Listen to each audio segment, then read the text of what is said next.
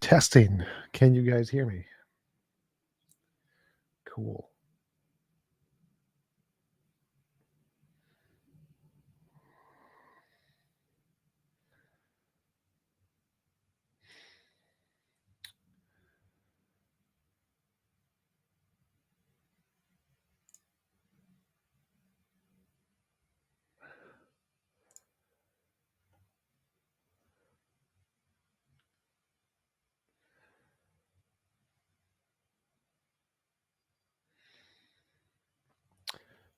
What's up, Clubhouse Debates? Do you guys know who runs Clubhouse Debates? I know I've talked to him before.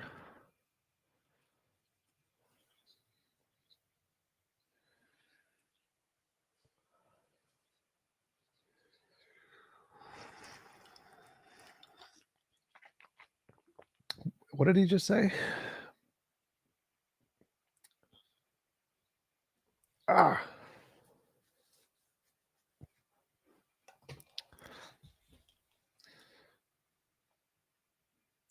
Legit said he was going to go to the bathroom or something, but he was going to do it in the channels. I was like, wait a minute, that didn't make sense. Hey, Daz, how's it going? That British guy. There's too many British guys. That the skeptic. I can't find it. I can never find the skeptic's YouTube channel when I try. It's like the skep and then check mark, and then what's it?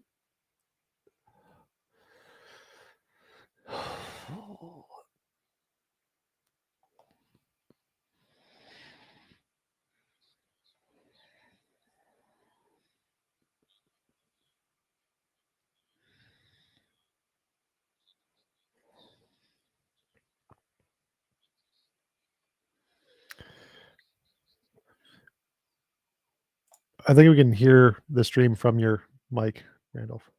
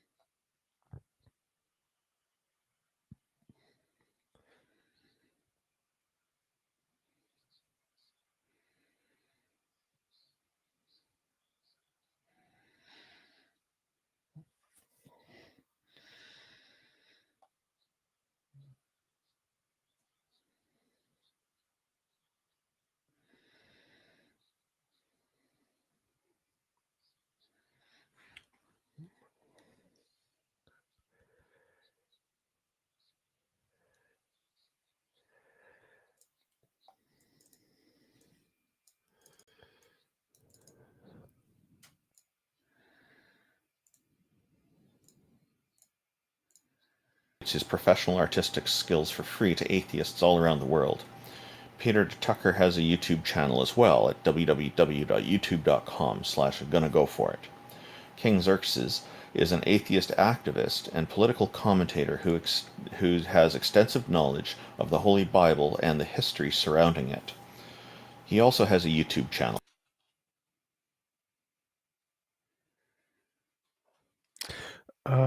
Did Randolph cut out? And Taco is the #1 Discord debater who has never lost a Discord debate in his life. He's the organizer of this event, and with that, we will start turning to the floor for anybody who has any challenges for us. In the meantime, I wonder if Jack Burton or TJump have anything to say as we begin. Potato. No, good morning, everybody. Just happy to be here. So, have you had any interesting arguments in the past couple of weeks from people on the existence of deities? Personally, no, just arguments from intelligent design. Saw a fine-tuning argument here and there. And what else? First cause / Kalam. They're pretty much synonymous the way people argue them. That's about it. The Kalam cosmological argument is one that seems to come up quite regularly with Christians and Muslims, I find, in particular. And the big piece that seems to be missing from it, from my perspective, is how it connects to a god, because it doesn't seem to really directly connect those points. Do you notice the same things? I do, but it just starts from basically they need a stopgap. God fulfills that need to their satisfaction, not to mine. I'm in the same boat with them. I think there's a God, but I wouldn't use the Kalam to justify that. I'd just blatantly be telling you, yeah, I need a stopgap, and God was convenient enough to convince most people. Yeah. The other one that comes up is Pascal's Gambit, or Pascal's Wager, it's better known as. I don't find these arguments convincing at all, but they do tend to come up, and somehow they do convince some people. And that the Pascal's Gambit one, I think TJump might have some great perspectives to share on it as well.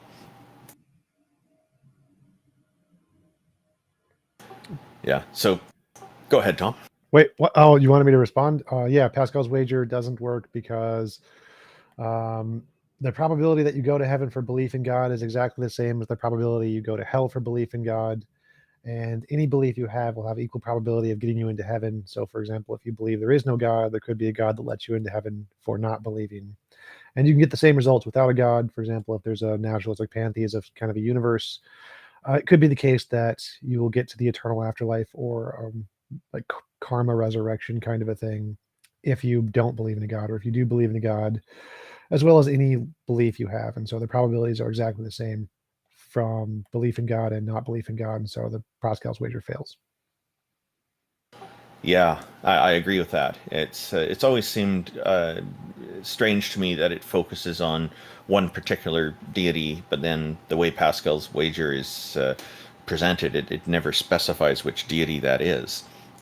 I feel like it would be dangerous to pose God under Pascal's wager.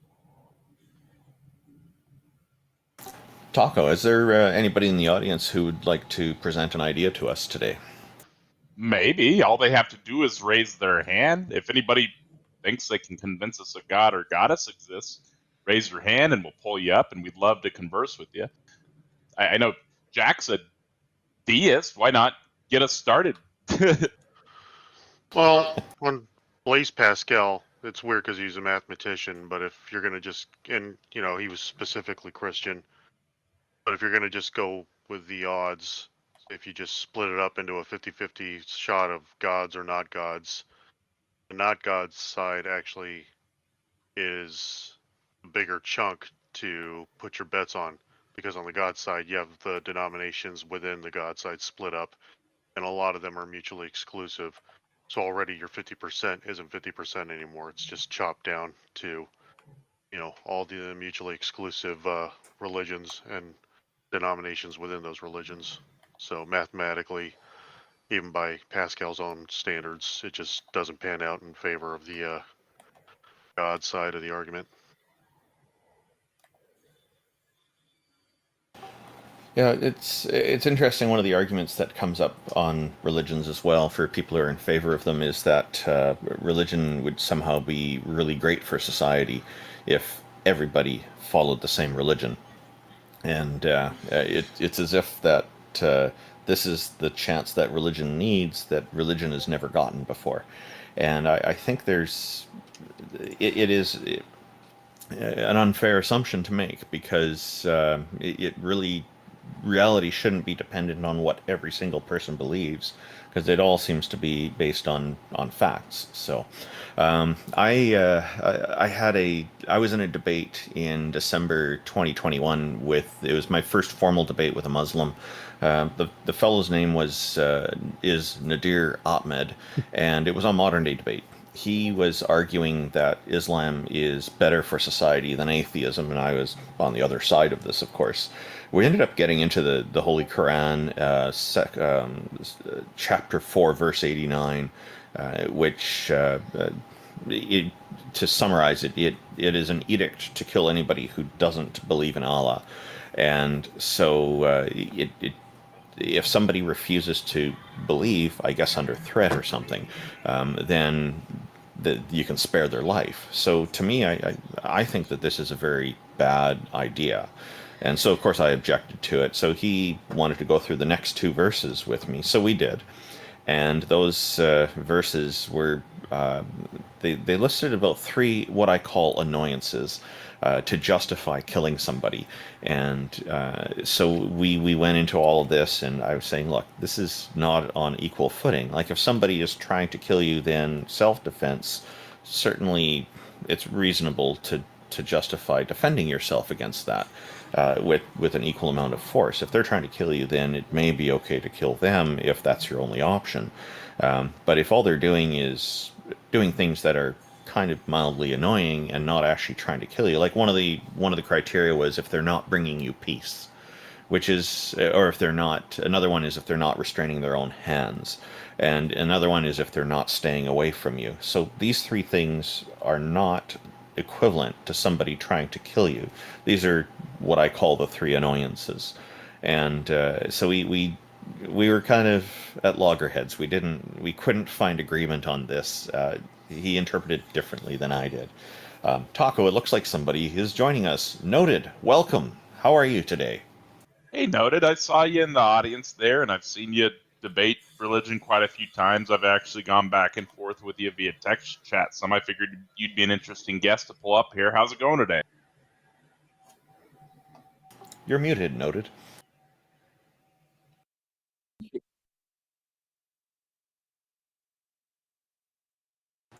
Oh, Noted might be having some audio challenges. I hope Noted will be back shortly.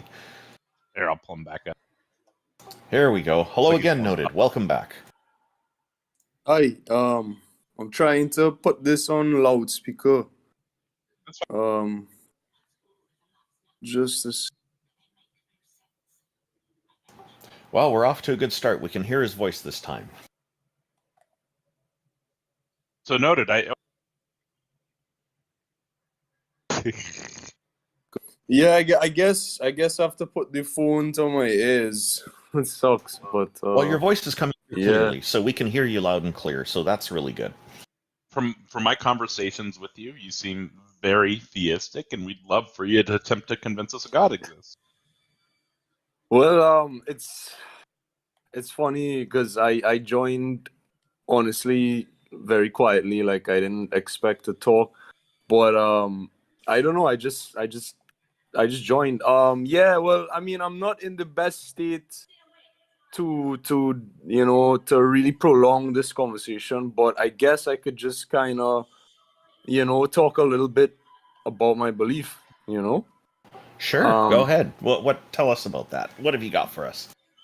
Well, I guess for me, I guess a lot of people think that as a Christian or as someone who is a theist, that you're basically indoctrinated, or like you were raised in a family where this is your belief system that you must uphold to, and so on, right? But I think a lot of people don't realize that a lot of Christians like me believe in science, believe in logic that directs to God, right? And it causes a very conflated or confusing standpoint, when I talk to atheists, because like for me, that's how I see life, right? But yeah, I mean, I don't know where to start. Like, if you guys wanna like try to give me an initiation, because like my mind is all over the place when it comes to God and trying to get my message across. But for me, I think fundamentally, I actually want to ask you guys this, right?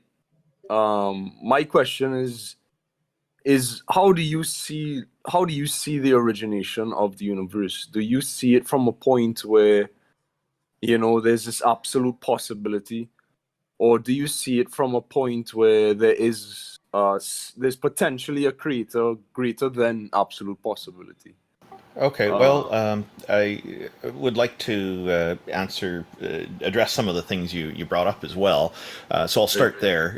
You mentioned about the science aspect, and in fact, I agree with you that there are many religious people who are very competent at science. And one example that comes to mind was a good friend of Christopher Hitchens. His name is Dr. Francis Collins, who who led the Human Genome Project, and he's quite competent in his work, and he does it very well. Now, he was also impressed by a waterfall with three prongs and said there's the Holy Trinity and all this. Dr. Christopher Hitchens got into detail about that. I'm probably butchering the summarization of that, but there are people who will believe things, a variety of things in their lives, right? But they can still be competent in their fields, in their professional fields. So I agree with you that there are many Christians and other theists who are very good in the sciences and in other fields as well.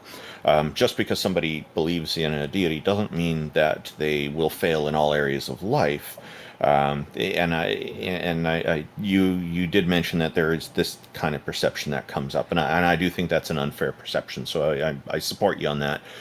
To answer your question, myself as an atheist, not as a scientist, but as an atheist, and I'm not a scientist. It seems to me that the beginning of our universe or of the cosmos is an unknown, because I don't know if there was a beginning point or if there is an eternal characteristic of our cosmos. So I actually don't have an answer for that. I know TJump is quite knowledgeable in this area and probably has some ideas that he could extrapolate on for you as well. Sure. Okay. So, best explanation for the origin of the universe is quantum fields. That's the best. There's nothing that has more evidence than that. Right. Okay. Well, I mean, this is interesting. I really didn't expect to talk. Okay, so for me, I can prove through science that the universe is not infinite. I'm not here to deconstruct anyone's beliefs. I support everyone who they are, but like I just always have to state, the truth. I mean, at least to me in this regard. But the number one reason, like I won't get into. I mean, I'm sure you guys talked a lot about entropy and thermodynamics, right? Besides that point, right? I look at okay, so besides that point, like I actually want to know what you guys think on this, right? So Hubble's cosmological redshift equation, right? Basically, I mean, I'm sure you guys know Hubble was observing the universe through the telescope, and he was noticing that galaxies are moving further away from each other, right? They're moving further away from each other, and to me, his equation is very accurate because it uses Einstein's general relativity, and for me that is the most accurate formula that life has, really and truly, because we can test it, right? Yeah, so we agree the universe had a beginning at the Big Bang. Our universe. When I look, so what? Sorry. When I look at the cosmological redshift, right, what it's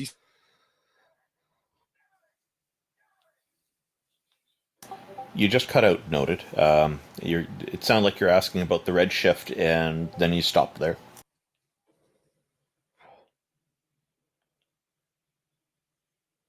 So it seems Noted was wondering about the cosmological redshift and was about to ask a question there about it.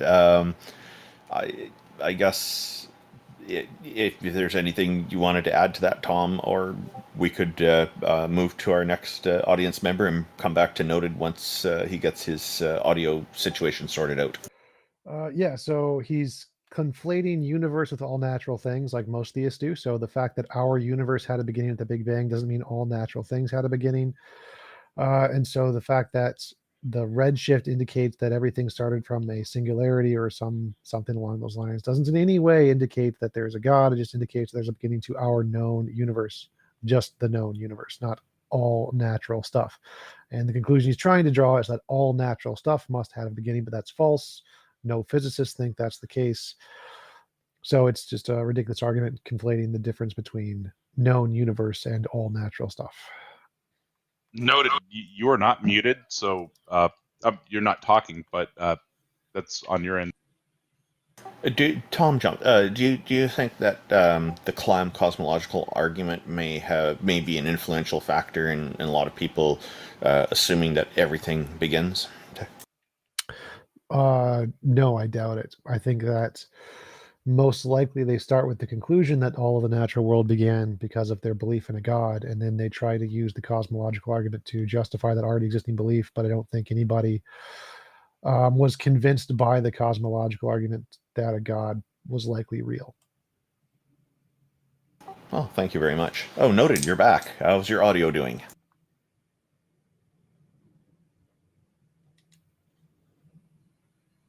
Okay, so why don't we thank you very much for coming on, Noted. Maybe if you want to try again in a little while, we'll move on to somebody else for now, and we'd be happy to bring you back in to continue with your question if you like. We'd be delighted. Yeah, just stick your hand up when you figure out the mic thing. It's not a big deal. It happens sometimes. It's kind of hard on your phone to use the stages. Otangelo is in queue right now. We love talking to Otangelo, so I'm going to go ahead and pull him up. Hey, Otangelo. Hi guys, can you guys hear me? My voice okay? Otangelo. Oh, that is like the worst audio ever. Yeah, Otangelo, there's a buzz in the back room. There's a buzz in the background. It sounds like you're in the back rooms. And we can barely hear your voice. Unplug your mic and plug it back in. You need to unplug your mic and plug it back in. Otangelo, it's real bad. All right, Otangelo, there was a buzz in the background, and we can barely hear your voice. TJump is suggesting that you completely unplug your microphone and plug it back in. Hopefully that will help. Taco, who's next? I see Pax, whatever, in queue. I'm pulling him up right now. Hey, Pax, how's it going? It's going pretty well, man.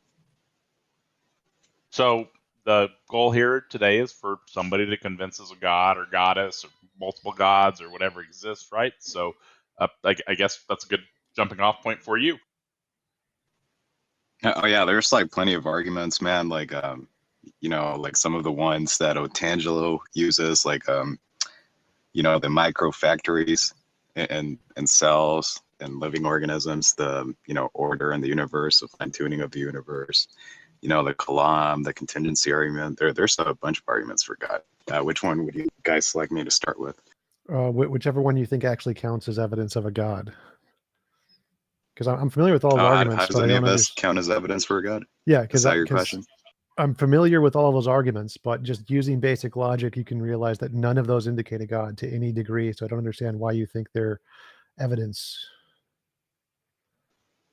Like you don't think the order in the universe and like the fine tuning raised the probability that it was designed, Nope, and thus that definitely raised the not. probability of a God existing? Nope, definitely not. In fact, it's quite easy to show it doesn't in any way. So, for example, the Just that fine the tuning black argument. raven slightly increases the probability that all ravens are black. Say that it gives us anything remotely like probability that ravens are most. Well, I mean, it seems like a concession, though. I mean, if it raises the probability, wouldn't it be fair for me to say that it's evidence, even if No. it's like weak evidence? No.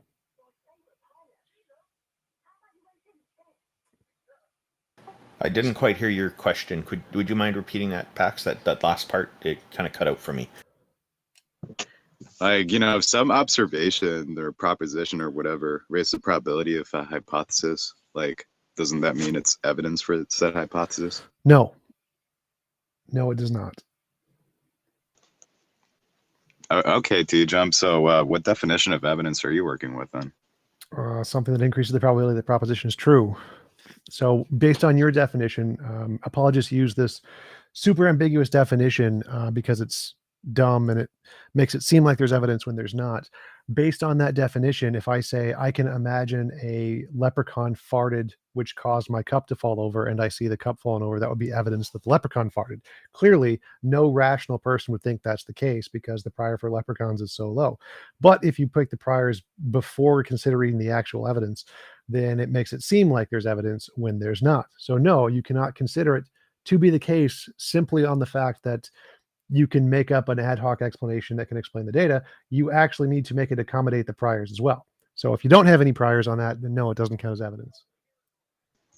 I mean, that's all fair, but wouldn't the cup falling be evidence for the farting leprechaun or whatever? Because I mean, you if have the to. cup hadn't fallen, wouldn't the probability of the hypothesis being true Again, be I've already less? said no like 10 times here. You have to include the priors or else it doesn't even count. So, all right, you have to include the priors. So what does that mean? So the definition of evidence you're using is a Bayesian definition of evidence. And in the Bayesian definition of evidence, if you have any possible thing that is logically possible to explain the data, that's evidence in the very stupid definition that theists use. But the reason that works is because the priors for the data are not included. They put them, it's called the problem of priors, where in Bayesian epistemology, you put the priors before you make any consideration of the evidence that anything counts as evidence. If you include the priors, but what do you mean by priors then? All of the other evidence. So like, is there evidence of leprechauns existing? No. Leprechauns, most of the evidence, all of the evidence indicates leprechauns are things humans made up. So if we ask, is the cup falling over evidence of leprechauns? No, it's evidence of not leprechauns because there's so many other things that show out the leprechauns are completely made up. Well, I mean, yeah, that would be the evidence against the leprechauns, right? But that doesn't mean that. No, you have to include that. Falling as an evidence for. No, you have to include that. There is no evidence of leprechauns simply by the cup falling. I mean, literally, this argument is so stupid, and theists are so stupid for making it. The definition of evidence you're using is so vague that literally anything applies to literally anything that's not logically contradictory. That is not an intelligent use of the definition of evidence. But I mean, it seems that when I asked you for your definition of evidence, I mean, you gave the same one I was using. No, I didn't. Like, so didn't you say that something that increases the probability the proposition is true? But that means in conjunction with the priors. You have to include the priors. If you don't include the priors, it doesn't. Does the cup falling over increase the probability leprechauns are true? No, it doesn't.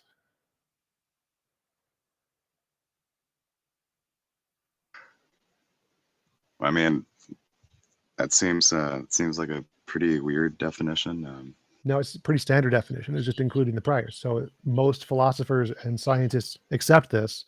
It's only the theists who use this very stupid definition and use it in an ambiguous way that doesn't include the priors. But everyone who uses the Bayesian definition seems to no, they agree with me here. That the problem they here seem to accept that. Well, okay, you might have evidence over here that raises the probability of a proposition being true, but you might have other facts that decrease the probability of it being true.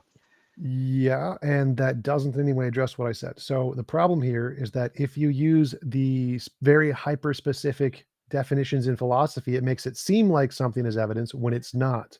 No rational person, any philosopher of any kind, will say that the cup falling over actually increases the probability leprechauns exist.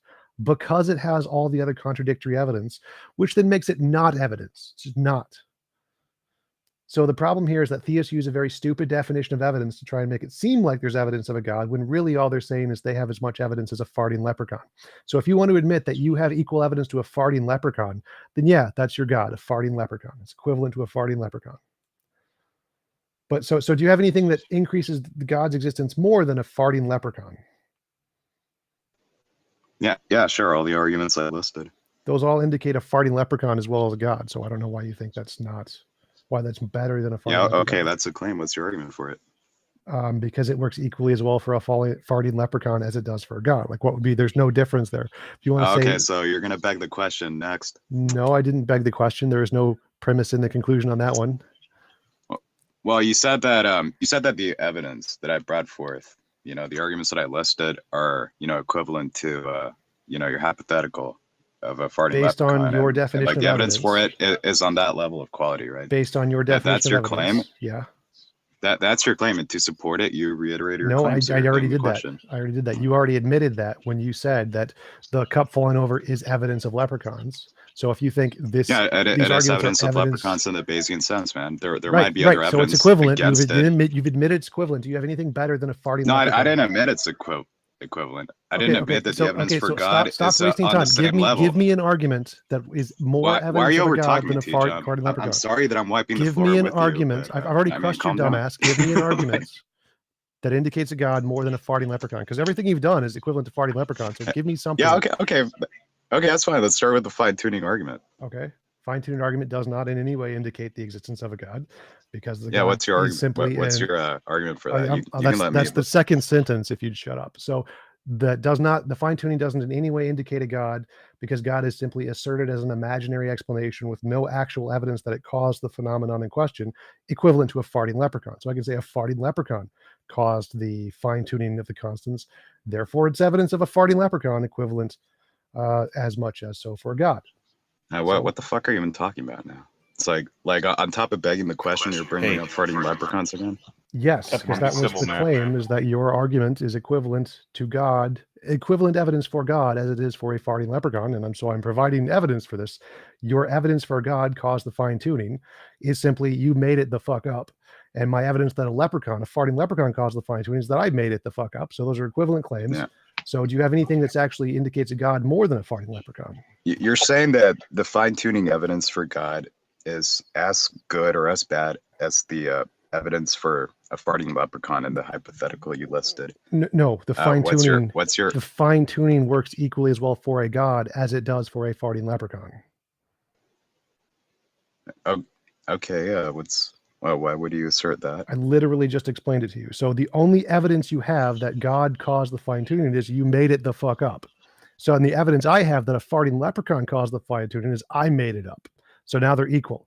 So again, I'm asking, do you have any evidence that indicates God more than the farting leprechaun? Well, I mean, but we don't have experience in the real world of farting leprechauns creating fine-tuned systems, right? But we do have evidence in the real world of designing minds creating finely tuned systems that are such that if you slightly tweak them, the system falls apart, right? No. So you have I equal evidence. I guess that'd be my response. So you have equal evidence of a God. Reasoning. You have an equal evidence of a God fine-tuning a universe as you do as a leprechaun fine-tuning a system. So those are equal, equivalent. Do you have any evidence of God more than a farting leprechaun? Yeah. Okay, TJump. I give you a straightforward inductive argument, and your response is not, man. Doesn't seem like you have much. No, I guess I win again on this point. No, is there somebody else that wants to talk to me? Dunked your dumbass. Don't run away. Don't run away, dumbass. Answer the question. Hey, so Tom, come on. I've shown that your argument is equal to a farting leprechaun. Do you have anything better than a farting leprechaun? Because that's all you've done is saying you believe. Well, but your case seems to be your case for that assertion seems to be repeating that assertion slightly. No, although worded slightly very, different. Very clearly. You making. Why should I take your question begging seriously? Because it's not. There's no premise in the conclusion there, so it's not question begging. That's just you making stuff up as normal. If the only evidence you have is you imagine a Sky Daddy caused it, that's not evidence. Okay, so do you have any evidence to indicate the Sky Daddy did cause it? But we're not asserting that a Sky Daddy caused it. Like, you know, the That's- fine tuning. yes. So The purpose of the fine tuning argument is to establish that, you know, there's like a mind that Yes, you and know, it doesn't designed the indicate a universe. mind. It does not indicate a mind. So Well, I mean, Pax, you can assert that all you want Even without if it- evidence, right? Even But, if you know, it did, even I- if it did indicate a mind, I mean, you still have a question about. no, forget Um, that. That's the point. Is if it indicates a mind. So if it does indicate a mind, that's the whole point of the argument. It doesn't indicate a mind because it doesn't raise the probability it's caused by a mind more so than deterministic forces or look, random TJump, thoughts. you know, how about instead of you know, making assertions that are unjustified, saying that it doesn't Can we establish a just mind? mute How this about kid? we? Because I've How literally about answered we his question. talk? How about we lay out the Facts. fine tuning argument, the premises, and the conclusions, and talk about it? Pax, I'm curious, and hello, J. Mike. We'll get to you in a moment. Pax, I'm wondering, what is it about the fine-tuning argument that you find convincing for a deity to exist? Well, you have about 12 parameters, 12 constants in the universe that you know, if they had slightly been different, or you know, if they were slightly altered, you know, life wouldn't exist anywhere in the universe. And you know, that seems to demand an explanation. And you know, it seems to me, based on inductive reasoning, that you know, the most probable explanation for that would be some kind of designing mind. Now, from that alone, it doesn't mean that a god did it. It could have been like a, you know, aliens running a simulation, or you know, Yeah, something okay. of that sort. Start with So that. what I'm Why- thinking is, what the reason I'm having some problem with that is because from what we see of life is that life adapts to the environment that we develop in. So I'm not convinced by the idea that that if things were a little bit different, there'd be no life at all. I think that's a pretty fantastic and amazing claim to make that would require quite a lot of experiment and argumentation to prove. He's right. No, he's right on that. If you change the laws of physics, all known life would be gone, and so that's the argument. Oh, known life, but maybe a different kind of life would develop. Like maybe I misunderstood. It sounds like there'd be no life at all. That's again an inductive argument. We don't know of any other kind of life, so all of the life that we know is possible wouldn't exist because all of the particles we know are possible wouldn't exist. So the argument is that given the known laws of physics and the known ways they can change, no known life would exist, which is fine. Problem is that the explanation could just be they're all determined. That's a possible explanation. Secondly, the mind explanation doesn't work because minds have to be equally as fine-tuned as the constants necessarily. And so you can't get a mind as a solution to the fine-tuning because who fine-tuned the mind? For every that's possible... all I was gonna say earlier. But I mean, TJump, do you have an inductively- example? Oh, sorry. Go ahead, Tuck. I mean, wouldn't you be able to, on that same token, wouldn't you just be able to say, yep, minds require a brain? Yes. No, oh yeah, that's a fair point to make, man. Yeah, I'm not denying that. You could, you know, I guess like one rebuttal to the fine-tuning argument would be to say, well, you know, maybe it's more likely that minds with a brain did it instead of a god. Sure, I mean, There's also another problem, which is that when physicists actually do look at what are the possible ranges and what would be the effects of slight difference. So what we find is that if we're predicting that some intelligence optimized things just to allow life to exist, they did a real crap job. Turns out that as the parameters are tuned in our universe, quite mediocre. The number of planets and star systems that support life is much smaller than the lifespan of the stars is extremely poor compared to what it could have. And so what we have is like 1 billion times less life than what you would predict if you had an intelligence that's maximized for life. It's just it's not a mediocre result. Parameters. But how does that address like the Pax? What like X is saying, it's kind of like if you have, so like you have this design where you're producing like aluminum sheets or something like that, right? But like instead of producing them like every day, you're producing like 10,000 pounds of anthrax, and then like every 100,000 years, right, you get a sheet of aluminum, right? That's a shitty design, right? That's not a good design. And with a slight tweak, yeah, but how does that address like the how does that address the fine-tuning argument itself, right? We're talking about parameters. Yeah, so The Pax, biggest- we're talking about parameters, man, that if they were slightly altered, There's a lot of there wouldn't be, echoing. there wouldn't even be complex chemistry anywhere in the universe. Like if you adjust the parameters just slightly, you would have maximally more life than what we observe in this universe.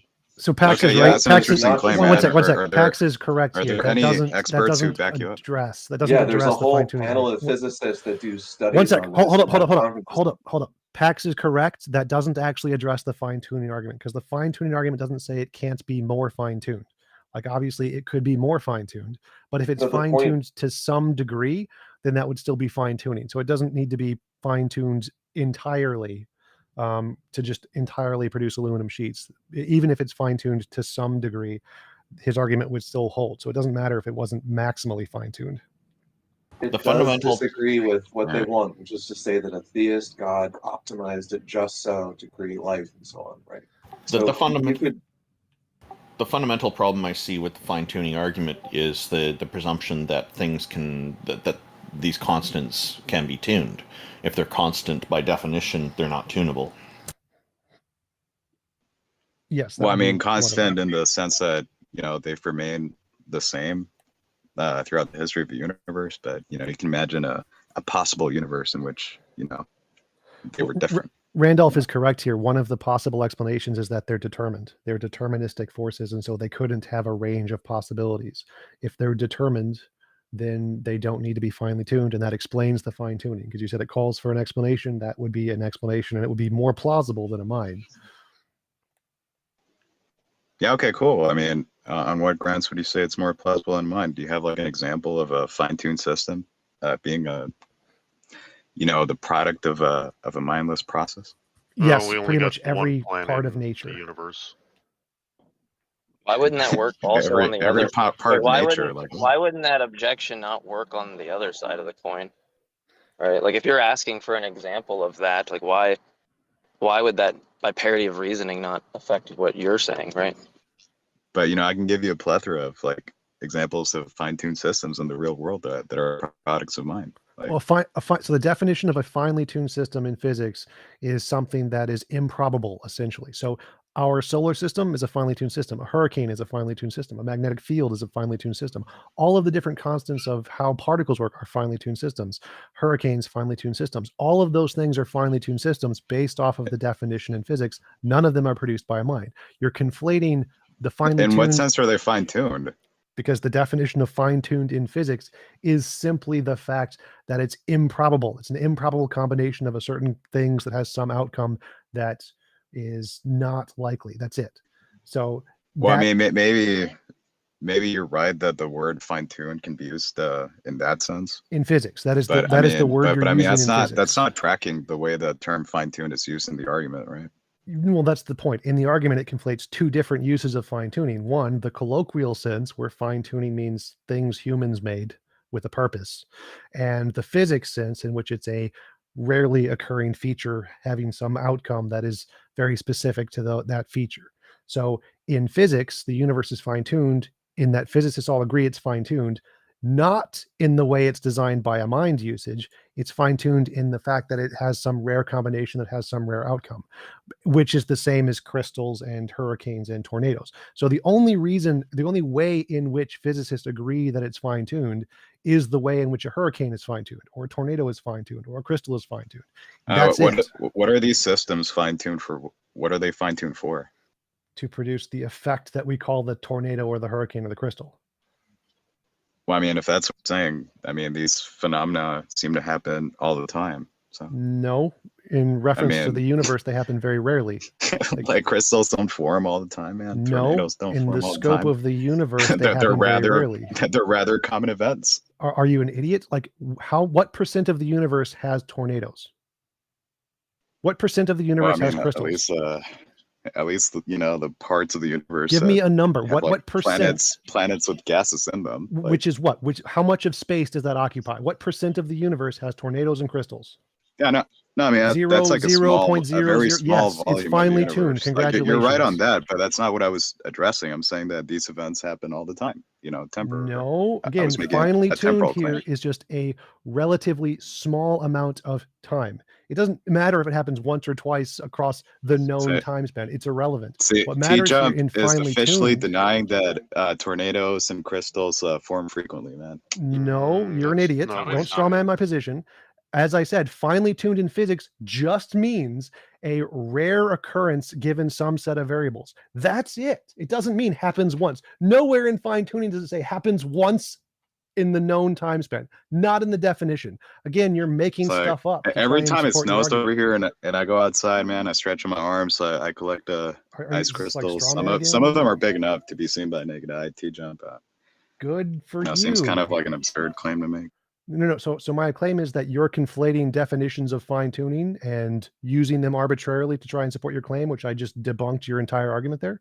So if you want to claim that the universe is finely tuned, then crystals are by definition also finely tuned. And so your argument is debunked. I just gave you But an you're example of saying a that finely tuned thing that isn't made by man. you're basically saying that crystals are like finely tuned for crystals, like The conditions that produce crystals are finely tuned to produce crystals.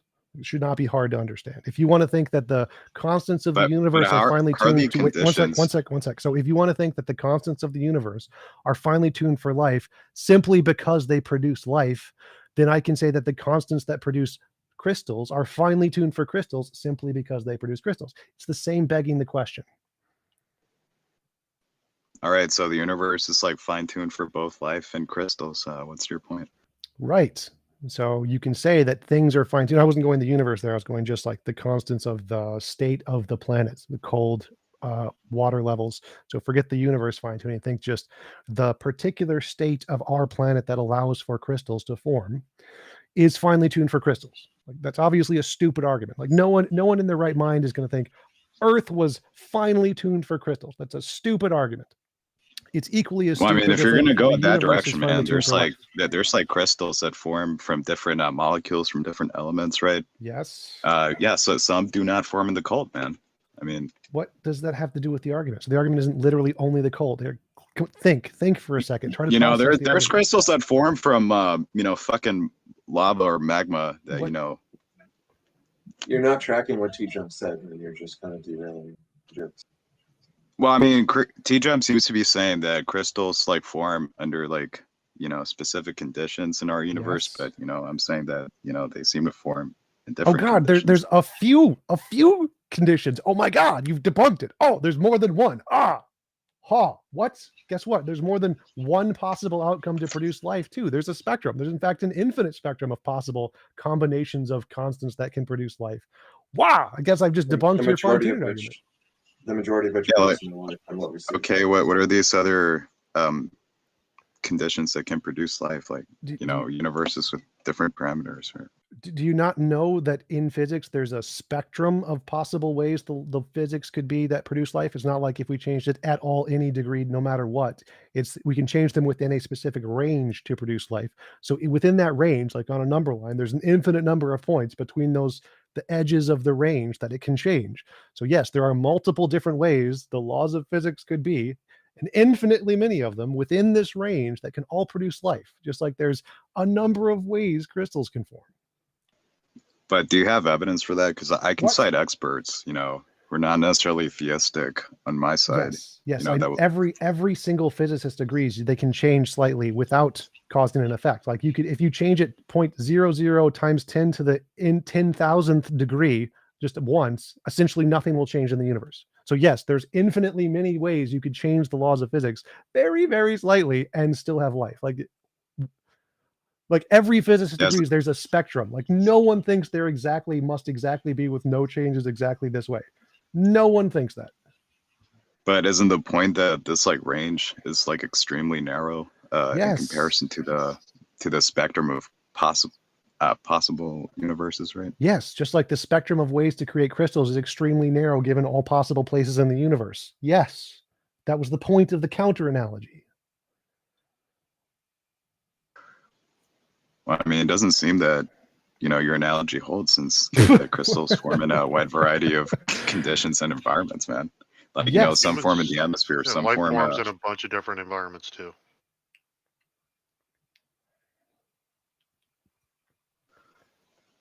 Well, all right, yeah, you got a point there.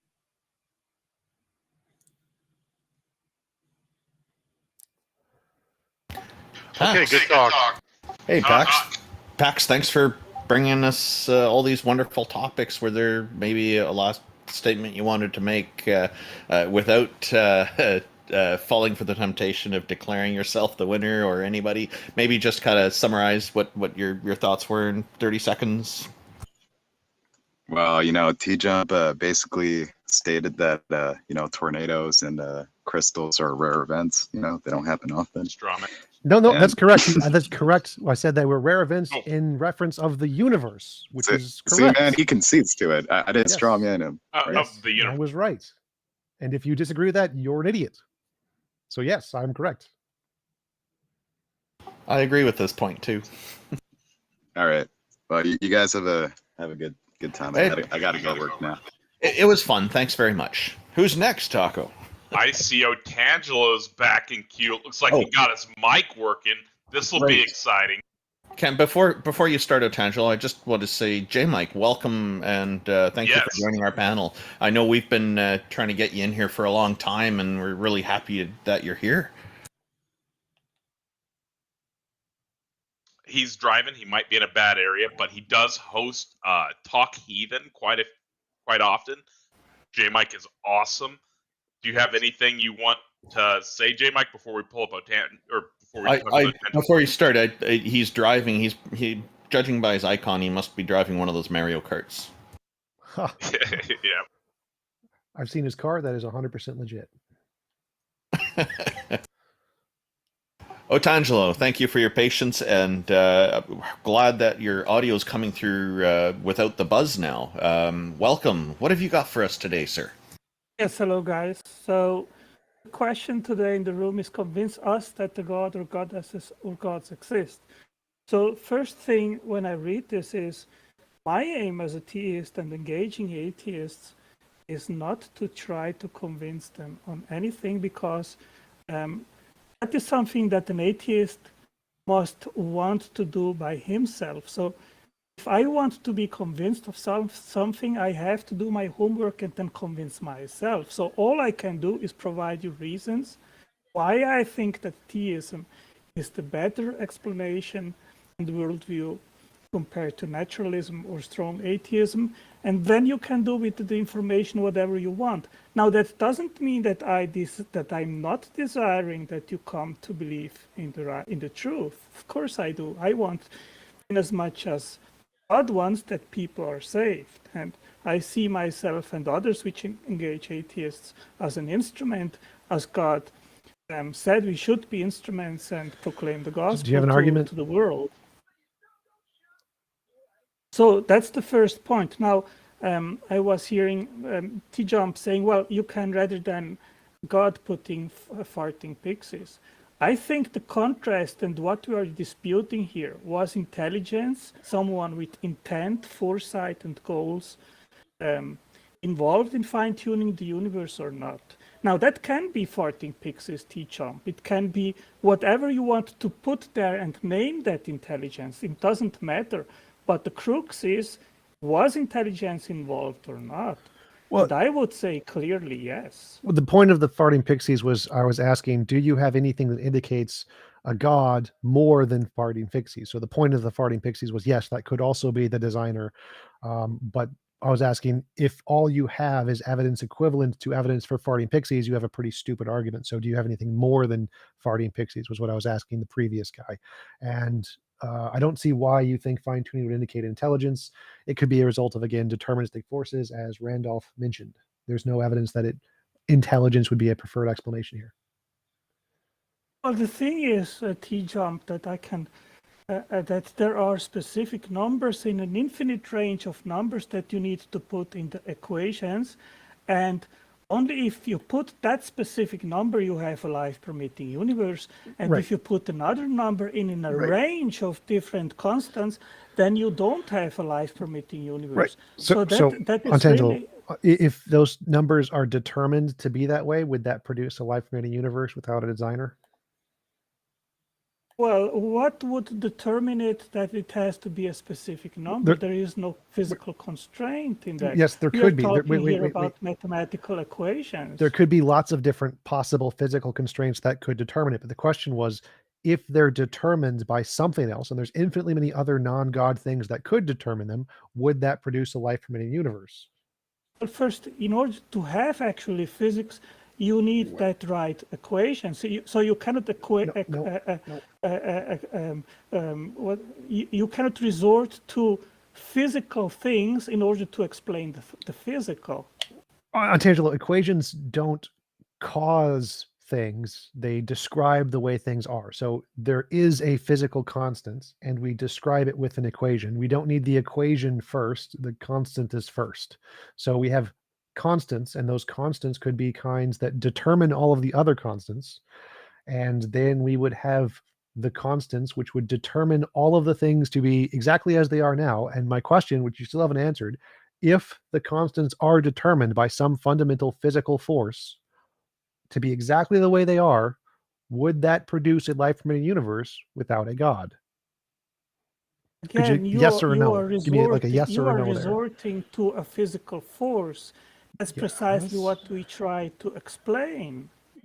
No, what we're trying to explain is the fine-tuning. We're trying to explain why the constants that we measure have a particular combination to them, and those could be explained by a physical force or a God, but the physical force is more plausible here. So we wouldn't ask who created God, because the point isn't to figure out what the first thing is. The point is to figure out what caused the fine-tuning. So the fine-tuning for life can be explained by a deterministic force that determined all of the constants, and that would produce a life-permitting universe, right? Could you please answer yes or no? Would the constants being determined by a non-God produce a life-permitting universe? Please give me like a yes or a no on that one.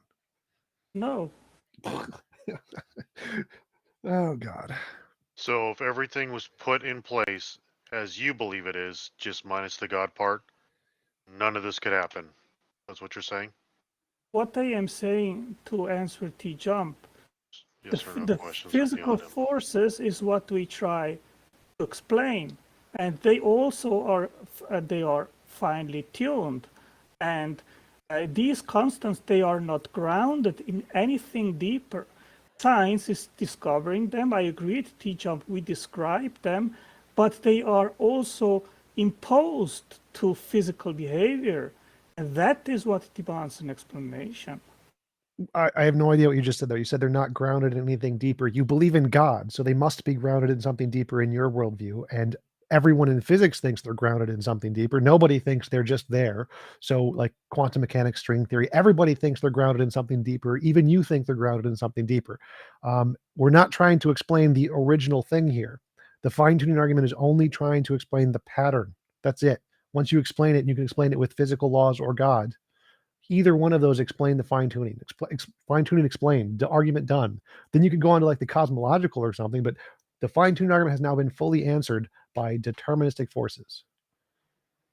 Well, I disagree, TJump. It is precisely what we have discovered, what we are describing, and that demands an explanation. Of course, if they are not grounded in God, if God doesn't enforce and instantiate them, then you are empty-handed. And as said, you cannot invoke physical things or physical forces, because that's precisely what we try to explain. No, you know that the four fundamental forces which are operating in the universe, there were no forces. We don't know beyond the physical universe. So Antangelo, you keep making the same mistake. You keep saying that we're trying to explain all physical forces. Like, no, that's not what we're trying to explain. The fine-tuning is just explaining the combination that produces life. That's it. It's not, you can always submit another physical force there, and that's fine, because the fine-tuning argument isn't trying to explain all physical forces. That's not what it's doing. It's just trying to explain the combination that produces life. So you're wrong when you say we're trying to explain physical forces so you can't invoke a physical force. Like, yes, you can, perfectly fine, because we're not trying to explain all physical forces. We're just trying to explain the combination. Well, that is just an ad hoc assertion, TJump, because I can say that that original force which you try to invoke was stochastic and was just unregular, and would be unable to do anything. So you are just making up an argument for which you have absolutely no evidence. Congratulations, Antangelo. You've just stated verbatim what atheists keep saying about your God. Who fine-tuned God? Wow. Well, God is not fine-tuned because he is not a physical thing. He is a spirit. He is conscious, intelligent, powerful, and he can determine, make calculations about these forces which are necessary to instantiate a life-permitting universe. While you, on the other hand, you have just no evidence whatsoever to claim to anything alternative, because we have never ever seen that kind of force which then would instantiate any other fine-tuned forces. So congratulations, you are just So living in a made-up I really wish I could like worldview. just replay the second half of what you said as my response to the first half of what you said, because your second half debunks your first half just beautifully. Well, it doesn't, because we have not only nature, but we have direct revelation by God through the Bible, which has revealed himself that he created the universe, Genesis 1. So thank you, TJump. I have an evidence-based worldview, you don't. Well, if you had independent evidence of a God, then yeah, that would be fine. But what is this? I've seen no evidence of a God. To me, the evidence for God is equivalent to the evidence of a farting leprechaun. So where is this more evidence of God that we haven't found yet? Yes, because you are blinded by your wish no God to exist, so you are unable to actually see the obvious. Well, me wishing God to exist or not wouldn't be positive or negative evidence. That's shifting the burden of proof. So what positive evidence is there of a God actually existing more so than farting leprechauns? As I said, TJump, if you don't remove your blinkers, you will never be able to actually see God. And the evidence all around you, which fine-tuning is one of the most amazing and fantastic arguments. And I mean, if I would ask you, TJump, you have 200 times someone winning the lottery in a row. And then you have two possible competing explanations. One is that someone was cheating, the other that someone just had luck. Which of the two possible explanations do you think would be the more plausible one? That it was determined by natural forces and they figured it out. So like if, for example, we could use quantum mechanics to determine exactly what the next lottery numbers are going to be, and someone was good enough at it to win that many times, that would be a very plausible explanation, Angelo. So quantum physical events, they have intent to figure out something? No, they're Are you determined. not anthropomorphizing physical and energetical states of affairs? Do they have intent to come up with a specific outcome? No, You should try Angelo, listening to what he said. I wish he would do that, but you're overestimating on Tangelo. So as I said, the physical forces of quantum mechanics would determine. Please don't use personal attacks. Okay, keep just. So as I said, the physical constants, like the quantum physics, that would be the physical constants, would determine what the lottery numbers are going to be, and somebody would discover that fact about reality, and then they could know and they could win 20 times. And so if it's determined by physical facts, someone could figure that out, but that would not be the same as saying the quantum physics is intelligent. Like, no, it's not what I was saying. Well, you are just again making up things. You have no evidence that these states of affairs could have knowledge of a specific outcome and then just aim to get to these outcomes. Right, they just don't have any knowledge. Things again, TJump. You are empty-handed again. No, so all of my You didn't things, even listen to what he said. all of the things I propose are based on things that we know exist. So quantum fields are things that we know exist. We don't know of any sky daddies with imaginary non-physical minds. That's just making stuff up. Using physics to posit quantum fields and strings that can cause the determination of the forces as we see them.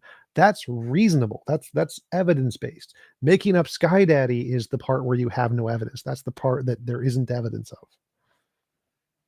Well, first of all, I have never seen quantum fields bringing forth a functional specific outcome. And secondly, even let's suppose that these quantum fields are the first physical thing. You still have to explain where they came from. They're uncreated. They didn't begin to exist. Again, just unsupported, baseless claim. With evidence on physics. Where is your evidence that they ground everything else? Where is your evidence? All of the equations of general and special relativity that show that you can solve them without time.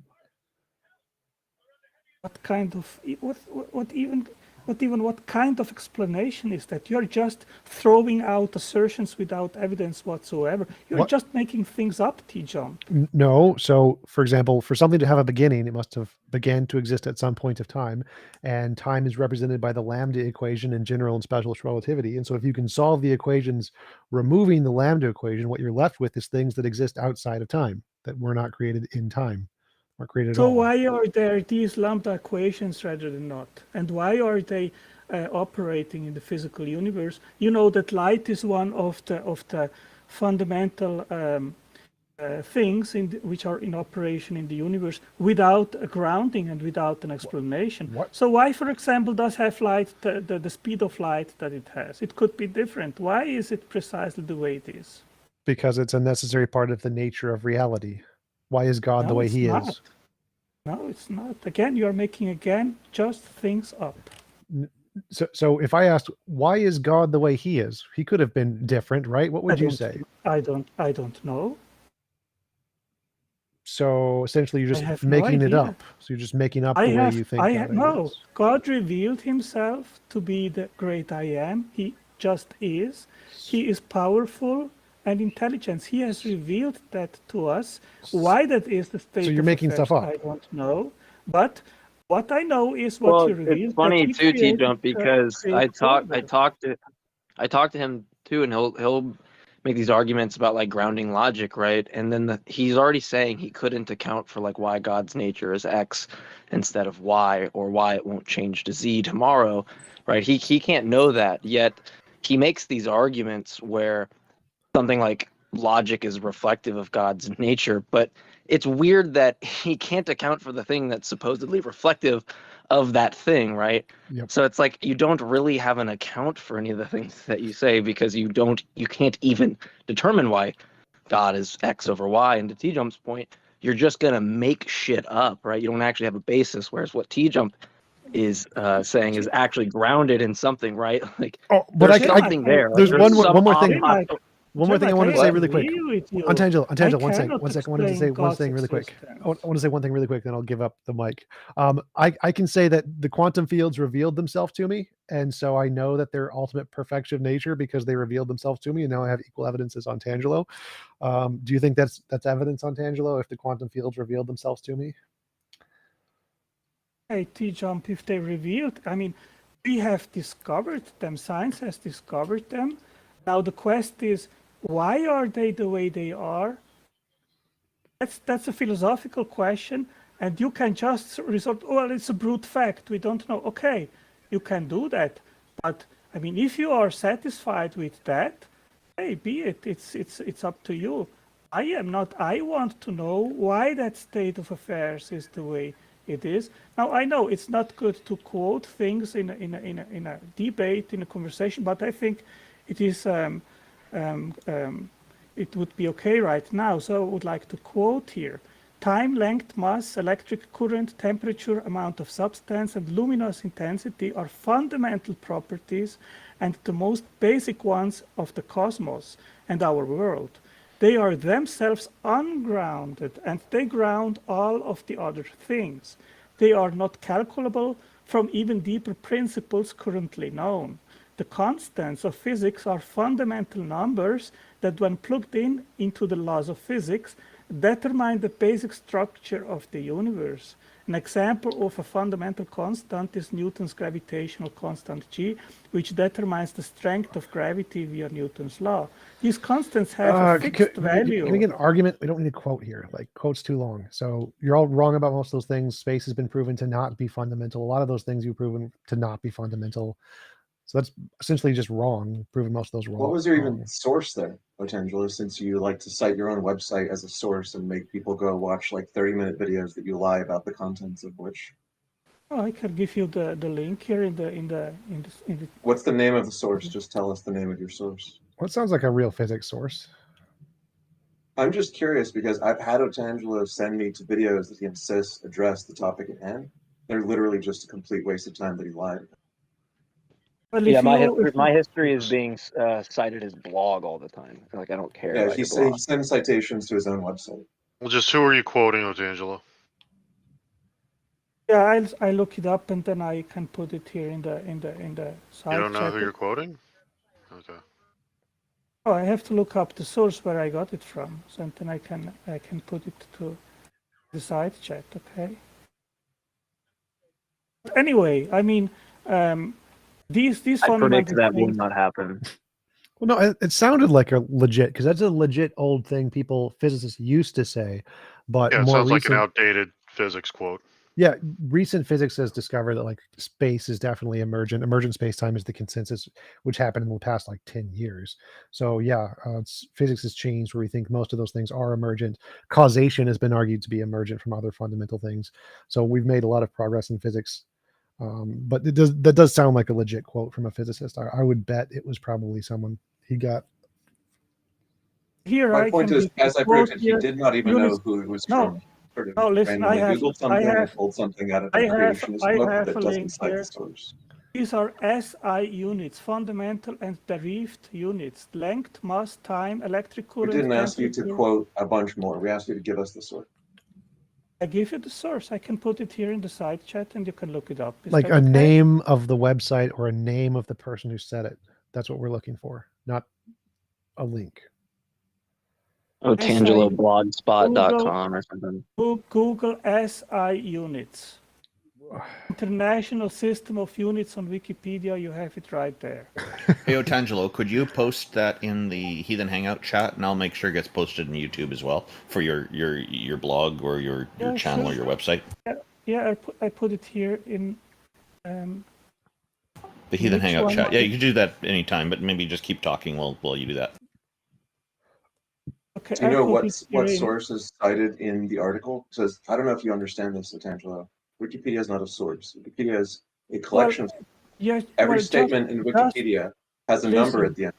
The number at the end of it, a reference to an actual citation source. Wow. Just Google International System of Units and you will find second, meter, kilogram, ampere, Kelvin, mole, and candela. Okay? Normally people give the name of the source that they're quoting when they waste everybody's time reading that told you, just Google and you will find your Antangelo, source. That's your job when you bring information when you cite a source. Antangelo, those aren't physics. Those aren't physics sources. Those are language sources. Those are measurements we use in our languages of math that are fundamental to our languages of math. They're not fundamental to reality. They're fundamental to our language. So that's not a physics statement that those are fundamental in reality. You are just telling nonsense. You don't know who said it. You don't know what book it's even cited from. You don't know if it was a physicist or a linguist. You just don't know anything about the quote because you pulled it out of the NIST.government. Well, Antangelo, none of those things you listed are fundamental. Those are emergent. Physical, those things. NIST, Physical Measurement Laboratory, Office of Weights and Measures, SI units. The 7 SI base units, which are composed of length, time, amount of substance, electric current, temperature, luminous intensity, and mass. I am not making things up. I'll put the side in the side chat the quote. Go and look it up. Those are not fundamental things. Like mass is an emergent thing. It comes about because of the gravitational field and the Higgs boson. It's not mass isn't fundamental. Yes, space isn't fundamental. Like this was solved in physics. We've made progress. Those are fundamental in our language. Is mass and energy fundamental? Yes or no? Energy is fundamental. Mass is a response of energy in a field. Not all things have mass. You can't call it fundamental if not all things have it. I think fundamental refers to clearly like, something that mass is dependent upon. That's true, but I think fundamental in this case would mean like some fundamental state in the universe, even if nothing has that particular state. Are we talking like elementary particles? Like just okay, some of them have it, some don't. I have put it here in the Heathen Hangout chat, so you can look up the source. Okay. I'll just copy that over to YouTube as well. Okay, thanks. So, I feel like he should know though, like if he runs these arguments, like when like Higgs field or like fields bestow mass for the first time, right? Like, wouldn't he know specifically what epoch that is if he runs these arguments? Sure. Why would it be fundamental? It seems like trivial, right? If you're engaging in these types of arguments, that would be one thing you would already know. Yes, typically if you're in a debate and you present a quote, you want to have the citation of the quote and have it be someone God, authoritative. dude. This is just standards of weights and measures, man. He's going off. Okay, this. All right, this just further exemplifies how he's just completely missing the point. How I am missing the point? Please explain. You're citing us a government website over standards of weights and measures. That's Human not language. giving us the. Yeah. Angela, are you familiar with Detroiter's YouTube channel Friction? No, I'm not. Okay, well, he's a regular on Discord, so you've probably run across him. Maybe you should pay more attention to his content. And he has a video, 44-minute video, called Does Fine-Tuning Prove a Designer? And he makes a fairly convincing case, I think, for showing that Yeah, it's a really good video. yeah, it's fantastic. It only appears to, if you don't take into account the prior probabilities being far to the opposite case, when you consider the prior probabilities of the God hypothesis being posited as the explainer, then that goes down to at least neutral. And if you actually take those seriously, probably lowers the probability far below from Bayesian perspective. So I posted that video in the chat. Now, unlike the videos that you have sent me on a fool's errand to watch claiming to be evidence of your case, this video actually does address the fine-tuning argument in detail, or maybe wants to watch it. This will not be a waste of your time, unlike the things that Otangelo likes to send people that are based on pseudoscience or his own website. Well, I disagree that the units which I gave, that they are not fundamental. They are fundamental. They are not derived from other things, and you need to explain them. You need to explain why they have fixed values, and why they are just right to permit life. Yeah, the website you offered is a government website on standards of weights and measures. So the values they have, the actual Office of Standards of Weights and Measures arbitrated them. So they are fundamental. Yeah, listen, they are fundamental. They're not fundamental. Google, it wasn't like God said, here's an inch, and it will be an inch for all eternity. Okay, I'll give you another link where it states clearly that they are fundamental. Could you just Google emergent spacetime? Just Google emergent spacetime. Look at all of the different physics papers that say that, and then try to recognize that the site you gave is just talking about human language and isn't expert on physics, and the experts on physics are saying, nope, space isn't fundamental. It's not. Like all of them, not fundamental. Google emergent spacetime. Okay, listen. I just did put in the side chat another link, and it says our current definition of a fundamental constant of nature is any quantity whose value cannot be calculated using a given physical theory, but can only be determined experimentally. Examples include the fine structure constant, a measure of I just addressed this. Google emergent spacetime, or Google is space fundamental. Google that, and all the physicists will say, no, it is not fundamental. It is emergent. So I've addressed this. Google emergent spacetime. So what are the fundamental constants of nature? Ask the physicists. They literally write papers on this. They're the experts. And spacetime is emergent. I just answered to you. I gave you 7 measures which are fundamental, and it says it right in what I quoted here. Our current definition of fundamental. Untangelo, I've already debunked this. Like emergent spacetime. If you want to disagree with everyone in physics, that's fine. But I've proved you wrong. Move on. Okay. What else would you like? So, Untangelo, the next time that you come to us with a claim, like I would appreciate if you would actually demonstrate that you watched Detroiter's video on friction, or made any effort to educate yourself on the subject other than from your own biased, sort of self-motivated reasoning. Well, you know, what I do is I study science, and the premise is always science-based, and that what I presented is science-based, despite you guys denying it. The quantities which I just mentioned, they are fundamental. I gave 2 links, you can look it up. So just denial doesn't cut the cake, but hey, whatever. Yeah. If you want Last to week live you told us. Yeah. Last week you told us that you didn't think it was possible for abiogenesis to occur on clay substrates generating chains. And you claimed the evidence of that was that an experiment was debunked because it was only getting a certain kind of clay, and that's too unlikely to have occurred in Earth's primordial environment. You were completely ignorant of the fact that was one of the earliest experiments of its kind, and that there are other experiments that showed orders of magnitude more possibility to create longer chains with totally different circumstances for the starting clay. You didn't know anything about the subject which you claim to study scientifically. You just throw out canards and hope people don't Google the thing that you're claiming. With 5 minutes of time, they can find that you've completely no knowledge of the subject. Okay, let's even suppose that what you're just saying is right, and that some experiments have been able to concatenate or polymerize RNA chains of over 50 nucleotides of length. Thousands. Thousands. Okay, thousands. Okay, fine, thousands. Even if that is true, giving you read it? that, oh, let me answer now. Even giving you that would be true, and there would be a possibility to concatenate thousands of RNAs. First of all, let's even suppose you would have through that a functional RNA ribozyme. Okay, let's even suppose that it could self-replicate. That is a huge distance to get a self-replicating, adapting, evolving, living system. So this is something which you are claiming because you don't even understand what it actually takes to have a first replicating cell, which is a huge distance from just having a string of even thousands of RNA molecules stringed together. So did you even read the paper that I posted last time to debunk your false claim? First of all, I don't think that I've claimed anything falsely. And secondly, I just explained to you why your evidence is far off from explaining the origin of life. It doesn't explain basically nothing, because a cell is a chemical self-replicating factory, complex beyond anything that humans have ever invented.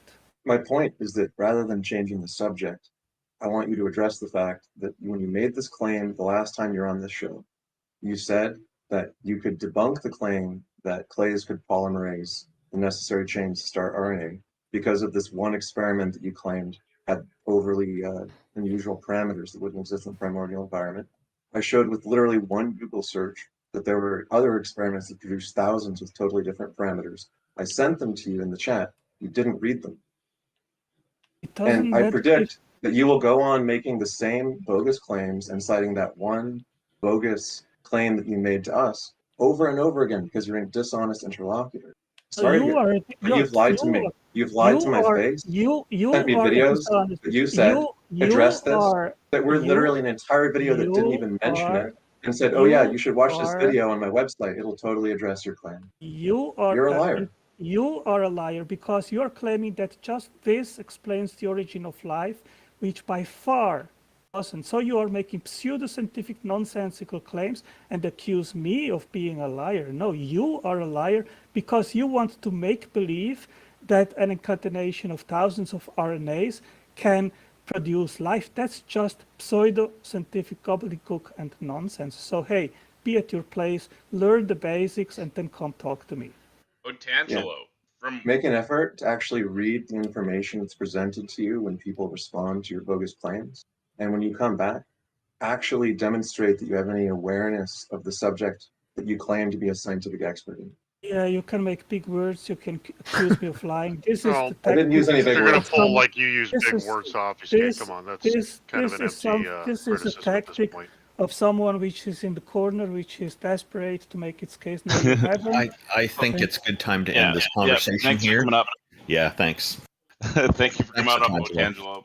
I did share his links in the YouTube text chat as well in case people are interested. So. Yeah, standards of weights and measures, because evidently God invented the meter. It wasn't some French guy in the 1790s. That's what I was going to ask. I also shared IX's link. There's a very good one. So thank you for that. So we've got an interesting one next. So Barthologist, he's a friend of mine. He wants to come up and talk with us. So I'm inviting him up right now. It sounded like he wanted to have his buddy Objects Are Real come up. And I was like, we'll try that out. Sure. So I don't see him in the audience. So do you want to have him put his hand up, or what's the game plan here, Bart?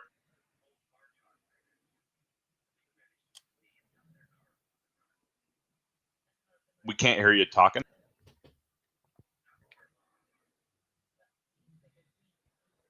You might want to Take drop out. odds.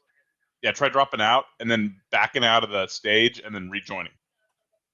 Anybody want to take odds on the probability that Otangelo will actually watch the 44-minute friction destroyer video? And Well, fine-tuning he's the not here to framework defend something? himself. But the problem is, like, he doesn't even buy into any of this. He'll be back science. next week. He'll just Yeah, keep but he coming back doesn't and buy making the into same any of the stuff. science. He's actually a young Earth creationist. He only uses science to rope atheists into like natural pantheism or deism. Once he's got you roped in there, then he argues against all that for young Earth creationism. Yeah, Friction. Jack Burton is right, and we should encourage him to watch those and try to look at it with a new perspective. And I think that's what IX is trying to do here. Yeah, he'll be back. I just hope he watches the videos or makes an effort. Yeah, Otangelo, do watch those videos. I think you will find them very interesting. So it looks like Bart might be having issues. Well, why don't we bring up Laura for a moment? Yeah. She was wanting to talk about what we were talking about with Otangelo there. Hello. Hey, Laura. Hello, Laura. Welcome. Hi there. Can you hear me okay? Yeah, I saw you in the YouTube live text chat too. Thank you for joining in. Yeah. And one of the things that always makes me chuckle when I hear this, Otangelo and people have a similar kind of thing, they automatically assume that God was behind this. God is the tuner.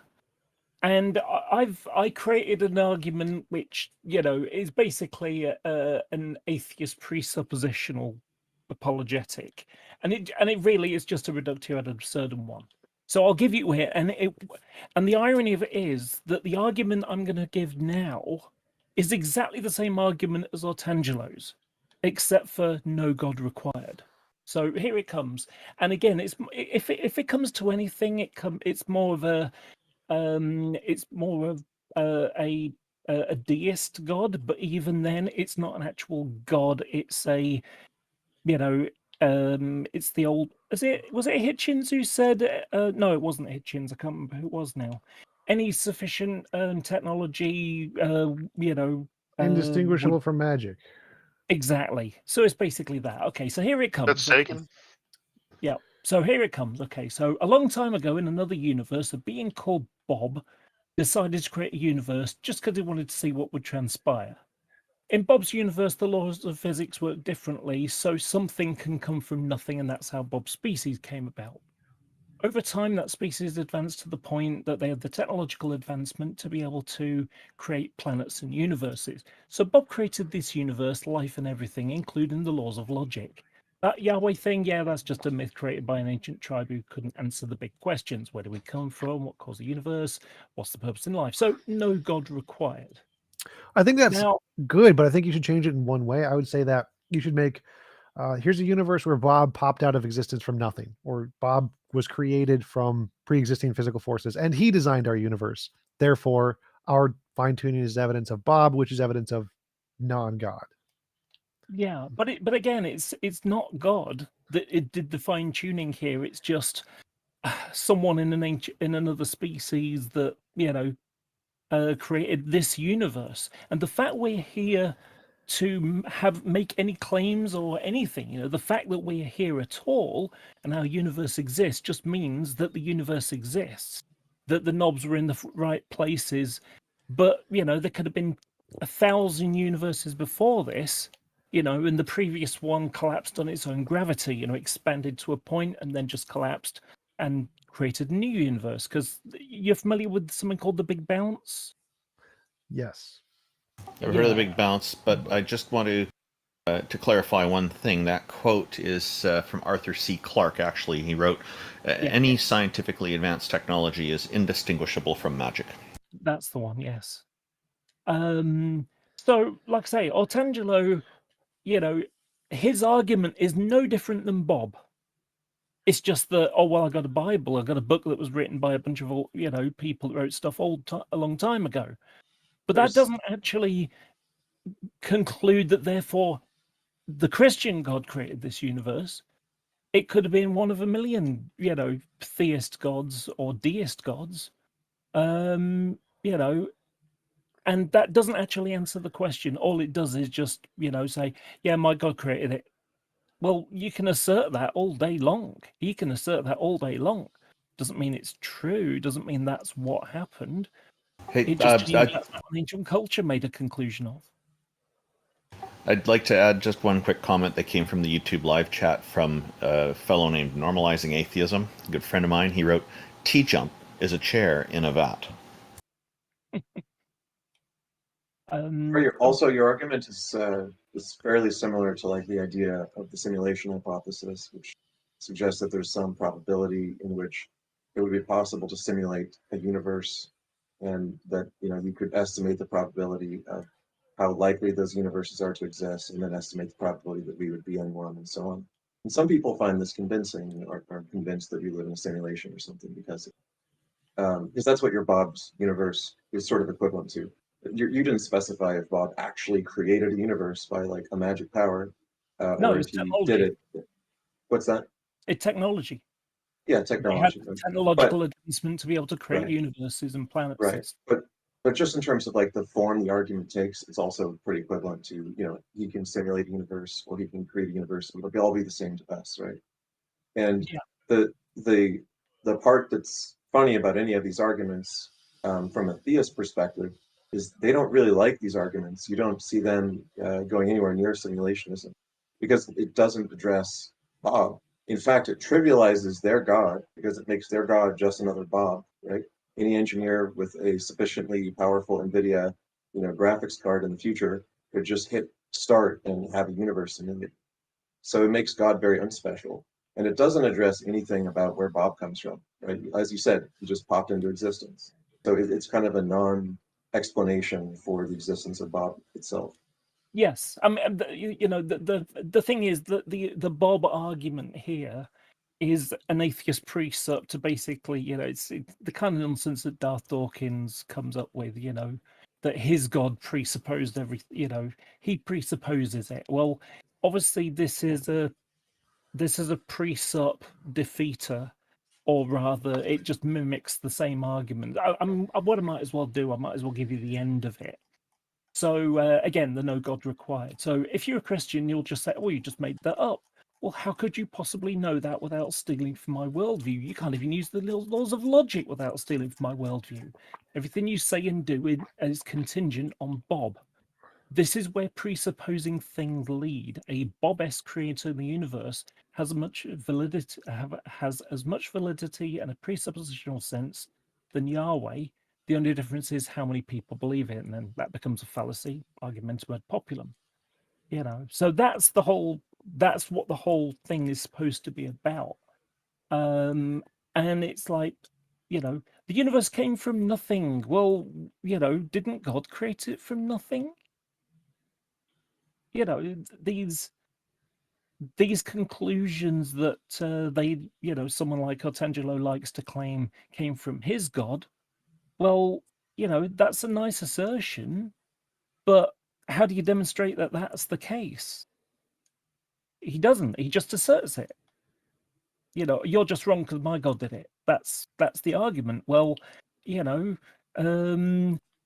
can look at other, God systems, and they can make exactly the same claim.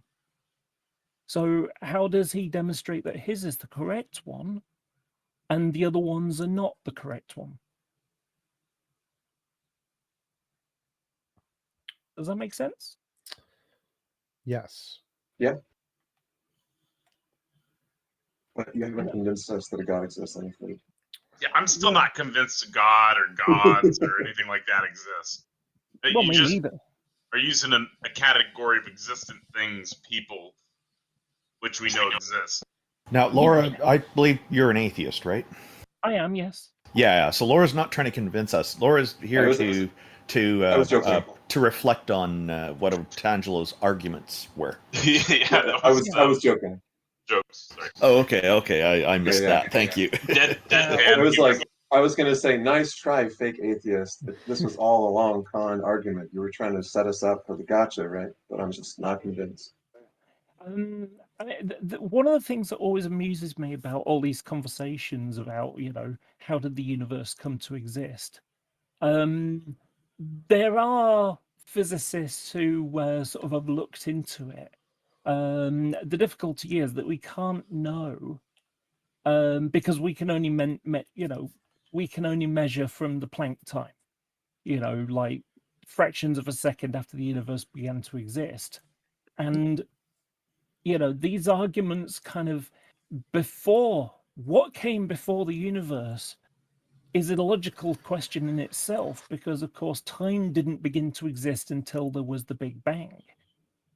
And so and it also comes into how can something come from nothing, which is one of the questions that gets asked.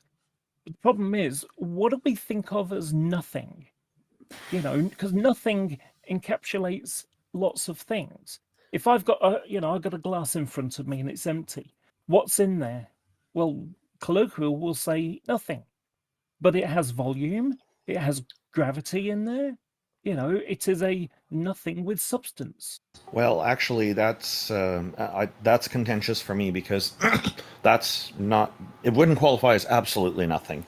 You could say there's nothing in that area, but absolutely nothing wouldn't even have things like gravity necessarily, or any laws of physics or natural laws necessarily. Absolutely nothing would be kind of like null in a database. You'd be not able to define it. So that's the thing. But as soon as you put any one characteristic on it, it ceases to be absolutely nothing anymore. Yeah. Any other theists?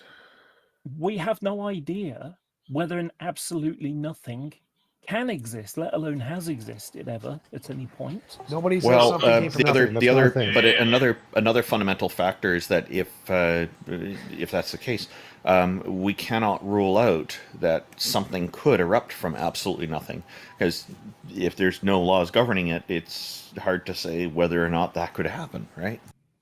Yeah. I'm gonna say real quick, because my phone is dying as it's charging.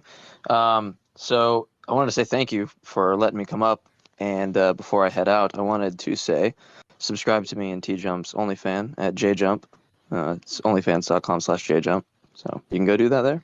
And I think X is getting in on the mix. So we'll see though. J. Mike, we look forward to having you again in future episodes as well as a regular. I hope you'll be back. Yeah, I'll try next. I was helping my brother move. Hopefully next time I can.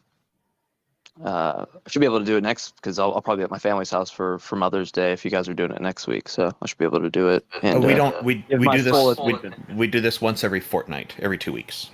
Oh, okay, cool. Yeah, and thanks for coming up last minute. I know I've been messaging you for a while, but we do appreciate you coming on board. If you want to link Talk Heathen or anything like that, send me the link. I'll pin it up. That should sit in there for a few hours after the show. And Laura, I'm going to go ahead and put you back into the audience. We do appreciate you coming up. You were awesome, but the goal here is for us to be convinced that a god or goddess exists, and you're just reaffirming what we already think.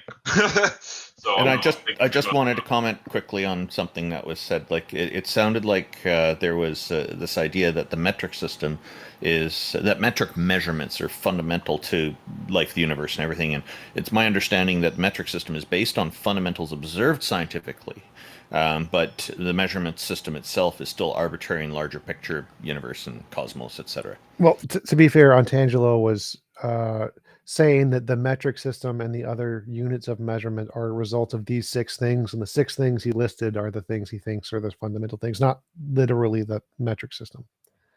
Okay, thanks for clarifying that for me. Laura, thank you for being on with us. Really appreciate you sharing your perspective today. No problem. Take care. Barthologist Plus, here we are again. How are you doing? What's up, guys? Welcome back. So I just wanted to, because this question is always going to come up, whether someone proves it or disproves it, does it mean that that God actually exists because of this question? Well, just because of the question in and of itself, does God exist? If you could prove it or disprove it, then yeah. Well, the fact that you even asked the question. Exist? Well, I can accept all the God beliefs, right? And the fact that you even want proof does that give it validity? Does it give it some sort of like, does it make it something important to talk about or to know? Right? This is an We No, know incoherent the question. answer the answer is very simple. No, these are all kind of arbitrary questions that people have come up with because there are questions asked all the time about how things work in reality that have no bearing on reality at all. So just asking the question doesn't make something suddenly more valid as a concept. So we question all kinds of things all the time. We write stories, science fiction stories, and other kinds of fiction all the time, and it causes people to ask all kinds of things. Hey, So Randolph's New Age. You can also, um, Barth, real quick. You also have like I spend a lot of time like because there's a lot of people on TikTok that do like the whole New Age spiritual crystal clutching stuff, and so I spend a lot of time on that. But I think that stuff's like extremely absurd. It doesn't give it validity because I want to show people that what they're doing is just like not engaging in critical thinking at all, right? That's just the goal is to hopefully have a world around me that applies a little bit more critical thinking because we have to share space with these yeah, but people. J Mike, Unfortunately. you're not disproving God. You're just bringing up that people don't really have proof for his existence, right? That's all you're really doing No, here. no, we're disproving the arguments. So if people think there's evidence Yeah. and we can disprove those evidence, we're disproving their All right. arguments. That's the point. Or you're Or disproving somebody people has on like Discord. Yes, that's the This well, is a point. Barth, very it section. it You know what I also mean? Like matters. you're What also disproving matters is people somebody on presents Come on, man. somebody presents attributes on some god, right? And like we could derive some contradiction from what they accept already, then yeah, you could show them. Especially if they're like, yeah, I don't think contradictions can exist. And we say, well, here, what's entailed here is a proposition and then the conjunction of its negation, right? Like P and not P. And if you agree that like squared circles can't exist and things like that, then, it's we can show that thing, right? It's a squared circle. It doesn't exist. So in some cases you can, but it's going to matter in terms of like, what's constitutive of the god or what somebody thinks, All right, the J Mike, process you of just that. told me you know things. That's all that said. That you know certain things and Oh my and you know how to use the words. That's all that meant. But the fact that you're basically you're on Discord on this server, this isn't open to all of Discord. You're just disproving the people in this call in this sort of like server. You're not disproving So- it. Entirety. I take incoming I've got- calls every Sunday. So, you can call, anyone can I call. don't know what that had Hang to on, do with hang what on, I hang on. said. Barthologist Plus. This is the audience that's available to us, and we're very happy that so many people are interested in this, and we're finding some of the conversations here have been really, really wonderful. If you have an idea on how we can be open up to a larger audience, please let us know offline. Contact Taco; he's the organizer, and we'd love to expand it. Yeah, we'd love to hear from some more educated theists for sure. Well, hopefully Discord will open it up like it did before, and we could stay in this server and do it how we're doing it now. But that'll eventually break. But anyway, Bring them for right here. now, this is fine. I think This is I fine. think Ix, TJump, myself, Taco, Jack, Randolph, right? I think everyone here would take, given the chance of a platform or an opportunity to take incoming calls from theists, like that's what we do. So there's not like no one limits that, right? We would take any person. So I don't really know the I think relevance, right? his So the real implication, question, that we're like taking strawman theists and only addressing the weak theists. Like my show is all about inviting on professors of the highest experts in the field on every single argument on YouTube. That's what I do. So I've invited on the biggest experts in the field in fine tuning and the moral arguments and every single version of apologetics I have. Just wasting our time complaining that we're on Discord. Like, yes, we're here and not there. Okay, do you have an argument?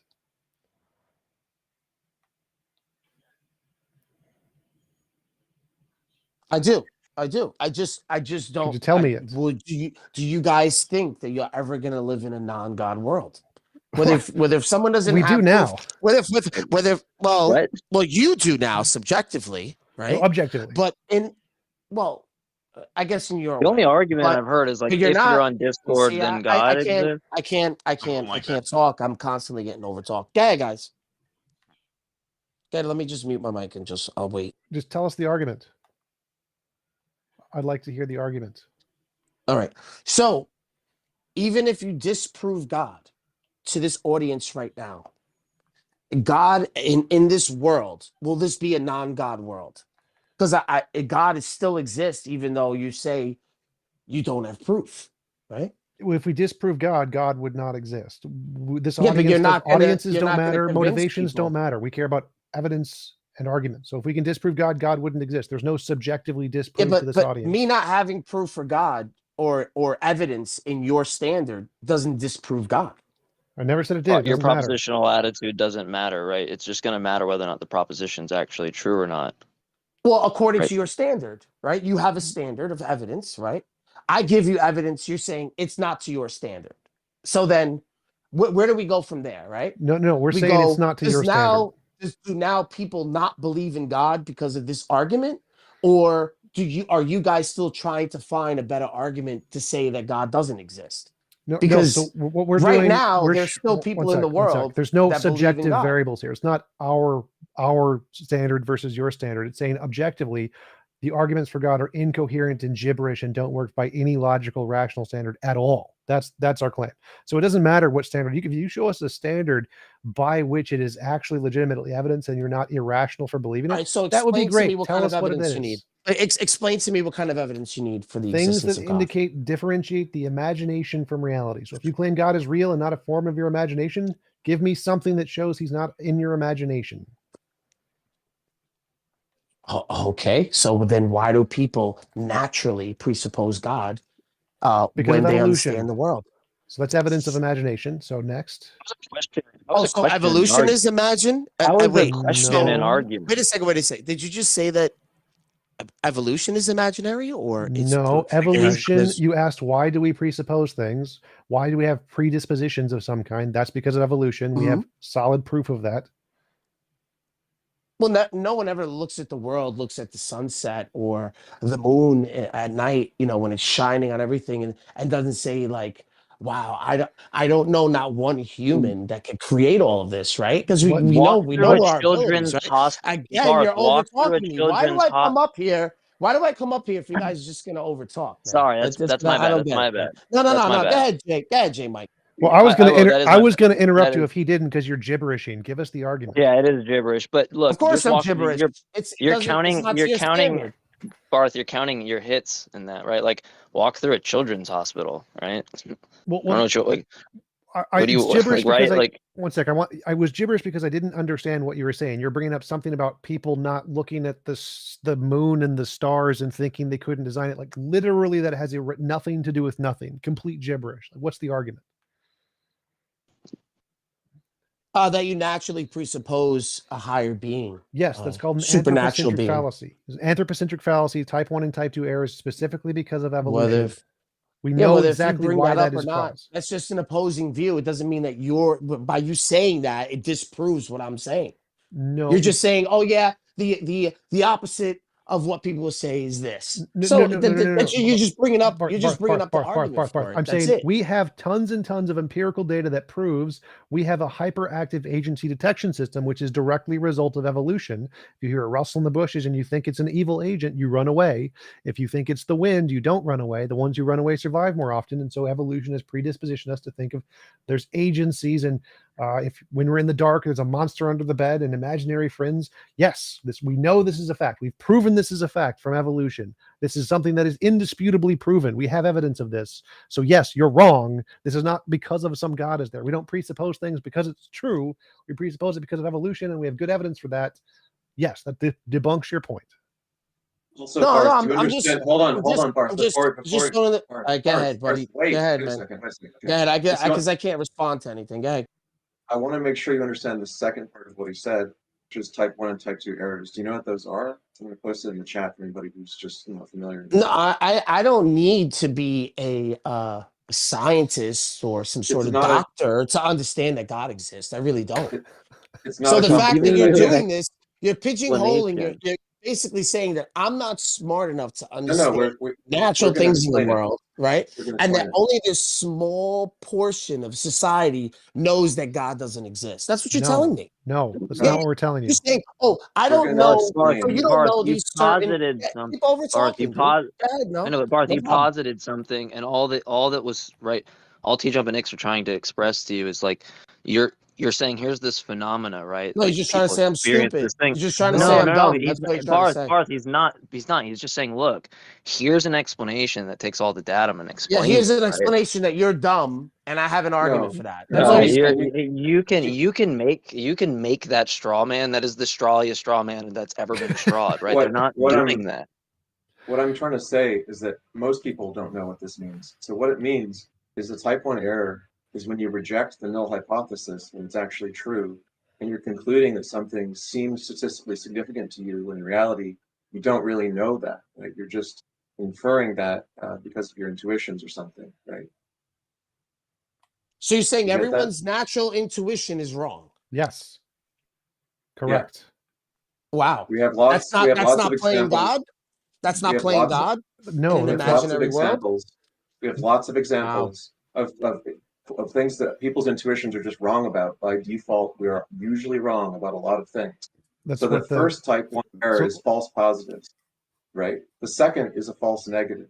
That's where you do the opposite, where you just assume the opposite hypothesis without evidence for well, so we know that humans' intuitions are wrong because that's every single fallacy, biasy, delusion, hallucination, misconception every human has ever had throughout history. Yes, we know there's millions of times human intuition is just always wrong. Every optical illusion is a time human intuition is always wrong. Yes, human intuition is wrong. So then what you're saying could also be wrong.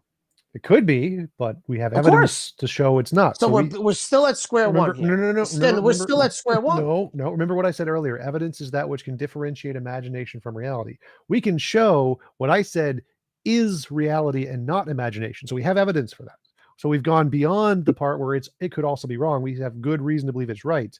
But yours has no good reason to believe it's right, and lots of reason to believe it's just human intuition that's wrong. So ours has good reason, yours has no reason. And people literally do this, right? Like they look at something that's like just analytically known as an unidentified object, and then they immediately identify it with agency, right? Like this is like what people do all the time, right? Okay, so what are the population of people that don't do this? Is it less than 1%? What? Less than 1% of people that say, Sure. well, it can't have agency, and everyone else that thinks it's agency doesn't know these other processes that we go to, and everyone else is stupid but me. I mean, who says that? Who talks like that? Majority only of people that you run into. You speak like that because I'm not telling you that you're dumb because you don't believe in God. No one said You're you're telling dumb. me because I don't know some sort of default position of your, because of how you think, and you say, oh, I've heard this argument before, and we've looked it up in this, Stanford Encyclopedia, and there's an opposing view on this. So he's automatic. So that makes it automatically wrong because we have a response for his argument, because that's all you're doing. By your reasoning, like anytime someone have a response. Barth, real quick. I never get to finish what I'm saying because anytime someone gives you an explanation, you wouldn't overtalk me if this was a win for you. If this was a Awesome. slam dunk for you. You wouldn't overtalk. No, it's not. It's not a slam dunk. I'm just trying to explain something pretty exactly. trivial, right? It's like not a slam when dunk you That's say why you something, need to be disrespectful and overtalk me. That's why you need to be disrespectful and overtalk me, because you know what I'm saying is true. No, the reason we overtalk you. That's why you're look. When you say something, putting words in his mouth, Bart, and listen for a second. He asks to interject. Let him interject for a moment, and then you guys can go back to conversing.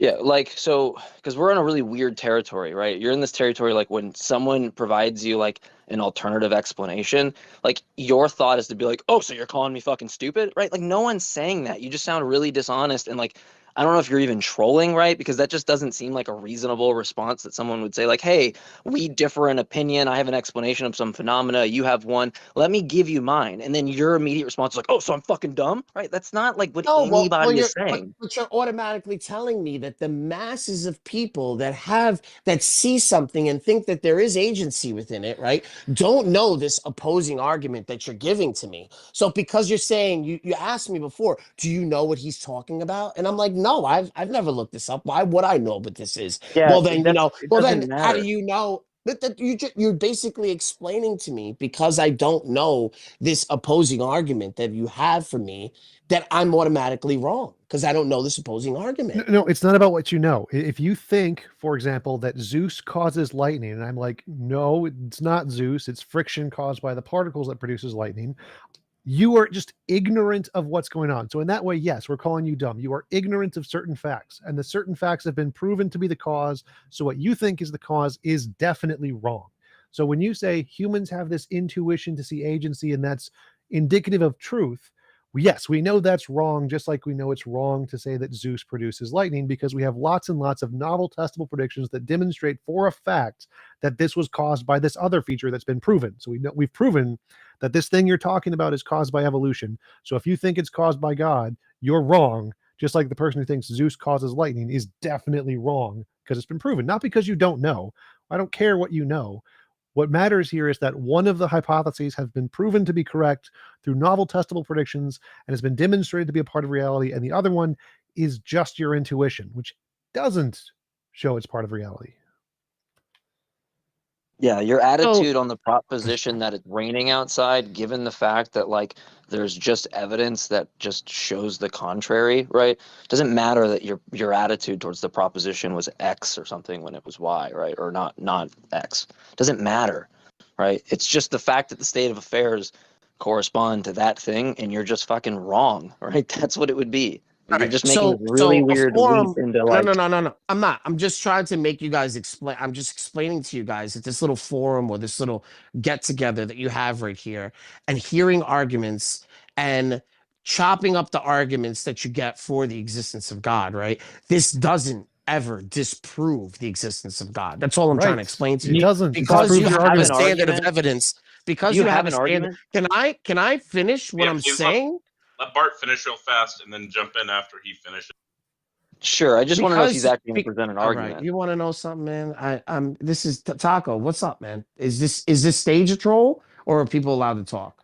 People are allowed to talk. Oh, all right. So can I speak, please? Sure. Without you guys over talking me, so I don't have to start over. Could it please be an argument? No, I'm giving you the argument. If you shut up, I'll give you the argument. Okay. So because you have this get together, this forum, this group that has heard a lot of these arguments, right? These juvenile arguments, really, right, for the existence of God, and they give them to you, and you have the response. At the end of this call, it doesn't disprove God, because people aren't going to not believe in God because you had a response to somebody's weak argument. Was that entire thing? Was that a premise so what of I'm the saying argument? to you is your way of collecting evidence and knowing what evidence is that makes things real or exist to you isn't an objective thing that everybody. There's no 5 people in this world that are like the 5 of you that are going to sit in a room and just disprove everything everyone says. In the real world, this isn't actually what goes on. So what I'm trying to tell you here is your standard of evidence. You've yet to explain, except TJump. It says what's imaginary. Well, the whole quantum world is imaginary because we can't see it. We don't know it. No. We could come up with predictive models to say that this quantum realm is actually real, but you're using the same imaginary, scientific imaginary world that you're telling me that this quantum world is in. Which just begs the question against the scientific realist, but whatever. I did take an issue with you saying that the arguments people are presenting are juvenile. I find many of the arguments to be quite interesting, actually, and I would not think of them as juvenile. I think that's not a very nice way to describe what other audience members have brought up. Yeah, it's... Well, I want to address his main point here. So his main point here is, yes, you're right. Us disproving all of the silly arguments theists have doesn't disprove God. Correct. We're not trying to disprove God. We're trying to show that all of the silly things theists believe are really, really silly, and we can prove that by talking about them. So if you think something is good evidence and we can prove that it's very, very silly, that's all we're trying to do. We're not trying to disprove God. That's in addition to that, you have sorry, predictive. Barthologist, excuse me. You have predictive. you have predictive models that come Yes. from quantum physics or quantum mechanics, right? You have predictive models that come from Yes. this, right? Yes. I just want to quickly add to what TJump said. Like, we're also open to somebody to present an argument that is convincing, that actually will demonstrate that one or more goddesses or gods exist. Because, of course, we're open to that. The side effect of these conversations, though, is that the arguments that are presented are very often found to be flawed in some way, and so we get into that. Yeah. So this is just a flex, really, because you're not really doing anything for anyone but yourselves. You're just showing No. us on Discord No. in this We're chat that you asking guys know things. That you guys know things. That's Okay, it. so Look, you- Barthologist, I'm getting the impression here that you're very critical of this whole setup, this panel, where we're engaging with people. For some reason, it seems that you don't like what we're doing here. Am I correct in my understanding? Randolph, you're No, there's trying to just challenge there's just 6 people against just one person every time. So it's just like, of course, Oh, I haven't said all shit, of bro. you Chill have out. this. All of you have this, these quick responses. But how am I going to compete with 6 other people I do it all the and time. then Sure. not be Well, and then not be Bart, strawmanned or bullied into Oh, believing something that isn't true? I Okay. mean, If- think Okay. about So it. the way you're looking at this, doesn't match the original intention. Our intention is that somebody can present an argument, and it's an opportunity to convince any one of us. It's not intended to be a dog pile of a whole bunch of us against you. It's against one person. Is there predictive capabilities with the quantum mechanics? Do we know? Can we see it? No. Can we see things in yes. superposition? No, we can't. But we guesstimate that things are this way, and with predictive models, we can use quantum mechanics. Correct? Well, Yes. I can say the same thing about religion. That'd be great. Bart, Give me look, some. That's Say, evidence. I let can me say the let same me thing actually about address that. religion. Let me address that, because your kind of whole thing when you came in here, and I got to get rolling soon, but when you came in here, you're kind of like challenging, like what kind of epistemic norms that we have, right? It might not be the case for somebody else that they use that towards knowledge, right? Or some framework. Okay, that's fine. But the way I look at that is, seems like me, TJump, X, we're like using a hammer and we're building houses, right? And yeah, sure, maybe there's another way to build a fucking house with a different tool, but like you come up to us and pose this idea, right? Like, why don't you use this other thing, right, to get epistemic access? And then when we ask you, like, what is that thing? And I look in your little, your little lot, and you're kicking rocks and you don't even have a foundation for a house. Like, but these people just keep whining about it. And then we build like the infrastructure for cities, and you get on our rooftops and shout from them like, but you might not be using the right tool, but you can't even take me to fucking Lowe's and show me what aisle the tool is in, right? Like, that's fine. You can have No, that argument, I but will use your. present something I'm going to substantive use. for the tool, Yeah, because I yeah. can't even fucking lick it to know if it's like metallic, right? Sure, I have sure. I'll nothing to use your know. example. I'll use your very example. You could look how Lowe's has built many churches and temples all around the world. Show me where atheism has used the same materials the church and temples have used to build anything that represents atheism. Nothing. How in So the you hell show does me the that? tools. How in the Your hell does tools. that No, I'm using establish your own example. I'm using your how own in the hell does example. that establish some other I'm like using your epistemic old. standard that you have? I'm using your example because you can't go into a city and say, "Oh, well, show me where the nearest atheism get together is." Right? Do It you have doesn't another way to exist. gain knowledge or not? You What's It your way? does. you're We in have an that. imaginary world. You told me I'm an imaginary world, but yet religion does What? exist all around the world. It doesn't disprove. It doesn't disprove Does anything that anybody you're know saying. what like he's even trying to Yeah, express right now? basically, I'm explaining to you that you're not really proving or saying anything. You're just telling me the Okay. things that you know. So Bart, That's here's it. the deal. The title of the stage is "Convince Us Gods Exist." I thought you were going to come up here I and just did. come up here and convince us that gods exist or Oh, God I exists. did. I did. Ideally, There is Christian God, no because place in you're the world. Christian and There you're is no going into place in the meta. world. We're gonna There get is off the meta. If you want to talk to us and provide us an actual argument that I have an convinces argument. you that your God exists, we'll listen to it and we'll Uh, address whatever you want us to address. show me in a collective, objective understanding of atheism.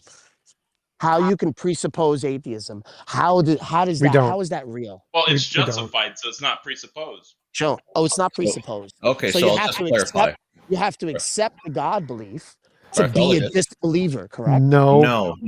Oh, so you've never No. presupposed God, Okay, I'm trying to answer and your you've question, never and had a now you're interrupting me. stage, and you never had a Barthologist. stage Barthologist. that said prove Barthologist. that God exists, Barthologist. and then Okay. you can go Let around him and go tell first. me Barthologist. exactly what you know. Barthologist. I was trying to answer your question, and you just talked right over me. Oh, I couldn't because I wanted to finish what I was saying. I thought you were You finished. I want was me to answering your prove? question. I'm You want trying me to to address prove your the question existence? about You atheism want me here. to prove some sort of existence Okay, to do you? you want me to? I need You to put know out the you put out a standard point here, and I'm of trying to answer existence. you. Can we move I to need the to know the speaker? standard of I existence. think we're going to remove you from the stage here, Of but course I'm you going are. to address your point. Of course you are. Let him talk, Bart. Good. Okay, so As I'm putting up a lacrosse net. all right, I just moved him to the audience. I tried to respond to him. He's interrupting. There's interruption going back and forth, but he's also setting the tone on that. He's saying that we have to accept God and then disbelieve it. That's not required. Atheism, so doesn't is just not believing in deities. There's people who will justify it; they'll have justification for it, but that's optional. So there is no such requirement that you're expecting that it be justified. Well, It's that simple. It's called the null hypothesis. So you can say that You got I it. don't know whether God exists or not, and then we look at the evidence one way or the other, and then we conclude one way or the other. You don't start presupposing one way or the other because that's dumb.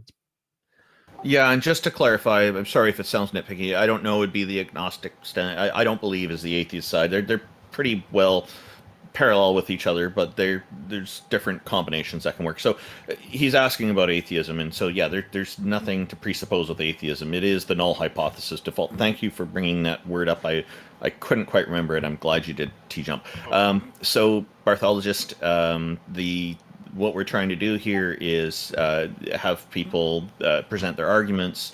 And you've noticed at the beginning of everybody's presentation, they always kind of lay out their whole argument, and we normally don't interrupt. We let that complete, unless we need to interject to get some clarification on a term or something, which I think is reasonable. But I guess we should probably, if anybody else wanted to comment on what Barthologist's points were before we move on, I think that this is a good time for that. Oh yeah, I was definitely interrupting him but I was doing it because he repeats his last sentence twice before he actually stops talking. And so I was trying to interrupt him to move the point along. But he kind of brought up a good point that he probably didn't realize, was that he said he could make testable predictions like we do for religion. Like if he could do that, then yes, that would count as evidence for religion if he could do that, but he can't. Yeah, I noticed that he was kind of starting to repeat, and that was taking up quite a lot of time. So it's good that and sometimes it is necessary to kind of cut things a little bit short. We do need to do that sometimes, and we try not to, but unfortunately it has to be done sometimes. So I invited up Cool Guy Jeff. He's one of the moderators here. He's had his hand up for a while. What's going on, Cool Guy Jeff? Cannot hear you. Oh, he's not on the stage. There he is. Hello. Cannot hear you. Oh, I'm sorry, I forgot I had my hand up. I just wanted to engage with Otangelo when he was up here, but he's gone. So I just wanted to talk to him about ERVs. I've tried to engage with him on here and other platforms, but he kind of just ignores me. So I guess I'll just go back down now. Can you just say what ERVs are? Endogenous retroviruses. Okay. Yeah, it's a full. It completely precludes denial of common ancestry. There's really no argument for it. I wouldn't say that. I say it definitely shows the evidence is bad, but you could always say God did it.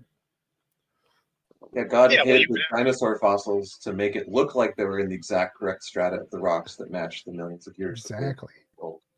It's right. all Well, he would have to be a deceiver God, which won't sit well with. Or you guys are going to invoke Nephilim Prey if you keep this up. I think he could be a shy pooper. The shy pooper hypothesis is that God can't give evidence that's convincing, so he has to hide it amongst contrary evidence to make it really hard to believe. Because if he does any miracles when people watch or report it, it would ruin the fun. It would ruin the fun. I mean, Cooper, that's awesome. Okay, Like, thanks. like Rick and Morty. I'm gonna get rolling, guys, but thank you again for having me on. See I'm ya. glad my phone didn't crap out on me. Thank you for That coming up. was It's awesome having you. J. Mike, it's Yeah, been a you- pleasure to have you on here. It's great to meet you. Yeah, you as well. Thank you, everybody, and TJump, Dix, Jack, everybody. It's good seeing you. Yeah, good seeing you at See ya. Atlanta last 2 weeks ago. Wait, 1 week ago? 2 weeks ago? Yeah, we've hung out 3 times now. Yeah. I for those that don't know, the second time me and TJump hung out, I When go we see made our TJump, OnlyFans. and well, we did. We make our OnlyFans, but before that happened, I see TJump and our buddy Don, and I'm like really excited. We're meeting at a Starbucks, and I'm like really excited. I especially haven't seen Don in a minute. I saw TJump at his debate in Georgia like probably 5 months before that, maybe. And so I run up like, yo, what's up? And I fucking knock over the entire stand of gift cards, right? Like like a stand that's like as tall as me, right? And all of the cards just go flying. I'm trying to just put them up like randomly. Of course, T-Jump with like how, his mind, he's like, you can't just put them up. You have to like put them back the way that they go. I'm like, dude, you're making this so much more embarrassing for me right now. Just fucking put them up there and shut up. Like, but it was great. It was fun. And then we debated about morality, and he got pwned. No, I'm just kidding. All right, guys. Well, See ya. see you. Thank you for coming up.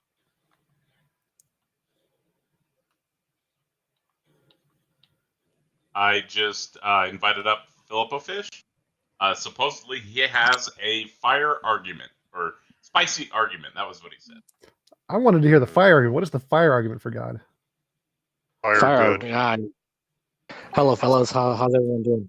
Hey, thank you for joining us. Yeah, first of all, I want to just do a shout out to my good friend, pathologist. He reminds us all that the U.S. has more to do with getting lead out of our drinking water. Thank you. Now, to my argument. I've said it once before, a couple weeks back, maybe a month ago, and this is a continuation of my belief that there is a God that cannot be explained with chemistry, that you guys sometimes talk about biology or philosophy. It's explained through the wild world of cryptozoology. Are you guys interested? Absolutely. So, this God here, I have to define God first. God is not just a guy who created the whole universe. He's actually, gods are actually, things are just somehow greater than us in some capacity. Okay, No, that's my definition of God, and I guess the definition is stupid. No, you're That's stupid. a weird one. So, okay, there are superorganisms called gods on this planet, and they're affecting all of us to this day. I'll rehash my last discussion last time. These religions or these beliefs actually are a protocol that links humans together to become the substrate of these superorganisms. No, bacteria are not gods. That's stupid. No, it's not bacteria, my friend. It is your mind. Your mind acts as a neuron of this giant god. And I'll try to prove it somehow, some way. Last time you guys said it wasn't very interesting, but I beg to differ. Well, look at Christianity's rise, right? It grew from a little idea. Some guy got beat up by the Romans and killed horribly. Didn't put up much of a fight. But then the idea of this fella starts to spread, right? And it becomes a group of people who meet up from time to time and talk about their religion. And then later on, it grows and grows and grows. And through whatever means, it becomes a religion of the Roman Empire. And then people really start to believe in it. And it starts to spread like an amoeba across this planet, infecting more people. And then it comes up against another god, Allah, right? The Muslims, which is kind of like an offshoot. And they compete with each other like two fungal molds over a piece of bread.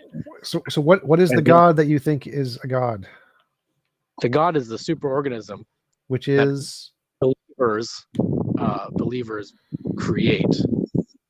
So like Like how your brain has. Did any of neurons, these right? gods create the universe? Well, that's not my definition of God. I mean, everyone knows that no God created the universe. That even Okay. even Barthologist knows that in his heart.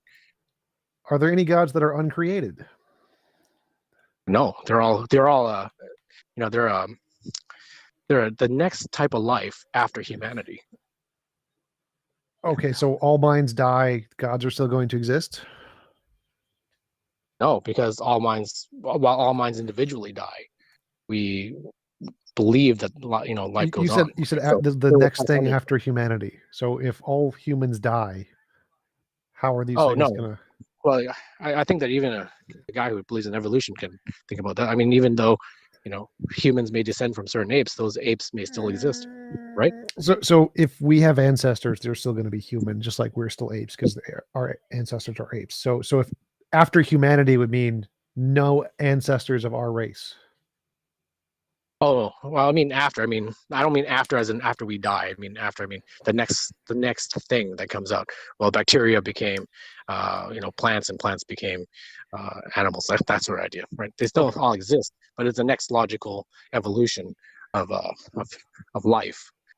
Life that is So your definition of God is ideas that people come up with that inspire people to do stuff.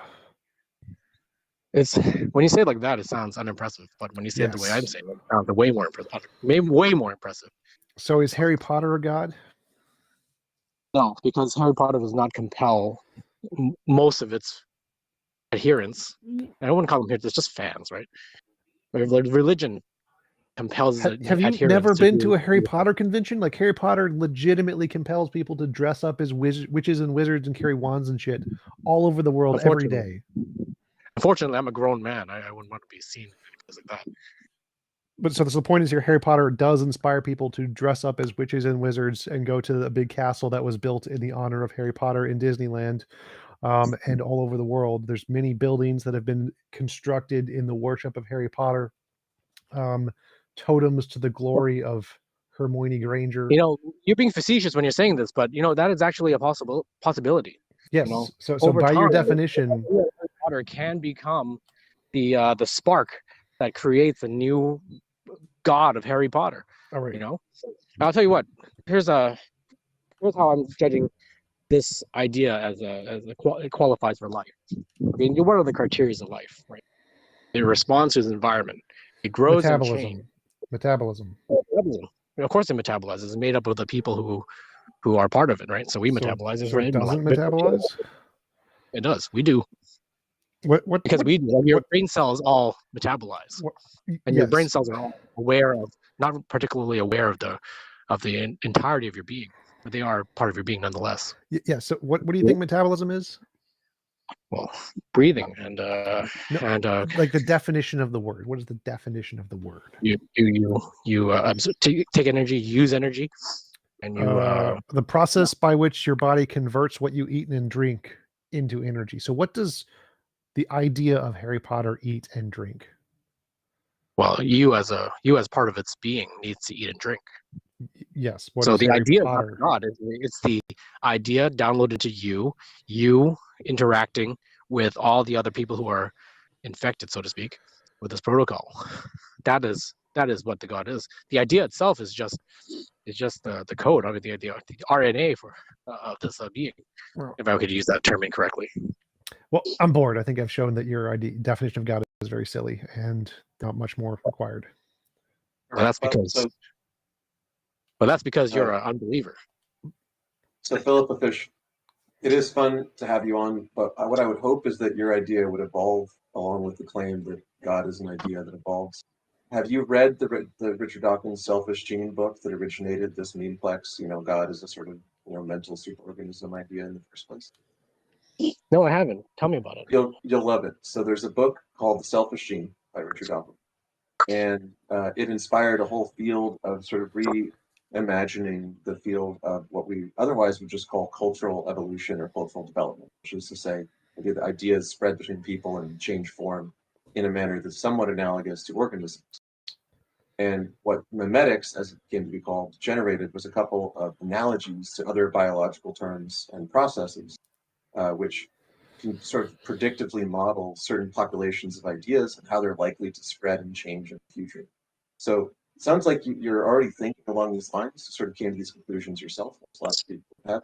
And you should check out The Selfish Gene by Dawkins. Keep in mind, though, this is at the end of the book, which is first going to give you really good grounding in the gene eye view of evolution itself, which is a really, really good warm-up for the last chapter, which is like an after, basically, where he tacked on, well, what if we apply these ideas about how ideas are selfish and evolve to produce kin-selective altruism between their members that hold them, and that would explain a lot of religious affiliations and things where people will die for their religion. Yeah, I mean that's I'm glad to have someone who is as high up as Richard Dawkins believe in what I'm saying. So thank you very much for. Yeah, you've proved Richard Dawkins is a theist by your standards. That's fine. He totally is. The one I'm thing happy I with also want to say is, in case anyone heard about the Harry Potter castle at Disneyland from TJump just now, and then like immediately starts making plans to go to Disneyland, and then gets there and is really pissed off at us, it's at Universal Studios, not Disneyland. So just a warning. If you want to go to Harry Potter Land, well, not Disney. Good point. Philip, thank you for coming up. Do you have any closing remarks? Closing remarks is please, if you live in a county with lead in its pipes, please buy bottled water. Thank you. Good advice. Thank you. Thank you, Philosophish. We have EEF up next. Hello. How's it going? It's going great. One person pointed out, like, basically, let's just imagine it this way. If we have, like, a third dimension world, and someone brings up a fourth dimension world, how do we have proof that that fourth dimension world exists if we can't even see it? What? We Say can that graph again? it in its interactions with our world, right? So in all these thought experiments about, so you're saying like Flatland interacts with a 3D world. How does the Flatland person know what 3D things are? But even in the thought experiments like the Flatland interacting with the 3D world, the projection of a higher dimensional system onto a lower dimensional system can be, with sufficient study, used to understand the hypothetical proper additional dimension. So what we do all the time in physics is we posit dimensions of forces and things we directly observe with our senses, but we infer them and their interactions on the natural world from the way that they interact when we graph the properties that we do observe, like space and time, energy. So yeah, if you had a fourth dimensional hypercube and you showed it to me in 3 dimensions, I could see how it interacted with the 3D world. And then from studying, moving it around enough, I could extrapolate what kind of a hypercube it is and then conceptualize it mathematically in 4 dimensions, even though it's totally counterintuitive to my senses. Okay, but do you have proof that that fourth dimension exists? Well, if it interacted with our world in a way that convincingly demonstrated that there was some, 4-dimensional object interacting with a 3-dimensional world such that it So if ours, so then if we a could infer something. so if a god interacted with our world, we just have the idea that he exists. We don't have any proof. We just have the interaction. Well, if you predicted the So interaction, that would be proof. So if you said, I believe God exists and he will interact in this way in the future and it happens, then that would be good evidence that God exists. Yeah. That's all I have to say, really. yeah, so if you want to test whether your God exists, go do some predictions, right? Like look at the studies on intercessory prayer, and you'll find that intercessory prayer makes people sicker more often than it makes them better, because it actually just stresses them out and doesn't help on average, right? I thought that was just one of the studies. Like one did that, and there was one that had positive results, but the average is like It 0. depends on the design of the study. Yeah. The average is 0, but in some of the studies, they stress people out enough that they did worse. Exactly, and I also have another point here. Language. So let's imagine like 2 people have like different languages. They show each other objects, but like we don't have like any true grammar put in place, Well, that's kind of So required like, for a language. yes, but like let's imagine one language is just simple, and the other language like has a grammar system, there would have to be a third party to get like involved in order for that one language to interact with the other. Wait, how can you have a So language that without third grammar? party- Okay, so let's imagine one language. They're like monkey speak. They're like banana. They don't really understand like true, like full on grammar. Whereas like one language, they understand like complete grammar. Like they have like commas. They have and or. They have like parentheses. They have all that stuff. There would have to be another party to get intervened in order for that one simpleton to understand that true language. And that third party would be like the Passover, basically. So if the Passover were to happen, we would be able to understand other languages. Otherwise, we would spend years upon years trying to understand. Do you mean the Pentecost? Because I don't think you mean the Passover. Yeah, the Pentecost. His way was better. Don't correct him. Yeah.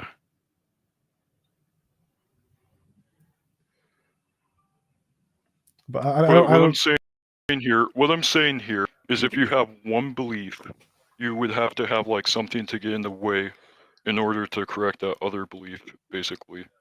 So like, let's just put it here. One person believes in religion, the other person doesn't. There would have to be like something in the way in order for that person to understand the other belief. Sure. So So if in you this believe case- God exists and like created the universe, and we discovered that it was actually created by a quantum field and wasn't God, that would be good evidence. Yeah, so in that case, let's go back 2,000 years and give everyone the belief of evolution. Eventually, there's going to be like some belief in evolution, and then there's going to be like someone to get in the way that like basically connects evolution to religion, and all of a sudden everyone believes in religion. But if we have No. a society, that only believes in religion, we would have to bring up evolution in order for them to believe in atheism. So there's always going to be a third party involved. No, like you could change beliefs on your own. Like if you're literally the only human being who exists, just find information and the information can change your belief. Like people change beliefs on their own all the time without third parties.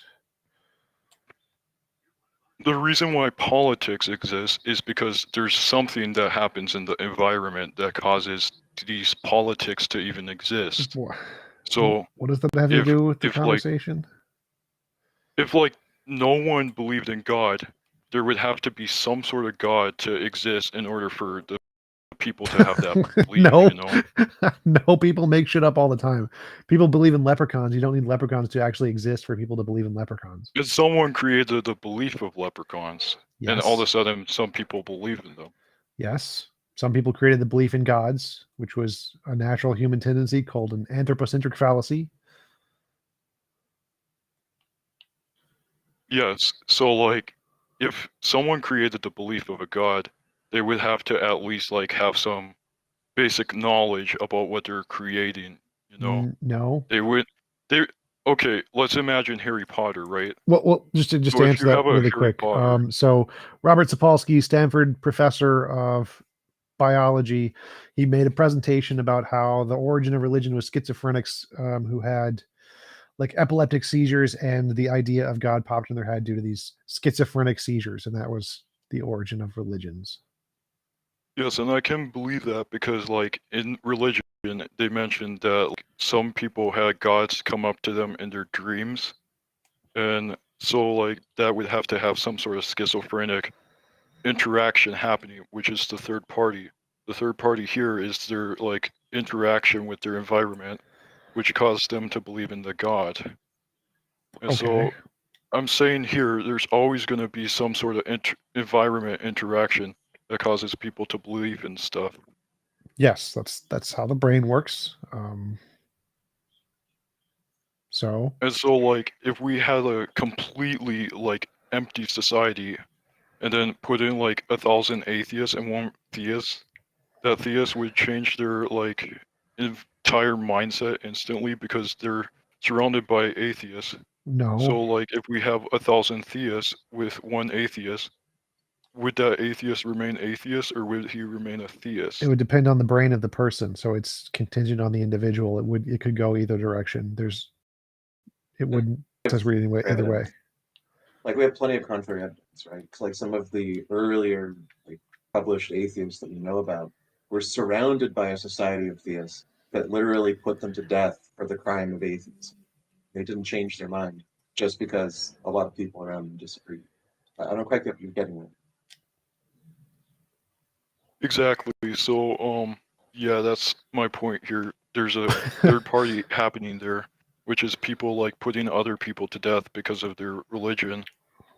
But if we go way back and we have like no religion, there would have to be some sort of God in order to have that religion happen. No, it can just be made up in a human being's brain, like a schizophrenic. And so they make it up and tell other people, and the other people could then be like, oh, that sounds really interesting. I'm going to believe that.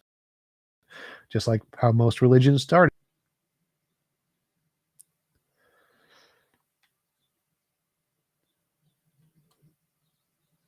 No, let's think here. There was like no belief.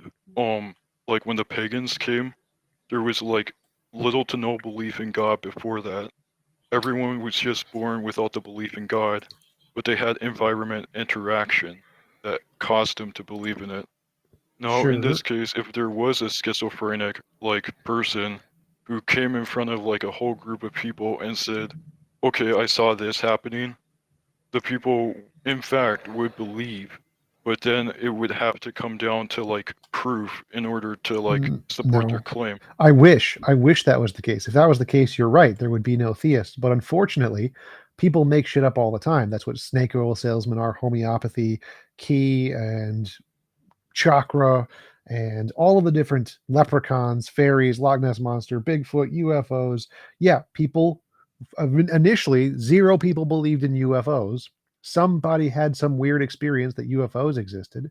And then other people started to be like, yeah, I see UFOs. Does that mean UFOs actually exist? And now, going back to my point of the fourth dimension, we have interaction that causes us to believe in the fourth dimension, but we're always going to have like some roadblocks in the way that will cause us to like not believe in it. So like we can say that the fourth dimension exists, but we can't see it, we can't prove it. We just have that belief in the fourth dimension, but there's always going to be that one person in the way that causes us to not believe in it. It only comes down to what happens like afterwards. Like we could die and we could like have to see it ourselves in order to believe it. We have no proof or no existence of it happening yet. The fourth dimension is a mathematical object. It's not something you see. So it's not analogous to like a UFO. The point here is 0 people believed in God. 0 people believed in UFOs. Somebody made up the idea that it was the UFO. Somebody made up the idea it was a God, and the idea spread among humanity because people are stupid. So no, it is not the case that you would need a God for some to make up a stupid idea and for it to catch on. Scientology is a thing. Flat Earth is a thing. So there are lots of stupid ideas that are some really weird person makes up and it spreads to a bunch of other stupid people. You don't need a God for that.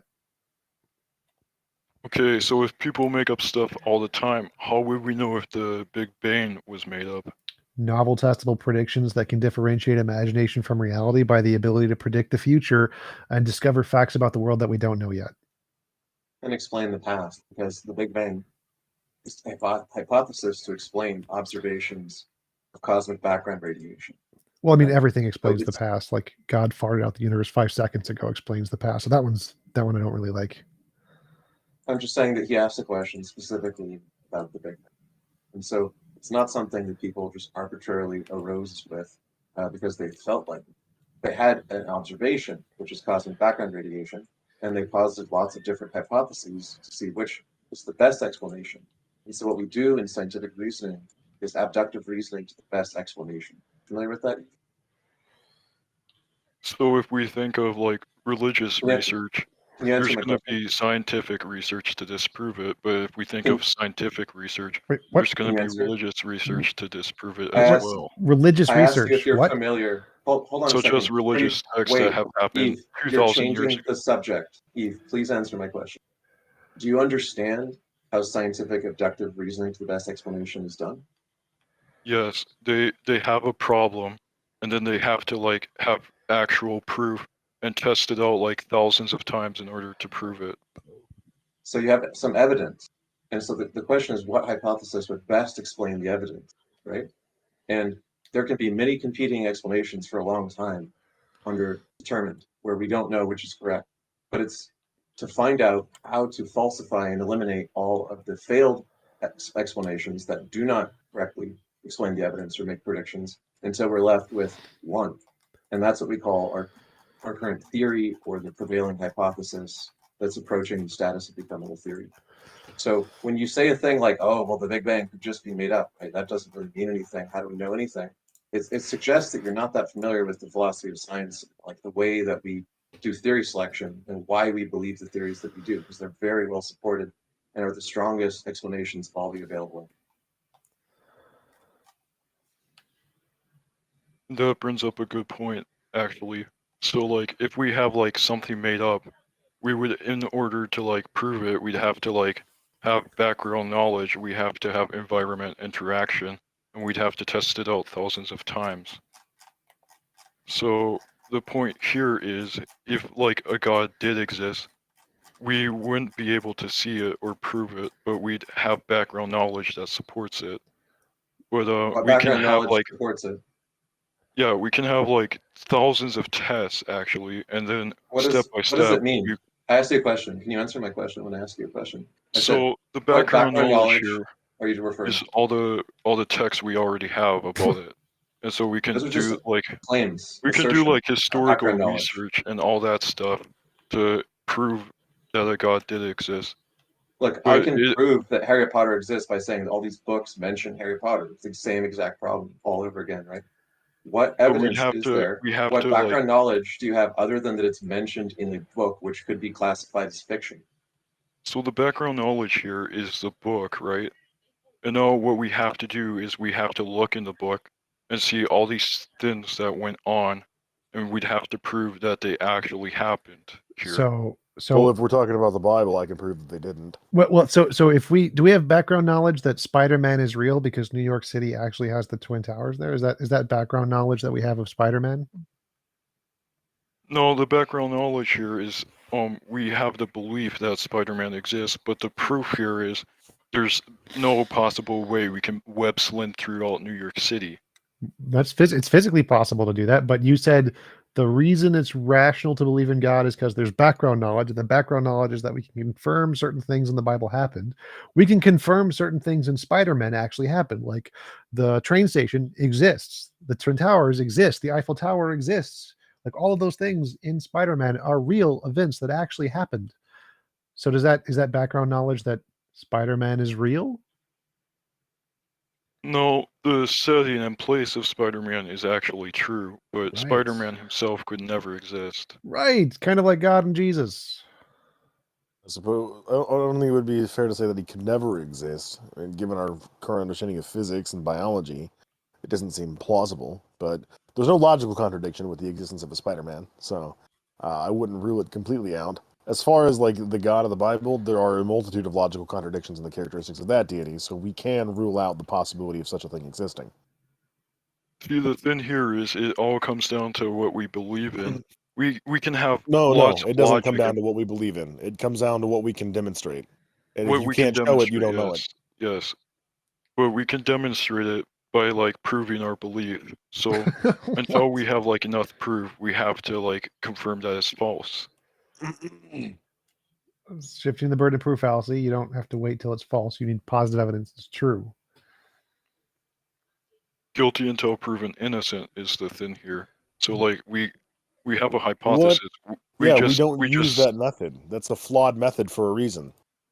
Exactly. You can't start from a conclusion and then work backwards to support the conclusion, because then you're just going to ignore any evidence that doesn't correspond to the conclusion that you've already decided is the truth. right? Like I said, if we're talking about the Bible, there are plenty of events in the Bible which we know did not happen. Events that God directly participated in, according to the story. Not to mention the Bible internally contradicts itself and contradicts what we know to be true about the natural world and the earth in relation to the rest of the cosmos. So, I mean, you've got, if you're appealing to the Bible, which it sounds like that's what you're doing in a roundabout way, then yeah, we can know without a shadow of a doubt that that book contains many fictional events, and then there are some events that we don't know whether or not they're true. That's your options. We know whether they're not true, or we don't know whether they are true. There's no event in the Bible that we know definitely happened the way that it describes. There might be similar events in history. Then maybe the Jews were putting a historical spin on it, right? Like the incursion of Babylon. For instance, we know that the Babylonian Empire existed and that they adopted quite a few different tribes in the Near East. We don't know if they ever took Jewish slaves specifically. We don't know if Shadrach, Meshach, and Abednego were actually tossed into an iron.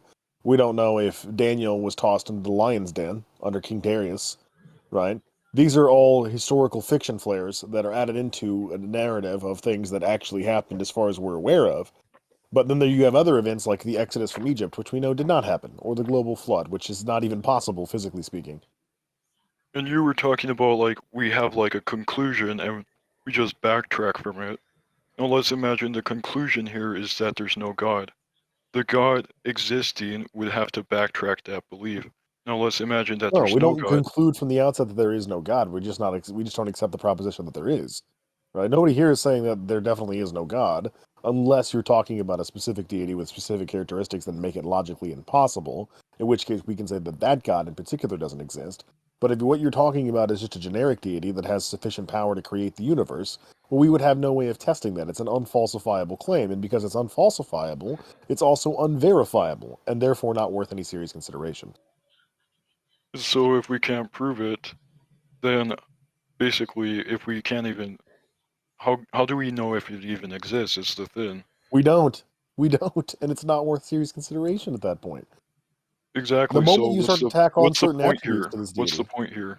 Everything starts as imaginary until you provide positive evidence that it's more than just imaginary. You've provided no positive evidence, therefore it's probably just something you've imagined.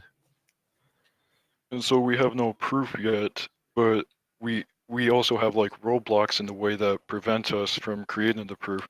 No. In why history, would you don't manufacture proof, you discover it. You yeah, discover we the evidence for a discover it. particular phenomenon or proposition. In history, people have been trying to prove stuff for like centuries, but there has always been something in the way limiting that Yeah, research. it's called reality. So like reality Yeah. disproves your fanciful ideas, and that's the roadblock. So the roadblock is you have to actually show it exists in reality. If you can't do that, reality is your roadblock. Yes, and so like as we mature, we start like stop believing in stuff. Most of our like beliefs, like the tooth fairy, for example, we stopped believing in that like a long time ago. And so, Some if people. God were to exist, why would people still believe in him? Because they think he exists. If Bigfoot really didn't exist, why do people still believe in him? It all comes down to proof here. No. It's because people are dumb. That is the correct answer.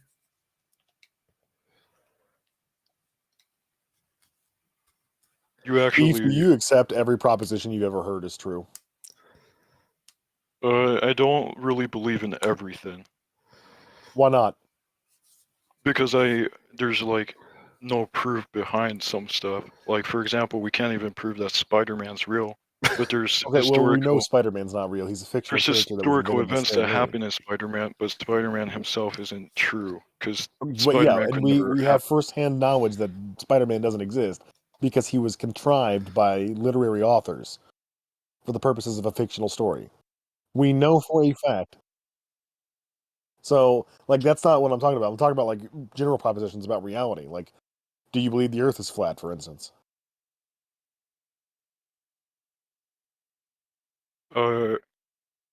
Someone just told me that like in this one like chat channel, someone told me that he is real. But how do we have proof that Spider-Man is real? that person is probably just trolling you. Exactly. Okay, so he makes the proposition Spider-Man is real. You don't accept that proposition because you don't see any proof available for the existence of Spider-Man, right? Similarly, we don't see any proof of the existence of a god of any kind. And there's ample reason not to believe that certain gods exist, such as the Christian God. In the most, the way that most contemporaries define that God, his characteristics create logical contradictions. It would be like believing in such a thing as a married bachelor or a square circle. You actually disproved me here, so I respect your argument and I'll take it into effect, but I believe that I've been in here for way too long, and Okay, I kind fair of want enough. some more people to bring up an argument, so thank Well, we you. can move on to somebody else. I mean, that's fine. Yeah. Eve, Thank you for coming up. Eve, really appreciate your thoughtfulness and enjoy the conversation. Feel free to join us again in the future for more topics. I will. Have a great one. Thank you. Then we've got Chad King in queue. Randolph, he sent you What a some day. interesting messages, it sounds like. What a day to be alive. I get to join this very canvas today. Hello, Thank you. Chad King. How you doing? Your volume's a little bit low. If you can raise it up a bit, that would help. Let me see if I can. Bear with me a moment. So in the live text chat, Chad King says he's going to shake my lack of belief, my absence of belief in deities. So, well, I'm interested to hear what he has to say. I believe, but let's start and let's. I think that the end of that last conversation was a perfect segue into the next conversation, and the start should be, I mean, drawing an analogy between Spider-Man and the existence of a deity. The pointing out the ridiculousness in one is that Spider-Man offers no explanatory power, right? There's no reason to believe a Spider-Man exists because Spider-Man doesn't explain any natural phenomena. There's no explanatory power. And going back to the earlier example, where we were, bear with me. TJump, I know. I thought I'm talking with Randall. Well, what you just said was just objectively wrong. So you simply saying that you make Spider-Man up offers something. explanatory power. Yes, so you can make up and assert What does Spider-Man. Spider-Man explain Wait, to you? stop. So you can make up anything you want and say Spider-Man explains it. Saying it explains something is never evidence. It's never evidence to say it explains something because you imagined it explains something. So that is not actually an added benefit that differentiates between the two. They're still both very silly. They're equally as silly. Well, if I just define Spider-Man as an omnipotent panacea, then he explains everything by definition.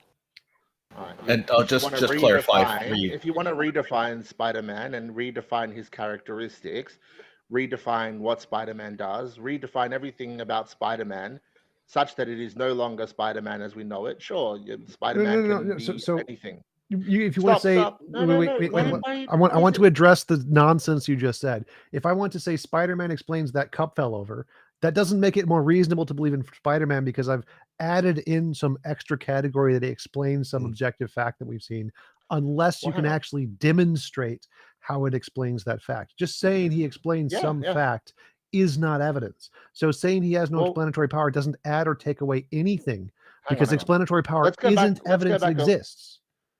Let's go back earlier. Some of us have a memory that's longer than a goldfish. We're talking about hypotheses, like in terms of within science, right? They explain an observation. So we observe something. We say this requires some explanation, right? It's repeatable. We have this observed phenomena, and what do? To the best of our ability, we try to offer an explanation, right? Yes. And we hope that explanation can give us some predictions. In some cases, it just doesn't. But the idea is that as long as it's consistent, then we have a working hypothesis. I'll give you one example of where that's correct. Horribly wrong. Hypotheses. I can give you an example of where this has gone horribly wrong. One second. So hypotheses aren't things we accept. Hypotheses are a model we've made up in our heads that we need to further test before we accept it. So yes, we can make up hypotheses to explain things, but that doesn't matter. Hang on.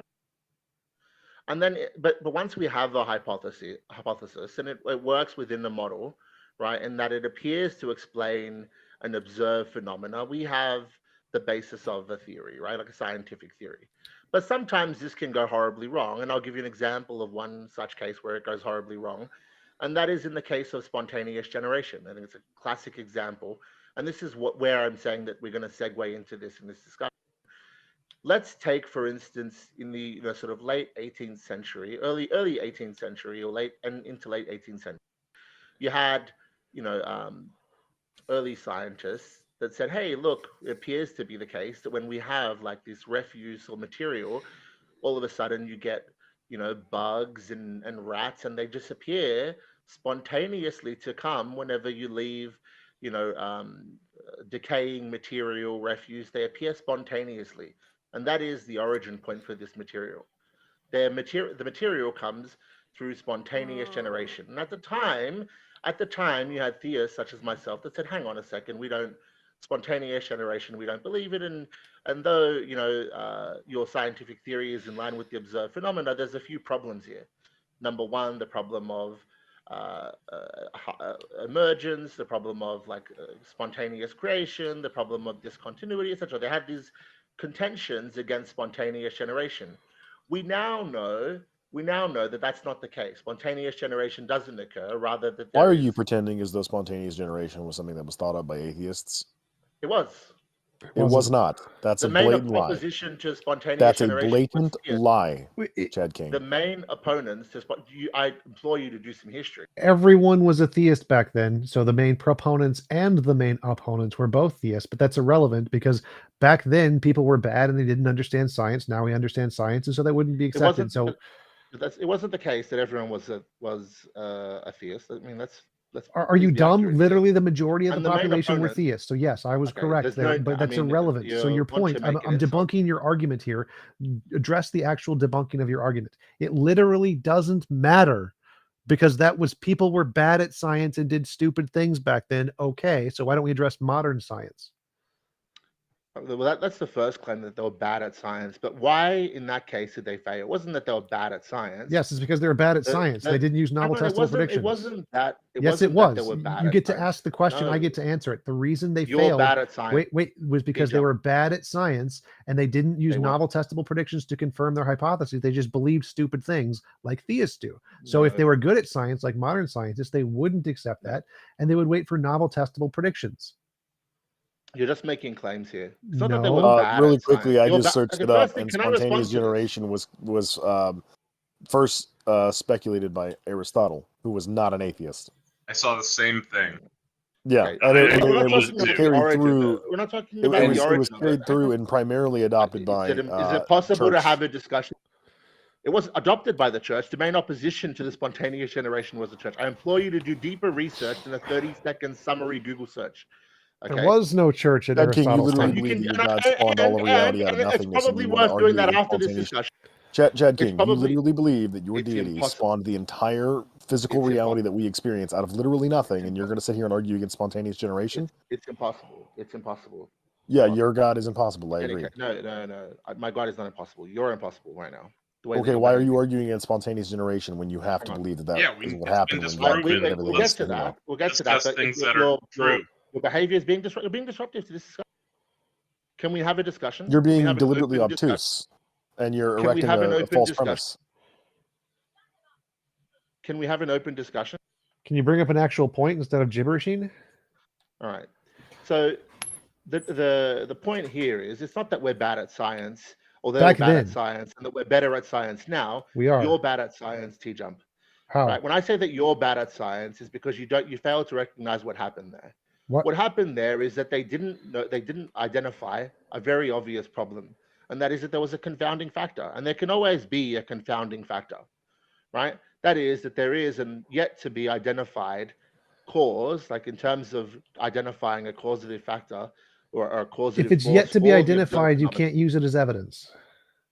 I'm not saying that it can be used as evidence. That's why even with the same model that we have today, you wouldn't be any better off at distinguishing that, hey, it's in fact not spontaneous generation that's occurring, rather that there could be a confounding factor.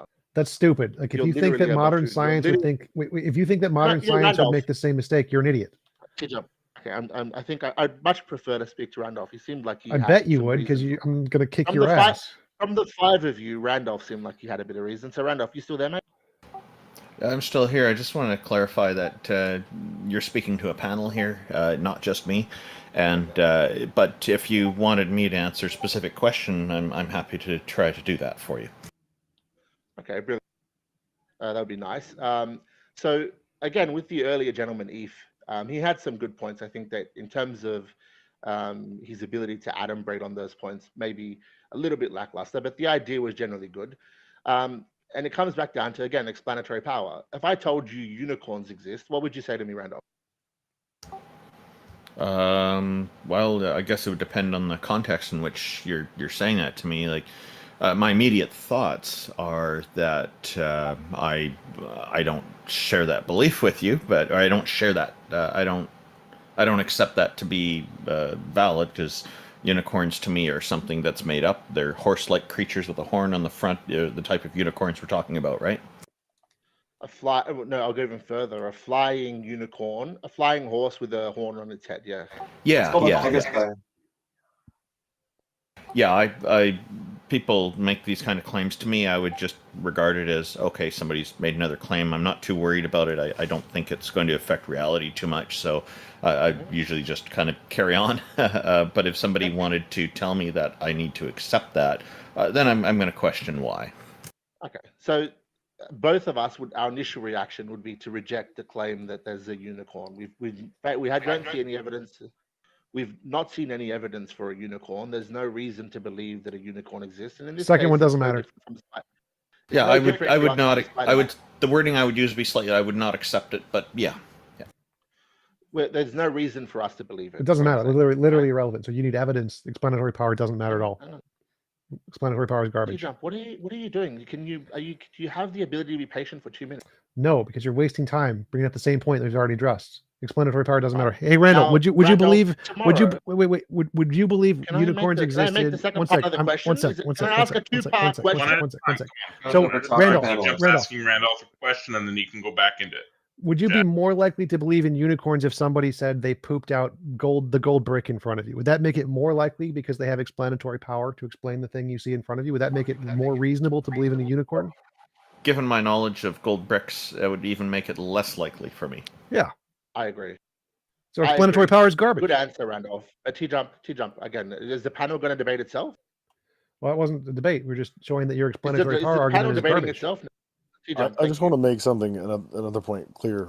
The God of any kind doesn't have actual explanatory power, because effectively all you're going to be arguing is just God did it. You're being very You're not going to be assumptive. providing any You're kind of being very mechanism for assumptive, that. You're just going to be You're being- Let him asserting finish, that it's don't the interrupt. case without actually providing the explanation. We'll get there if you have patience that's greater than that of a toddler. Okay? So Randolph, now let's say tomorrow we observe a hoof print on the moon. Now we know that biologically speaking, horses should not or could not or ought not be able to exist on the moon or travel to the moon any less. But if you saw a hoof print on the moon, you wouldn't immediately jump to the belief that a unicorn exists. But at least now the proposition unicorns exist would offer some explanatory power. That is to say, well, could explain why there's a hoof print on the moon. Do you agree or do you disagree? There's lots of different animals have hooves. No, unicorns have never been defined in such a way that allows them to travel to space. A horse-shaped hoof print, okay? It wouldn't make There's no anything any difference more. between a horse-shaped hoof print and a non-horse-shaped hoof print. Hooves are hooves. It wouldn't make it any more Unless convincing. they're wearing a horseshoe, you wouldn't know the difference. It wouldn't make it any more convincing for me. I hope my mic's working here. I wouldn't find that any more convincing, particularly because I know that people have been to the moon, and that also that kind of a shape could occur naturally, and we could be fooled in thinking that's what it is when there could be other causes for it. I would like to point out, Chad, I would like to point out something real fast. So if a flying unicorn, magical as it is, went out of our atmosphere, it would be in outer space. Can a horse live in outer space? Maybe a unicorn can. Let's not get into the biology of a So unicorn. Fair enough. Now, I Get just into the biology of a checking. unicorn. I'll just add one thing now. If there was a set of 4 prints in a formation similar to that of a horse, then that would be more interesting. But I still would not be convinced because I need to be able to rule out other things like a practical joke or something. Sure. I'm with you on this, that we would have to rule out other things. And even then, my initial reaction would not be that it's a unicorn. It would be, hey, it's a human, there's some error, there's some naturally forming pattern that resulted in this, this apparent order, this break in entropy that we now see these hoof-shaped prints on the moon. But we're having a discussion about unicorns now, right? It's very different from me just saying that a unicorn exists and it The offers answer is no. It doesn't have explanatory power. Oh God. So okay, we're going through a thought experiment here. I think it's getting a bit long-winded. I'd like to try to keep the time down on it and move ahead with this. Well, I want to address. I want to answer his question because his question is kind of legitimate. So, one sec. So he's saying, does the unicorn have explanatory power because there's some unknown phenomenon of the 4 hoof prints on the moon, and it's if this thing we've imagined, this imaginary unicorn, could explain that, does that lend credence to the unicorn existing? No. Because the fact that it could explain it, there are literally infinitely many things we could make up that could potentially explain it. Until there's some kind of independent evidence, the fact that you can make up an explanation to explain some unknown data does not provide any explanatory power. There's an infinite potential amount of explanations for any observation. Yes. But with yes, those it's under that are determination. I agree. Those that we have direct evidence for, it doesn't.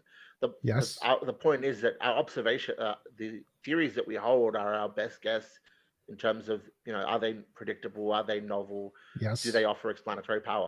Yes, I agree. Under determination, I agree. Okay, so in any case, but let's continue from this, right? Is it resounding proof of a unicorn? No. It's nothing. But It's no in no way any indicative whatsoever. Nothing. It's nothing. It's now 1 in a million compared to 0. No, it's still 0. By your own volition. No, it's still 0. It's not 0. You just said there's a million other explanations. Infinite. Right? There's infinite other explanations. We exhaust, it's not an infinite number of explanations. Yes, it is. It's so it's a purple farting unicorn, 2 purple farting unicorns, 3 purple farting unicorns. Literally infinite. There's literally infinite. 2 purple farting unicorns and a unicorn. Like you're so creating here. It was created by 1 leprechaun who wanted to deceive you into believing in unicorns. It was created by 2 leprechauns who wanted to deceive you and believe in unicorns. It was created by 3 leprechauns who wanted to deceive you in believe in unicorns. There are literally infinitely many ways to explain it. Without differences. Those are differences. There's not an infinite number. I literally just proved there was. The number of unicorns. It could be a unicorn and a fish, and they got into a fight and wanted to see if they could convince you that there's unicorns. It could be a unicorn, a fish, and a puppy, and they got into a debate about who can convince you that there's unicorns. You can make up infinitely many. This is just basic philosophy, basic problem of underdetermination. You can literally make up an infinite number of possible explanations of all possible data at any possible point. How are you certain about anything, given that's the case for literally to explain literally any phenomena that you experience in your life? Because we have ways to differentiate. Because we have ways to differentiate between them. Like if you have one hypothesis that can predict future data that we don't know yet, that hypothesis is better than all of the infinitely others that don't. You realize that these hypotheses have a shelf life, just like spontaneous generation at the time. What is that? There was no reason to. They don't have a shelf life. They don't have a shelf life. Wait. So to overturn this theory. So let's say I have one theory that makes a future testable predictions that's confirmed. So it's more supported than the infinitely many others we have. If you have a new theory that makes a new prediction, and then we discover that new prediction is true, that theory can now replace the old theory. But to replace the old theory, you need a new prediction. But spontaneous generation fulfilled all those obligations. No, it didn't. It did. No, it was testable. It was repeatable, etc. No, it wasn't. No, it didn't. It was only through a better explanation. Stop. No, it didn't. That was literally. Spontaneous generation. Wait. So this goes back to your original point. So the reason people thought spontaneous generation was true was because they were dumb and they didn't follow scientific method. If they had followed, wait, don't interrupt. If they had followed the scientific method of today, no one would ever have believed in spontaneous generation. It would not pass any scientific papers. It would not pass peer review. No one would accept it. It would be immediately thrown out. No, if you follow the method of scientific today, no one would accept it because it's a bad hypothesis that fails science. Yes, it is the case. If you don't you think lack the understanding of science if you're making that claim. if Right? you But I think you can understand that you're making pass but TJump, spontaneous I don't want to debate this. I no, don't want to no. debate I this. do. I want to show you're stupid, so I want to debate this. If you think You're not showing it, spontaneous, you're showing an whoa, absence of stop! knowledge about science. Don't interrupt! If you think spontaneous generation would pass scientific peer review in any scientific journal today, you're a moron. No, it wouldn't pass because we have an established concept of germ No, theory. no. But So in the if absence, wait. Can you I'm not saying interrupt me? You claim no, that I'm interrupting no. you. Yes, So I know. you I'm sorry. have a Let's- disease when it comes stop, to stop interrupt. talking. If let's A literal grant disease. for the sake of the argument that we don't know what causes life. Let's just say that. Let's say we don't know, but we applied the scientific method of today to try and solve the problem. No one would ever believe spontaneous generation. It would not be accepted. It would not be passed in any paper. No one would accept it. It could not pass peer review. It could not use the current So scientific why do you method believe in why do you believe in abiogenesis then? because it does pass the peer review. Well, we haven't proven it yet, but it has evidence that indicates it. It makes novel testable predictions, which have been confirmed in a lab, like RNA on a clay, forming corpuscles on clay, the forming of self-regenerating, self-reproducing RNA molecules. We have testable predictions that confirm that. Unlike spontaneous generation. Have we seen this occur? Have we seen the Yes. formation of life from inanimate objects yet? We've seen the processes that do infer We've that. seen Yes. some proteins. So infer that. We've seen some Chad, proteins. can- Have we seen life created by a creature? Have we seen somebody create a single cell and evolve it all the way to here? No, that appears to happen now. Okay, so now you're responding to a Chad very King. different question. Chad King, Stop. I have a question for you now. When is there a chance? Does it go from TJump to Taco to Randolph, or does it go to TJump to Chad King? How does this go? I just have a question for you. I just want to, you're saying that you have an expectation that life must only come from life. Am I correct? Yes, I do have that expectation. Okay, Not necessarily from life, but life must come. Order must come from order. Like I don't think. Okay. I was hoping you would get into okay, the question hang on. of emergence, etc. Yeah. But I don't think we're going to have this. One more thing. Okay, so this God is alive. Where did this God come from? Does God come from another life? All right. Well, again, I wanted to clarify that in terms of the concept of emergence, right? I don't think you can go from a state of entropy to a state of order. Doesn't appear to be the case. That rather the entropic principle seems to hold, and that is the case that from disorder comes more disorder. That is to say, that even from the nexus point, the origin of our universe, the fact that we see order is demonstrable of some guiding principle that is ordered, and that opens the question. That opens a couple of questions that require answers. Number one, where does this? Is there a universe generating apparatus? Firstly, that explains why our universe is in such a way, right? That explains the cosmological. So to deal with firstly the weak anthropic principle, is there some universe generating apparatus that explains why our universe is ordered? And is this universe generating apparatus biased? Is it biased to creating an ordered universe, or is it unbiased? And if it's unbiased, then is it just merely chance that our universe has these characteristics that lead to the formation of life that have order from this entropic state? And that's a question. That's a question that's worthy of discussion. So, like, it could be any of those things. It could be like a deterministic force that does predetermine it to create life. What? So what? Well, if you say that, then we have a problem. What? The problem that we have, if that's the case, is that is it some infinitesimally small chance that of all of the potential variables that this universe-generating apparatus could have resulted in, we have one that makes life. No, I said that deterministic. leads to the possibility that, well, if it's deterministic, what is this universe-generating apparatus? And can we define it? Quantum is the quantum. Do we have evidence for it? Yes. You have a chance to convince me here, Chad King. So the singularity, is that more order, or is that more disorder than what we see today?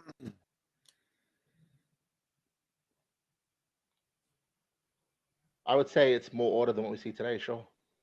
So you're saying that after everything that you've said here, about more order forming over time, you're saying that the singularity was more order than what we see today, which means that it's got a tendency to move to disorder.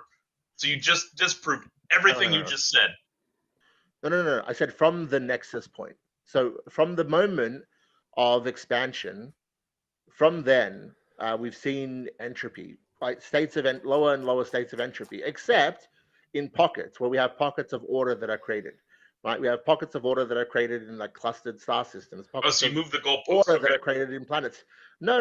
I'm explaining that there's a peculiarity. It oughtn't be this case. What's It oughtn't the be point? this way. So yes, It ought to entropy be the way increases. that it is. Yes, so entropy increases you over have time. You have no license to suggest what ought be the case or what ought not be the case as far as like the arrangement of our. Well, the question is, does the entropic principle hold or does it fail?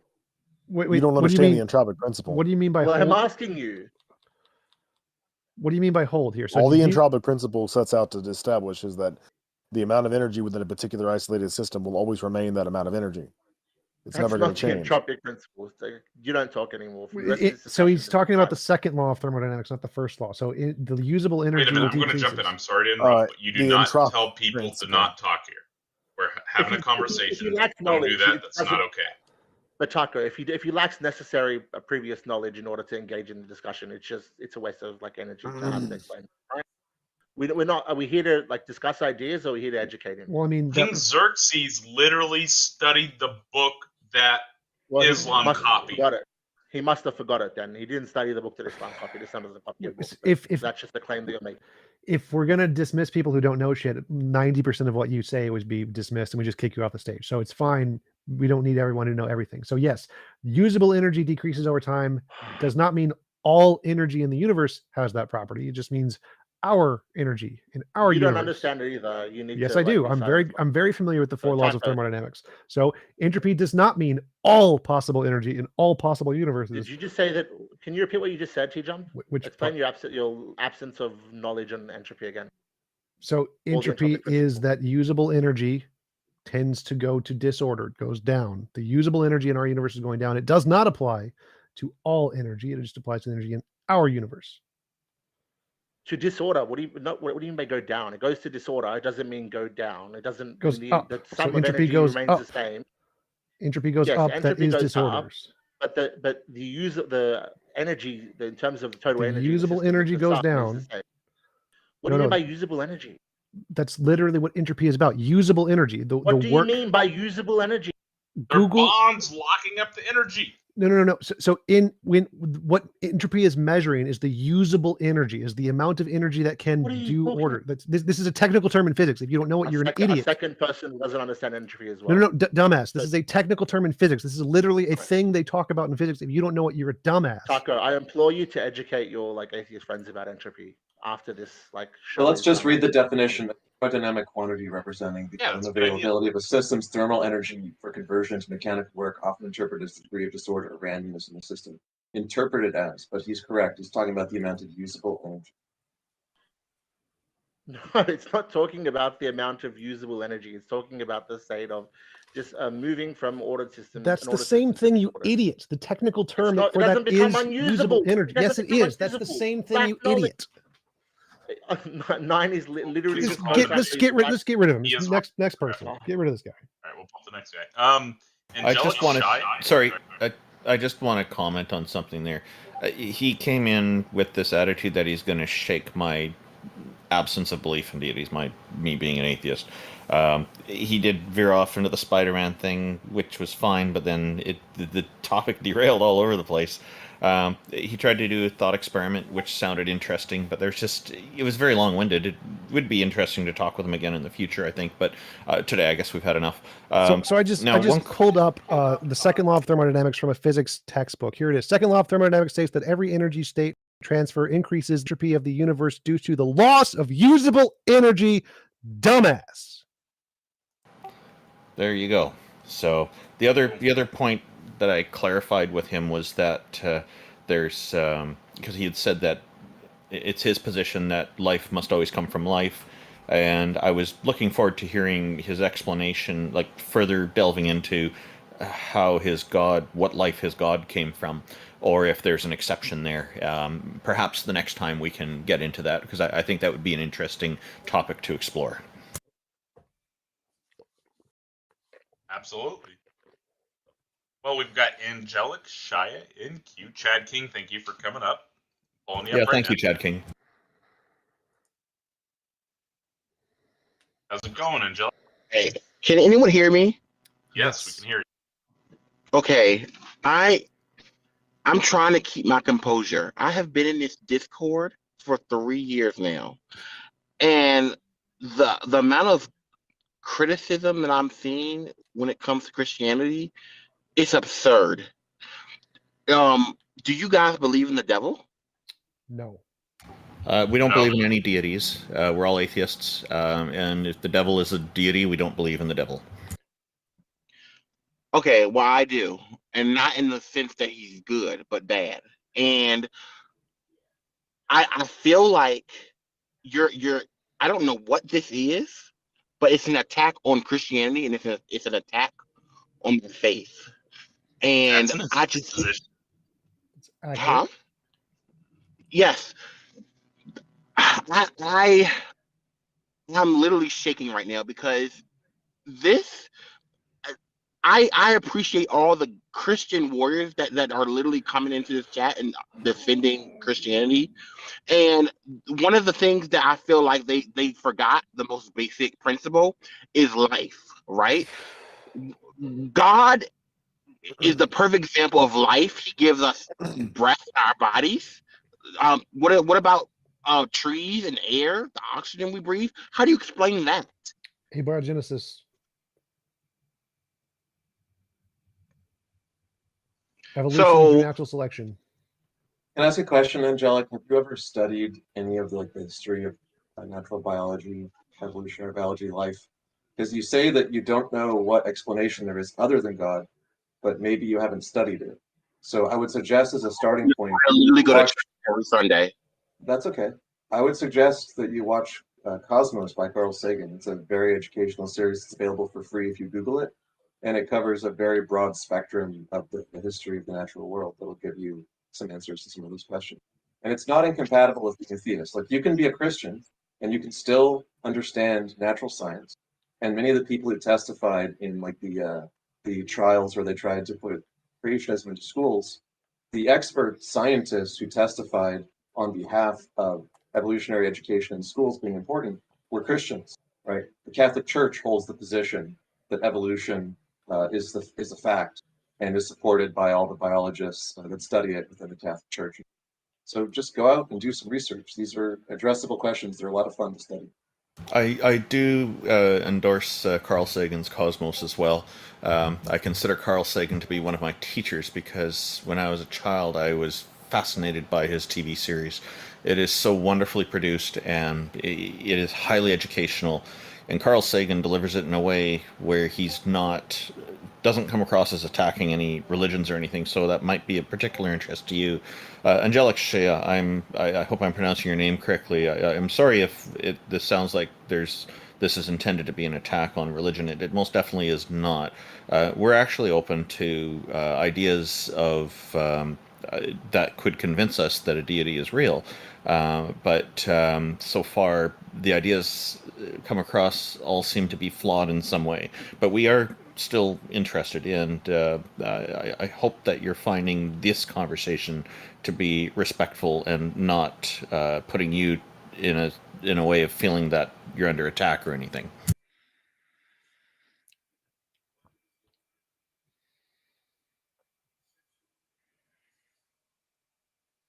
And kudos for calling in, even if you felt nervous about this. Maybe when it's hard to have these types of conversations. So can you convince us any gods exist? Or goddesses. A devil could be a deity as well. Could that do? Supernatural? Immaterial? I'm not hearing any sound from Angelic Shea, so I think maybe there might be that there could be some audio challenges there. If you want to come back with your audio working, we'll gladly take you again. Thank you for joining us. Cool. I'm going to move you back to the audience. If you want to come back up, just raise your hand back up. We'll pull you up after the next person, but I'm not hearing any responses. Aquila, what's up, bud? You came up here and spoke with us previously. I'm inviting you up right now. Really quick because I was late. Hi, everyone. Hey, Peter.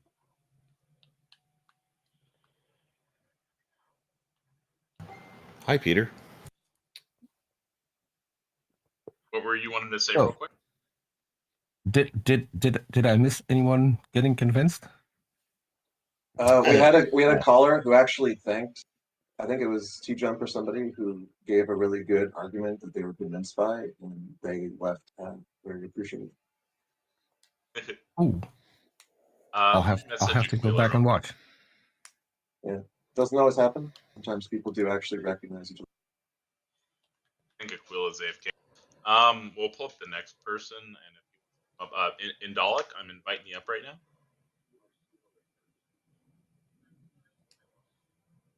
What's going on, Indolic? Hello, Indolic. Welcome. Your microphone is off. Yeah, can you hear me? Yes, thank you for joining us. Yep. I think you've spoke to us a couple of times before, if I'm not mistaken. Yeah.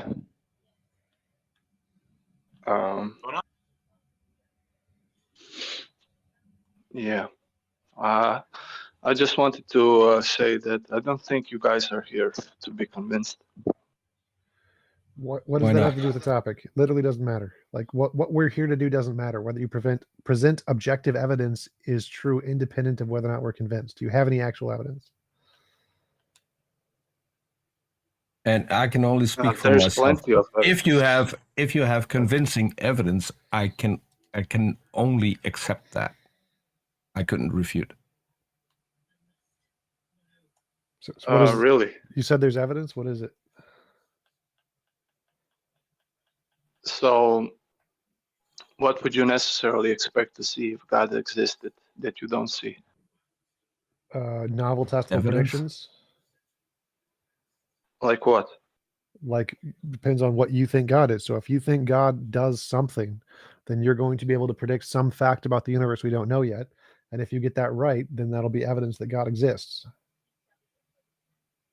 Well, my question is, did you spend your life not experiencing things that you expect to experience if God did exist? Burden of proof fallacy. So if you think God exists, you would need to predict something that you think would exist. Why would that be necessary? That's how evidence works. Like you have to say, I think God exists and this is what we will see. Then do an experiment and see if it is what we see. Indolic, people have asked me what it'll require, like Christians or Muslims, for example, and I'll say, well, look, their deities carry a number of omni traits, such as omniscience, omnipotence, they're omnichronological, and so on. And so my response to them has been that if their deity could grant me omniscience and omnipotence just for a fortnight, just for 2 weeks, so I don't miss this show, then that would convince me. So that would be one example. In the Bible it says all things are possible with God. So I don't think that this is an unreasonable expectation on my part. Yeah, that's why I said, what would you necessarily expect to see? Sorry, Peter. I would like to respond to one thing that he said, whether or not we have been paying attention to all the evidence. Indolic, have you been paying attention to all the evidence there is for universe farting pixies? If not, then why not? Yeah, I think this question conveys certain ignorance, because when we talk about pixies or gods of mythology or Harry Potter, these beings are temporal, contingent, like in moral goodness, like in power. They are created by other beings. They are written by authors that we know are fictitious. So it's really not a good comparison to an ultimacy of reality, the necessary precondition of all contingent things. Okay. So for your God, there's anything else than, let's say, a holy book written by men? There's actual concrete evidence for your particular God? And please, can you tell us Yeah, but which God I you're don't think advocating for? I don't think you find that you want that evidence. I don't think that like philosophical arguments are evidence that I you don't seek think for. mind reading will help. So let's pretend for a second that But we I would like to see asked the the evidence. question and you didn't answer. I still didn't hear an answer, because What was your if you don't question? know what the sufficient evidence looks like, you have no idea what it looks like. How can you be What was your convinced you question? haven't seen it? What would you necessarily expect to see if God existed that you don't see? That's a burden of proof fallacy. Evidence that So, is conclusive of only your God and not anything else. so it's a burden of would proof be a good fallacy one to because start with. you have the God concept. You have an idea that you think God exists. Yep. We don't have that. So if you want us to tell you what we would expect to see if God existed, you would have to tell us what your God would do. You have to tell us that. Which God, right?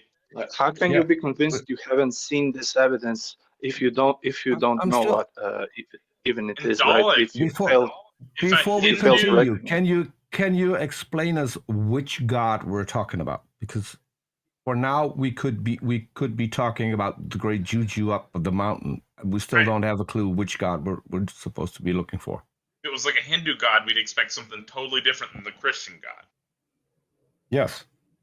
Yeah, that's an. I actually would invoke Darth Darkins when he says this is a cliche, and I would agree with them. This is an atheist cliche. Yeah, Dude, it's we a talk fair about. question. It's a You can cliche answer it. to ask you. It's a cliche to ask you which God you're advocating for. That's a cliche. Just answer the question. Do you want us to just presuppose that you're Hindu and just operate off of the assumption that you're a Hindu? Well, his question was like, I'm sticking with the great juju up the mountain. well, That's my favorite that's God slightly for off now. his question. So his question was, if you don't know what kind of God it is, how would you know that you didn't already see the evidence? And the way I could know that is because if I don't know what I'm looking for, anything I see is just an unknown. So if you said, suppose I saw lightning and I didn't know what caused lightning. Now, maybe that could be evidence of a God if you had predicted, like, I think Thor exists and Thor creates lightning. But if you hadn't told me that before the fact, then it's just post hoc. It's just a fact we see that is unknown. So for it to be evidence, you first have to tell us God exists. Here's the evidence you expect to see in the future. And then we have to see it. If we don't see the evidence after you make the prediction, then it's called post hoc reasoning. You're explaining something after we've already seen it. So that's how we can know that it's not evidence of a God until you actually tell us what kind of stuff we're looking for. Yeah, I'm talking about, when I say God, I'm talking about the ground of all being, that is a mind. Yes. So in order for that to have evidence, you would need to make a novel prediction of something we don't know about in the universe and get it right. Is there a place where we How do can? you know that all state of affairs that persist don't go back to this rational foundation? Because you provided no evidence. Where can we find this mind? But you don't deny that, right? Yeah, well, what physical substrate does it consist Where is this mind? I Where asked can we find TJump if he denies this rational foundation. Yes. So if you have provided no evidence, it's rational for me to conclude you've made it up. It's something that's made up in your imagination. And until you provide some way to differentiate this made up imaginary thing with something in reality, I'm rational in concluding it's something you've just made up in your head. So absence of evidence Can be absence. Right. Yes, absence of evidence can be evidence of absence. So like if I look in my cup and I think there's no milk in my cup and I look and it's empty, the absence of evidence of milk is evidence of the absence of milk. Yes. Are you saying there's a brain floating in space that somehow isn't being destroyed by just space? Yeah, that's beautiful. I mean, it's That's a fair exactly question. what I believe. You said there's a mind. Minds are contingent, at least seemingly contingent on brains. Well, that's not presupposing your belief, right? That's Do an you have inductive argument. It's not presupposition. Like, do you have an example of a brain that doesn't or a mind that doesn't require a brain? Because I mean, I'm open to accepting that if that's a thing that can happen. Yeah, there is evidence for this. Just check Sam Parnia's work. He's a medical doctor. Yeah, I've talked with Sam said- Parnia. The near-death experiences don't work. They're rejected in every academic field of neurology, psychology, cognitive science, and everything else. They aren't evidence of a non-physical mind. Yeah, but he conducted he conducted studies on this Yes. where people's heart stopped. Yes, right? I'm familiar. So there's no way for their brain to process information. Yes, there is. And they nevertheless are able to come back when they're revived from clinical death. They're able to come back with information. Yes, They and shouldn't have- so shouldn't that have second statement you said is provably false. It's why Sam Parnia's work has been debunked, because there is still ways for the brain to process information, even if the heart isn't working, because the heart isn't the brain. So your brain is still processing information even when your heart stops, because the electrical signals in your brain aren't contingent on the blood flow. They continue to work for like an hour after the blood flow just fine. And there's parts of your brain that continue to function long after that, because the things in your brain are electrical. They're not contingent on the blood. So if your heart stops, your brain and your electrical signals continue to function, continue to process information. And so you can continue to hear, see, taste, touch, and all of those things are saved as conscious memories. I can vouch for that. Without Because blood that pumping through happened. the That brain, happened. brain That happened to me. process information. Yes. That happened to me. I had a cardiac arrest, and my brain didn't stop functioning. So your brain can continue to function after your heart stops. Yes. Yeah. Okay.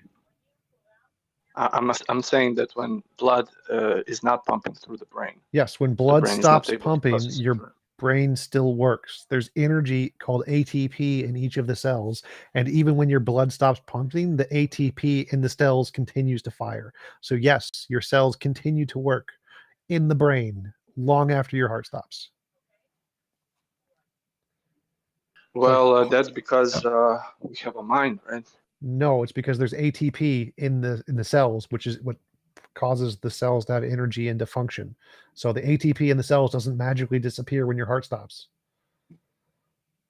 Yeah, and you can also say that the mind is a product of the brain. So as long as the brain is working, you have a mind. If the brain stops working, you don't have a mind anymore.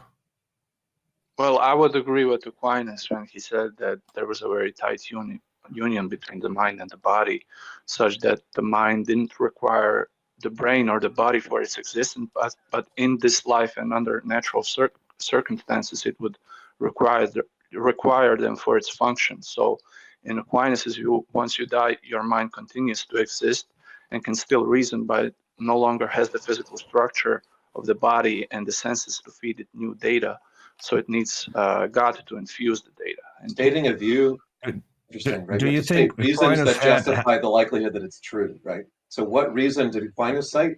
Theology, right? He had no reason to believe that it was justifiable today by our standards. And you haven't presented anything. You just said you liked his view, right? You've argued back and forth about various subjects which you don't know much about. What reason do you have? And I'm wondering, did Aquinas have access to modern day science? No, it was pre-modern day 2022 science.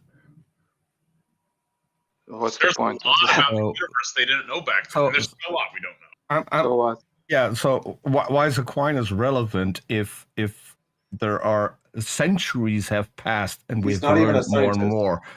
It's just He's the just a genetics. theologian. I'm looking He's at a the merits of theologian. his Yes. information, He knows not nothing. from when he talked or who talks. I'm looking at the information he's presenting. Can I ask you a question? So you defined your God. So how did you learn about this God? It was revealed to me because I repented. Revealed how? And when you repent, the Holy Spirit reveals truths and reveals that is the stating truth. that is stating the claim again. I asked revealed how. Not that it was Revealed revealed, how? but how? How? through certain occurrences, through certain people, to reading of the Bible, through evidence, objective Oh evidence, wait, to this subjective experience. is important. This is important because now we've got a different God. Now we've got the God of the Bible, not the vague one you started out with. Which of the two do you believe in? same one. The vague one you defined at the start, or the God of the Bible? Because that one comes with a lot more than just the attributes that you mentioned. It's the same one. Yeah, It's the same one. there's only one God. Yeah, it's the God of the Bible. The God who described the earth as flat. That God. No, it didn't. No. Yes. Yes. You brought up the Bible. You don't know what the Bible says about the shape of the earth? Yeah, I know the verses you want to bring out. We can talk about that, but I there are thought you guys trees. want There are arguments for trees that. and mountains. There are trees and mountains, and if you go at the top of either of those, you can see the entire earth. That means the earth is flat, right? Or is it transparent? What is the literal sense of the passage is not always as obvious in the speeches. If you can see the entire earth, if you can see the entire earth from a mountain or a treetop, so that means that you can see Australia if the tree is in the U.S. Am I correct? Yeah, I'm trying to tell you that when we interpret the Old Testament, we need to go wholly back in the spirit of those remote centuries, right? So we need to use philology, ethnology, archaeology, other sciences, right, to determine what modes of writing they are using. Okay, so your God gave you a text that is up for interpretation, and it therefore is that's up the job of the church. for mutual exclusive interpretations, because I interpret it to be to say that the You don't earth have is the flat. authority of binding and loosing. That's something Jesus gave to apostles. That's why we have a church. You just said we have to interpret it. Yeah, we all have we all rational beings, so we cannot read scholars on this, right? We can use sciences. We can study these texts and see what they are doing. But the ultimate authority of the scriptures is. But isn't the Bible meant to be when I'm understood speaking, by every believer, and shouldn't every believer read the exact same thing, or is God creating confusion? Because I'm pretty sure there's a verse in the Bible that God isn't the author of confusion.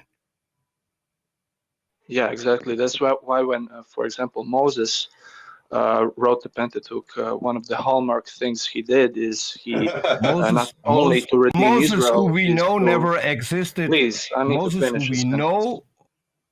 Moses, please, who we man. know never existed. Please. Wrote. I need to finish my sentences. Peter, please. Sure. So yeah, go ahead. My apologies. He was not only a prophet and a shepherd.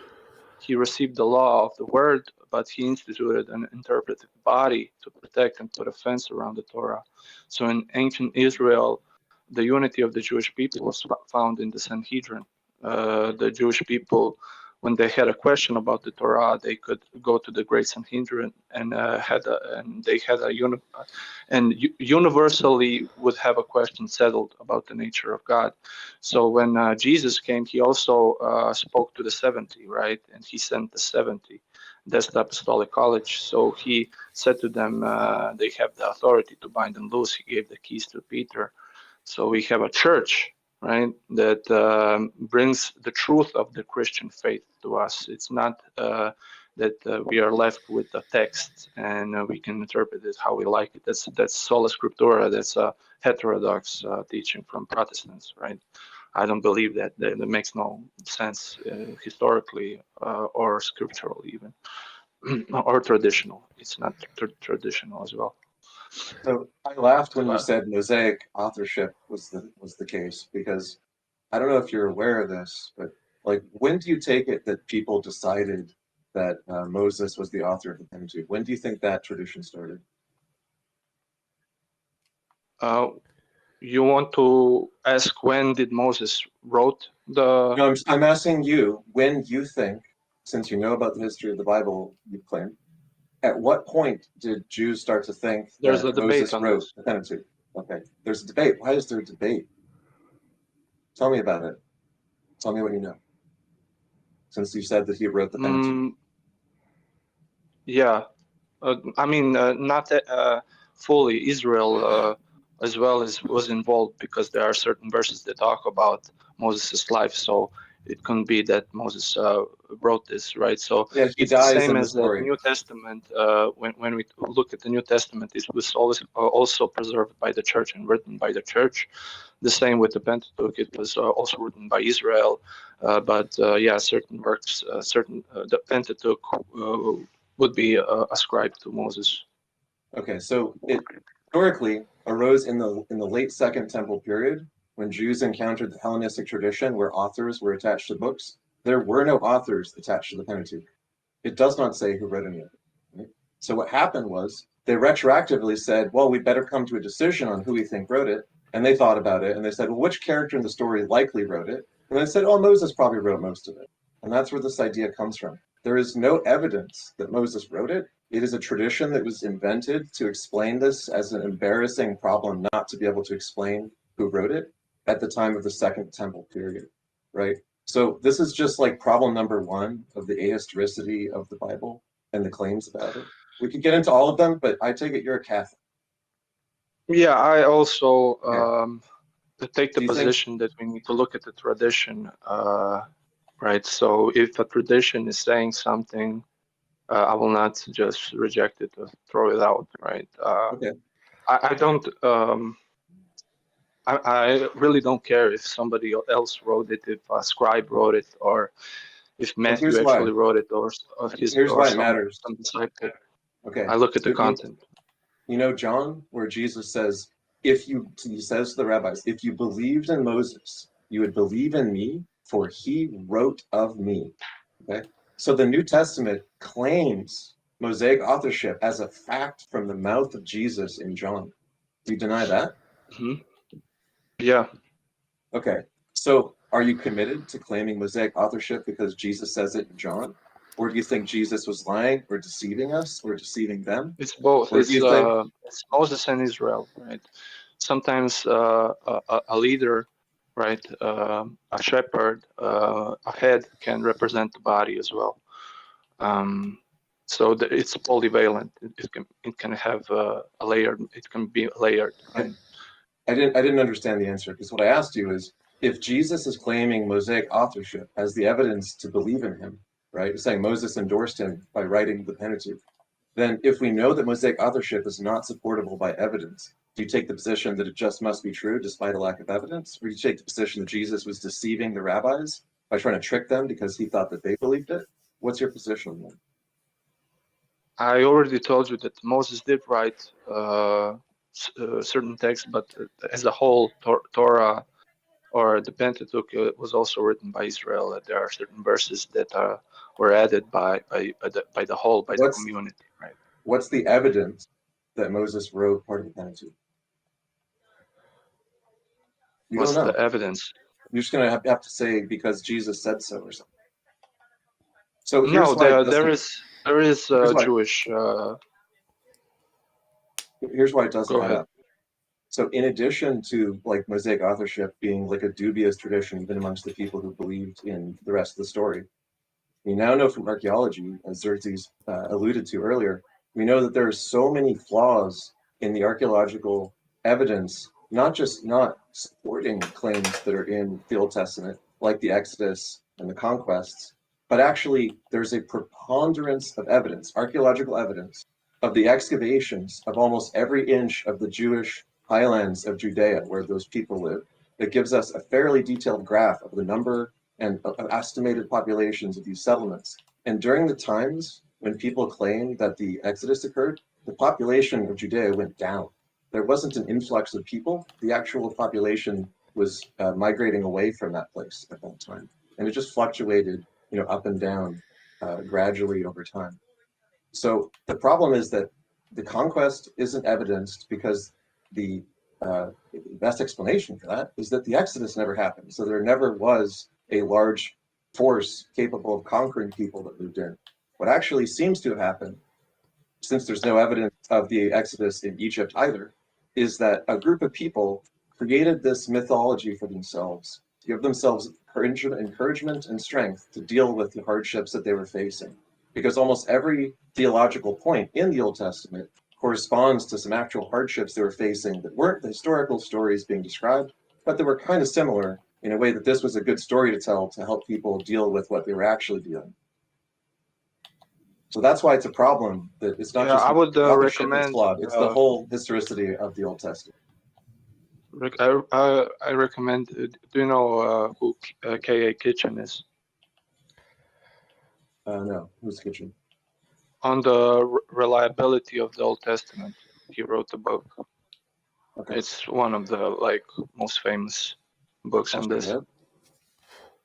So if you really want a preponderance, like a myriad of things, yeah. So a guy born in a guy born in 1932, you're saying is the authority that we should trust on this. Now, more recent archaeology. Yeah, the amount of evidence he provides in the book is interesting, right? The book itself, but there is a lot of new evidences as well. There are even I can send you some books, right, on this, but there is of course a debate. Yeah, let's exchange I think books. Maybe another time we can talk more further. You can call in again and we could discuss the exchanged evidence and stuff. But I would start you with something called The Bible Unearthed. The book and the documentary film that it's based on held up very well in current archaeology. And it includes the figures of the exact numbers of settlements unearthed from the complete survey of every inch of the highlands of Judea, which is the contra evidence, not just a lack of evidence. Like, oh, we haven't found the secret Jewish settlements. No, we found the settlements, we counted them, we can plot them to different time periods, and they just blatantly contradict every version of the Exodus story that's possible. So that's the more recent archaeology that this book wouldn't take into account. And once again, the book is called The Bible Unearthed, and it's by Finkelstein and his partner, I can never remember. And there's also I think there is plenty of evidence for the Exodus, but I don't think it's beyond the scope of this call. It would be a good thing to debate this right now. But send me your books. I'll send you mine. You can come back when you've had a chance to review your stuff, and I'll review the stuff you send me. Because what often happens with certain archaeological this kind of liberal scholarship, they just throw out the Bible altogether, and because the evidence contradicts it. Lots of them start out theists, no, that's just strong believers who go into the field because they want to find the evidence, and lots of them find they cannot support it once they get there. Yeah, you cannot just throw away the Bible from out the window. And you can't just throw away archaeology because you claim that they're all just non-believers who refuse to believe it as a code, right? Many of them go into the field because they love the Bible. That's why they study biblical archaeology, right? Anyway, I'll send you the I'll send you the link. If anybody wants to find it, it's on topdocumentary.films.com, and it's called The Bible. Is there anything else, or is that where we're at? Okay. Indalik, thank you for coming up. Do you have any closing statements you'd like to make?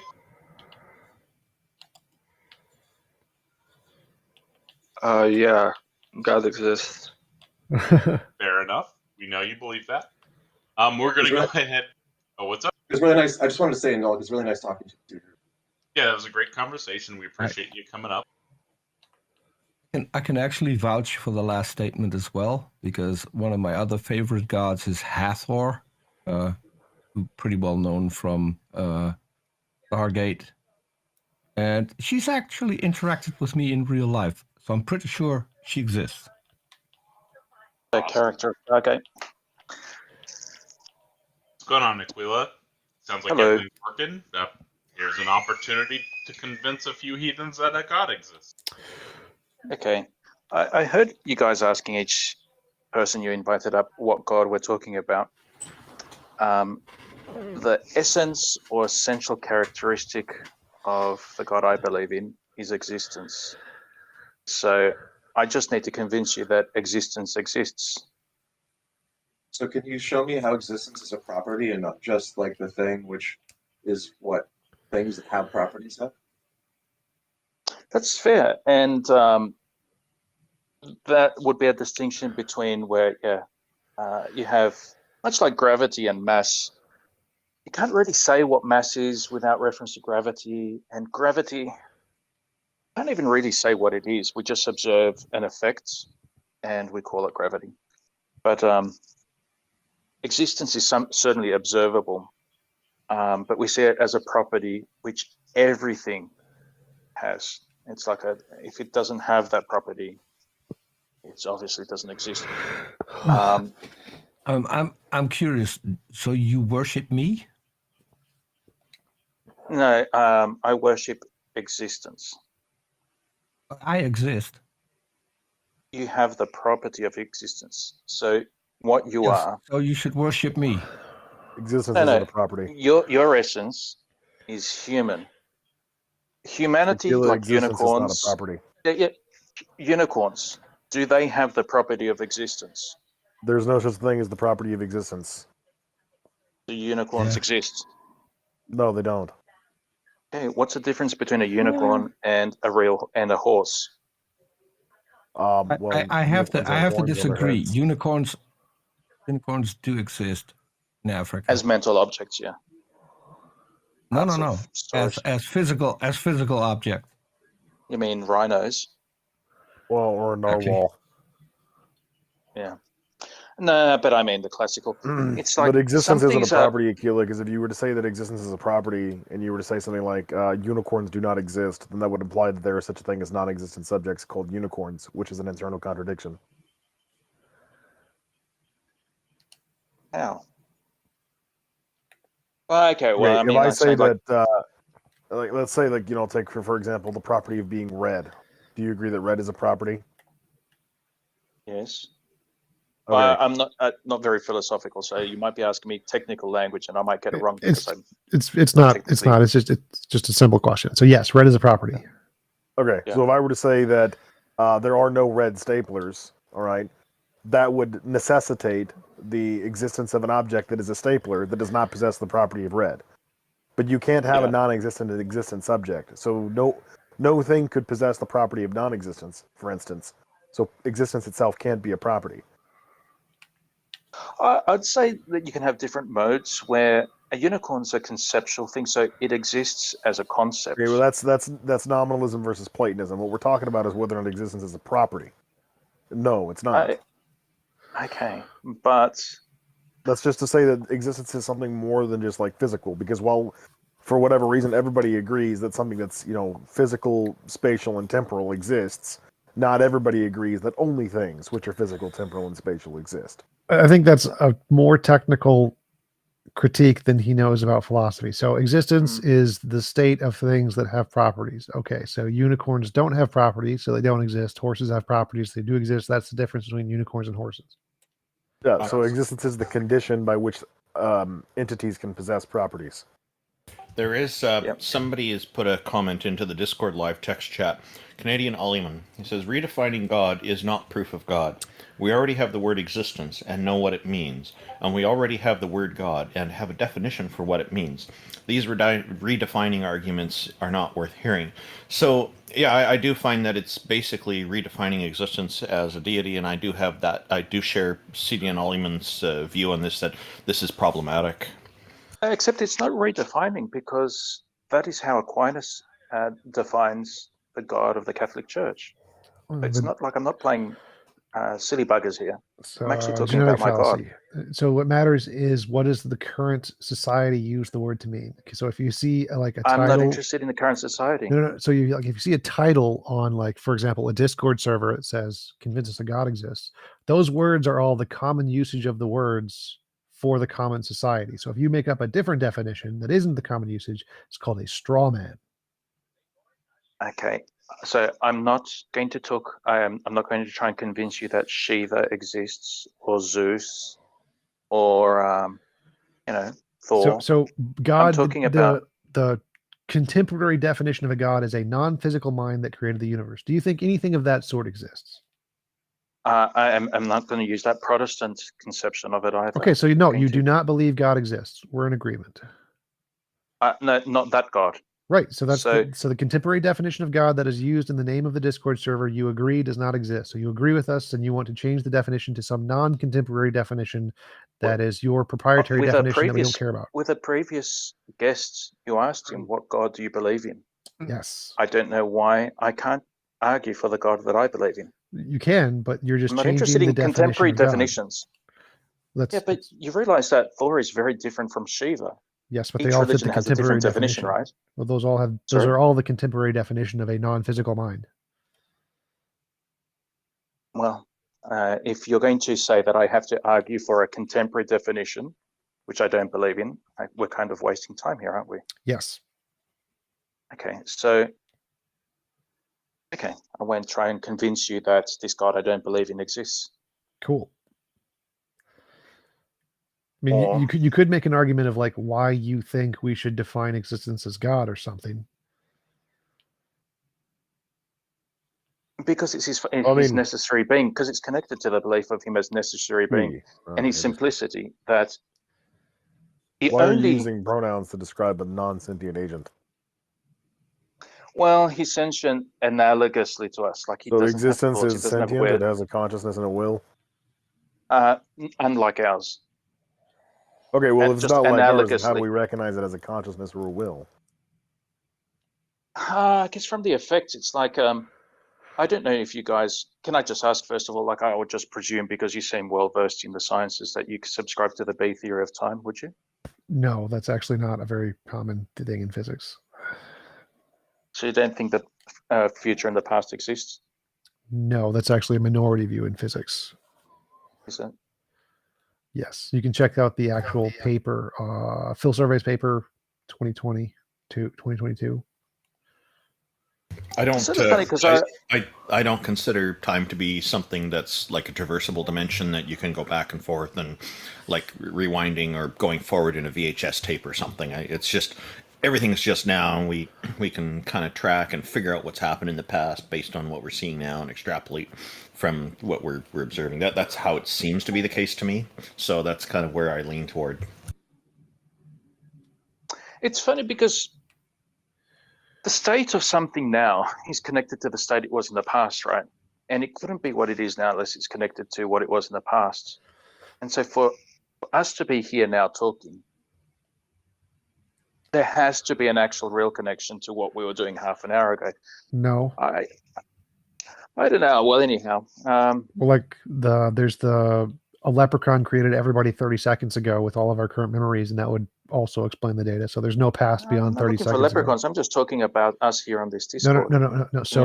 So there is no connection to the past because a leprechaun literally could have created us a 1/10 of a millisecond ago with all of our memories of what we thought the past was, and they were just false. So we have false memories of the past when it's not there, and that would all still create the exact same world we see today. So no, there is no necessary connection to the past, to the current state of affairs. Well, the past then would just be the subjective perception that there is a past. Which means there is no past. Well, it's a different thing what we mean by the past. It's like it wouldn't be comprehensible like to be speaking English unless we had a perception or a subjective perception of how words are used and having learned them, and I don't know. Like, I mean, no, we can anyhow, download language. We can download language into the mind of a person like a computer, and they can still use it with no past. Okay, well, I mean, the past, I mean, you could just call, and I guess you're going to dislike it because it's almost redefining where it's the prior to the current activity, and the prior could just have happened 1 millisecond ago, but it's still very necessary. But it's by the by. But is this leading somewhere? No, it's just chatting. Like last time I visited here, like I think I said back then, and I guess I'd say it now. I'm not a fan of arguments, but rather because it's the task is to convince, and when it comes to God, I don't think arguments are convincing. So there's other ways to convince. So I think discussion is one of those ways. Not it just disposes; it doesn't convince in itself. Well, just for example, if you wanted to convince me that like we live in a simulation that was created by some creator, wouldn't be necessarily God by theist standards, but like you could convince me by convincing me that simulations are feasible, likely to exist, or that the universe has properties which suggest that it's some approximation or simulation in some way. Like there's all sorts of things you could say that would support that, that we could argue about. So it seems like arguments would be persuasive. I guess no, but okay, that's an interesting one. Like the simulation one, I guess what you'd be searching for, and I'm sure some people on LSD have searched for it. You'd be searching for glitches in the simulation, where the simulation breaks down. Or just extreme feasibility and like utility, right? So the simulation hypothesis says, there's this great benefit from like running ancestor simulations of universes because you can learn things from them or something, or they're entertaining. And then, is it feasible to build them? Well, if it is, and you can build lots of them easily, then it's likely that lots exist. All of those things would point, if you were convinced of them, to the likelihood of a simulation hypothesis. I happen to think it's not very feasible and not very useful, like people claim it is, but I think you can make arguments that religious claims can be like a scientific hypothesis if they do make any kind of novel predictions. Yeah. Anyhow, returning to the topic, I'm not trying to be a sneaky little, excuse the I almost said the C word because I'm Australian, but for Catholics, God, his essence is existence, and then you have like necessary existence and secondary existence. Like creatures are an effect of necessary existence. How do you distinguish the two? It's like one of those things which I wouldn't know about, but to say that existence exists, it does. I mean, it's just observable. I mean, there's just nothing that we can conceive of which doesn't exist. Even unicorns, they have a certain existence as literary artifacts or mental imaginings. But it's the one quality, property or state or grounding or whatever the correct language is, that everything, absolutely everything everywhere shares and has, and if the past has existed, a century ago, yesterday, the Big Bang, whatever, it's something which everything necessarily has. Well, no, because there's things that stop existing, and so they did exist at one point, and then they stop existing, and now they no longer share that property. Yeah, but for them to have been, they had to have had being. Right. So it was a temporary property that they temporarily shared with something temporarily. Yeah.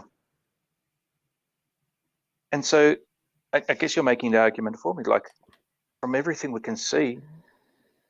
I guess the more organized things that we see, maybe not the more fundamental things, but like the subatomic or fields or what have you. Why does it matter that they share this property? So what? Well, it's like when you see something that has motion, you know that something's put it into motion. There's been an interaction there. There's been some sort of cause. And I'm not trying to do this Aquinas course. It's always been in motion. Yeah. Why do we assume that rest is the default state of existence? We don't. Okay, well then if something's in motion, then perhaps it's always been in motion. Yeah.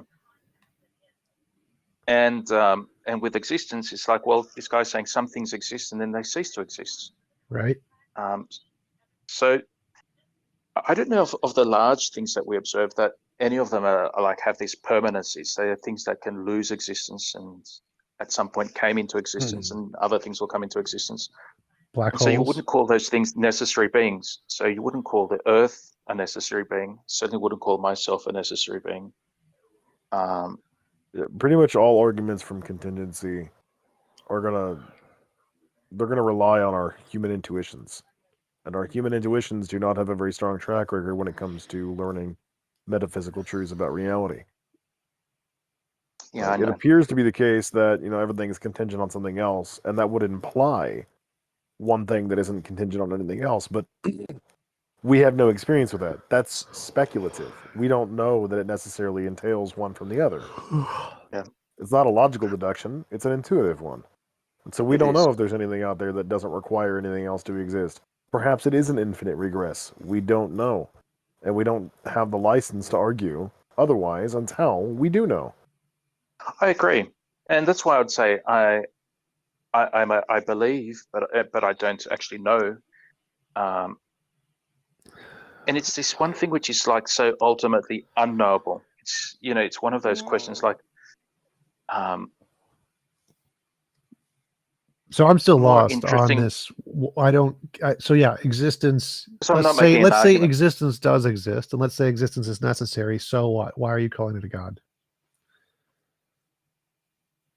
because it's the most ultimate kind of existence, and So probably the most simple kind of existence. so why are you calling it a god? So what?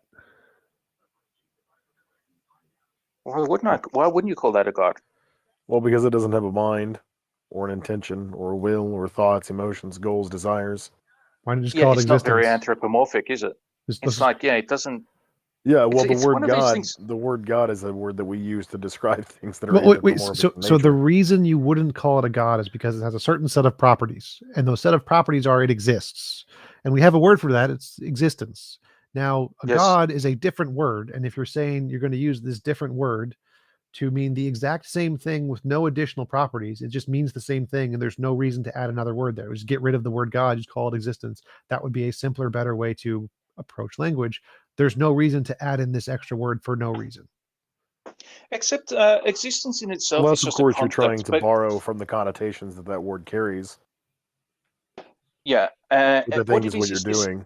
it's to have a reverence for it.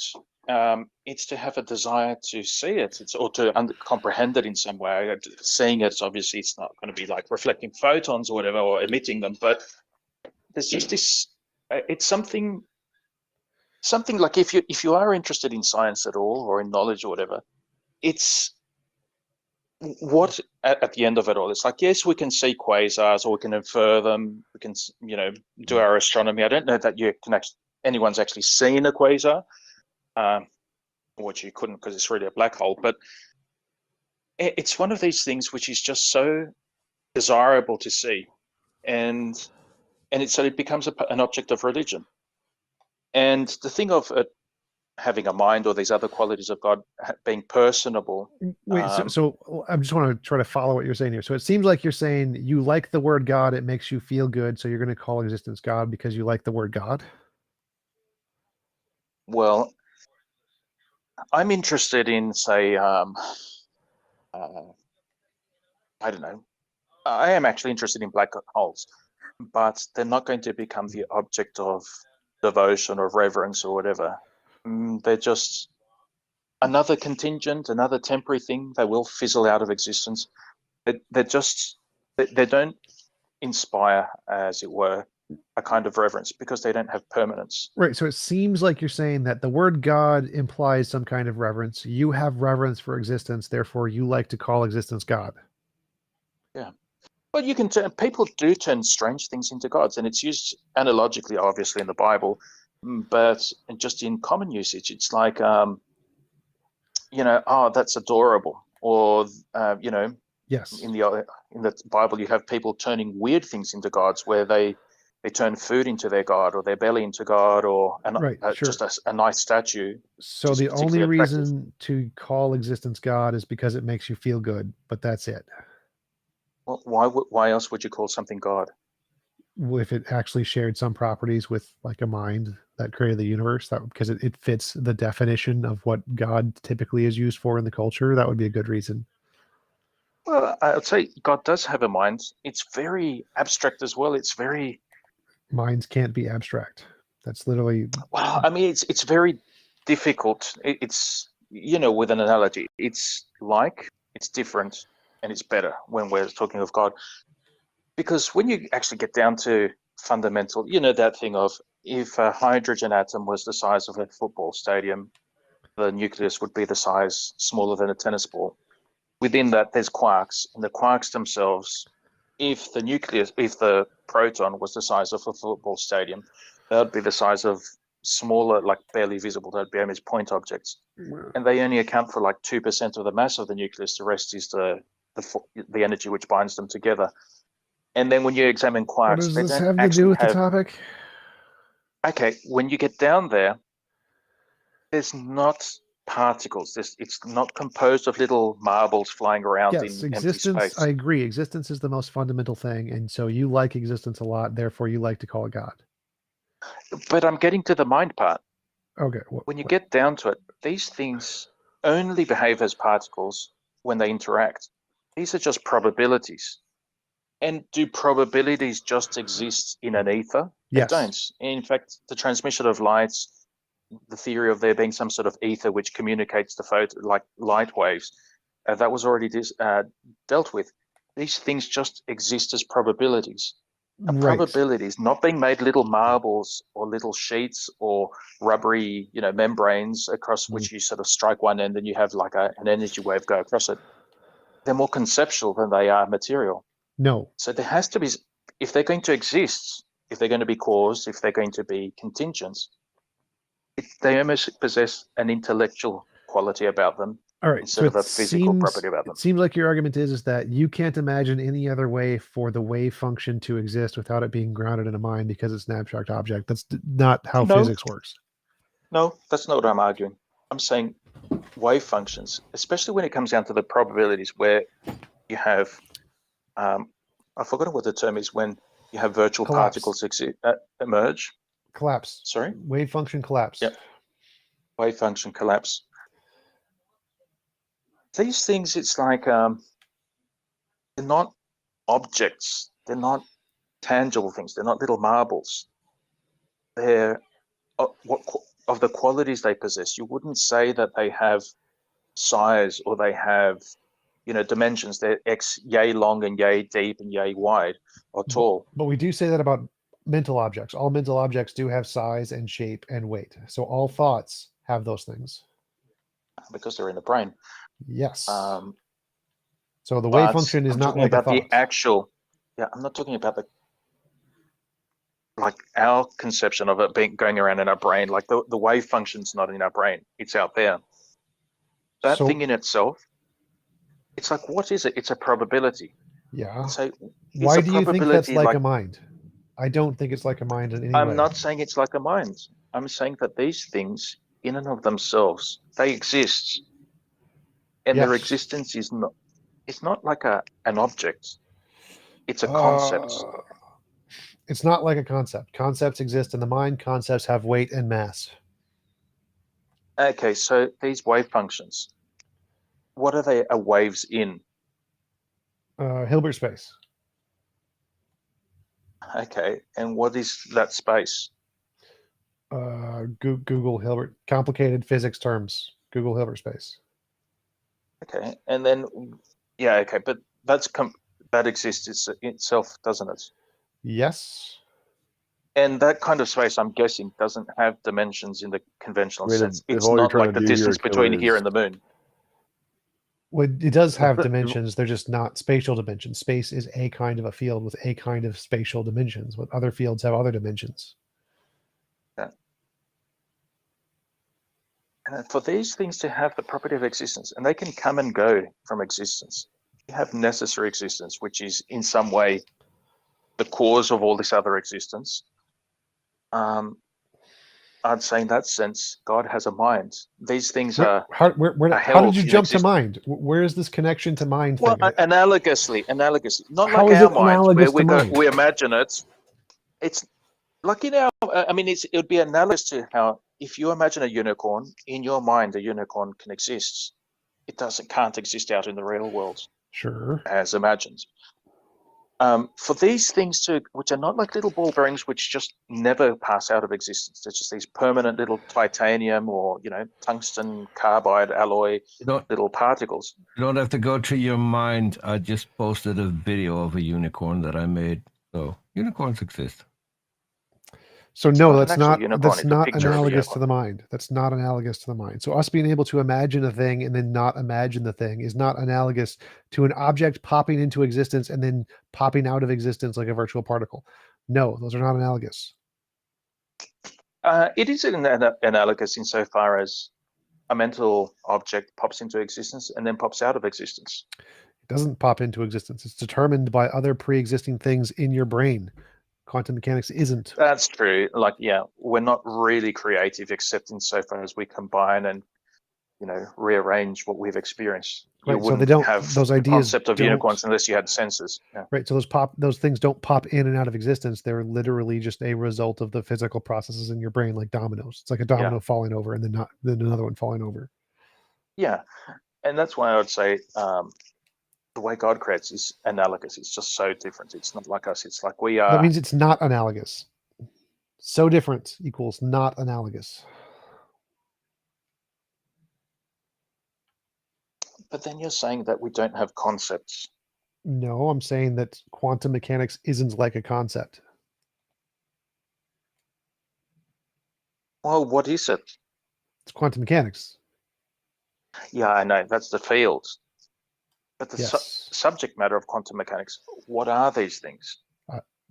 That there isn't anything more primitive. You don't get to make analogies to things in our world. Our world is not like quantum mechanics. So you don't get to make an analogy and say it's like thoughts, therefore it's a mind.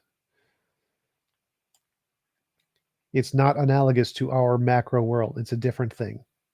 Yes, that's precisely why I would think it's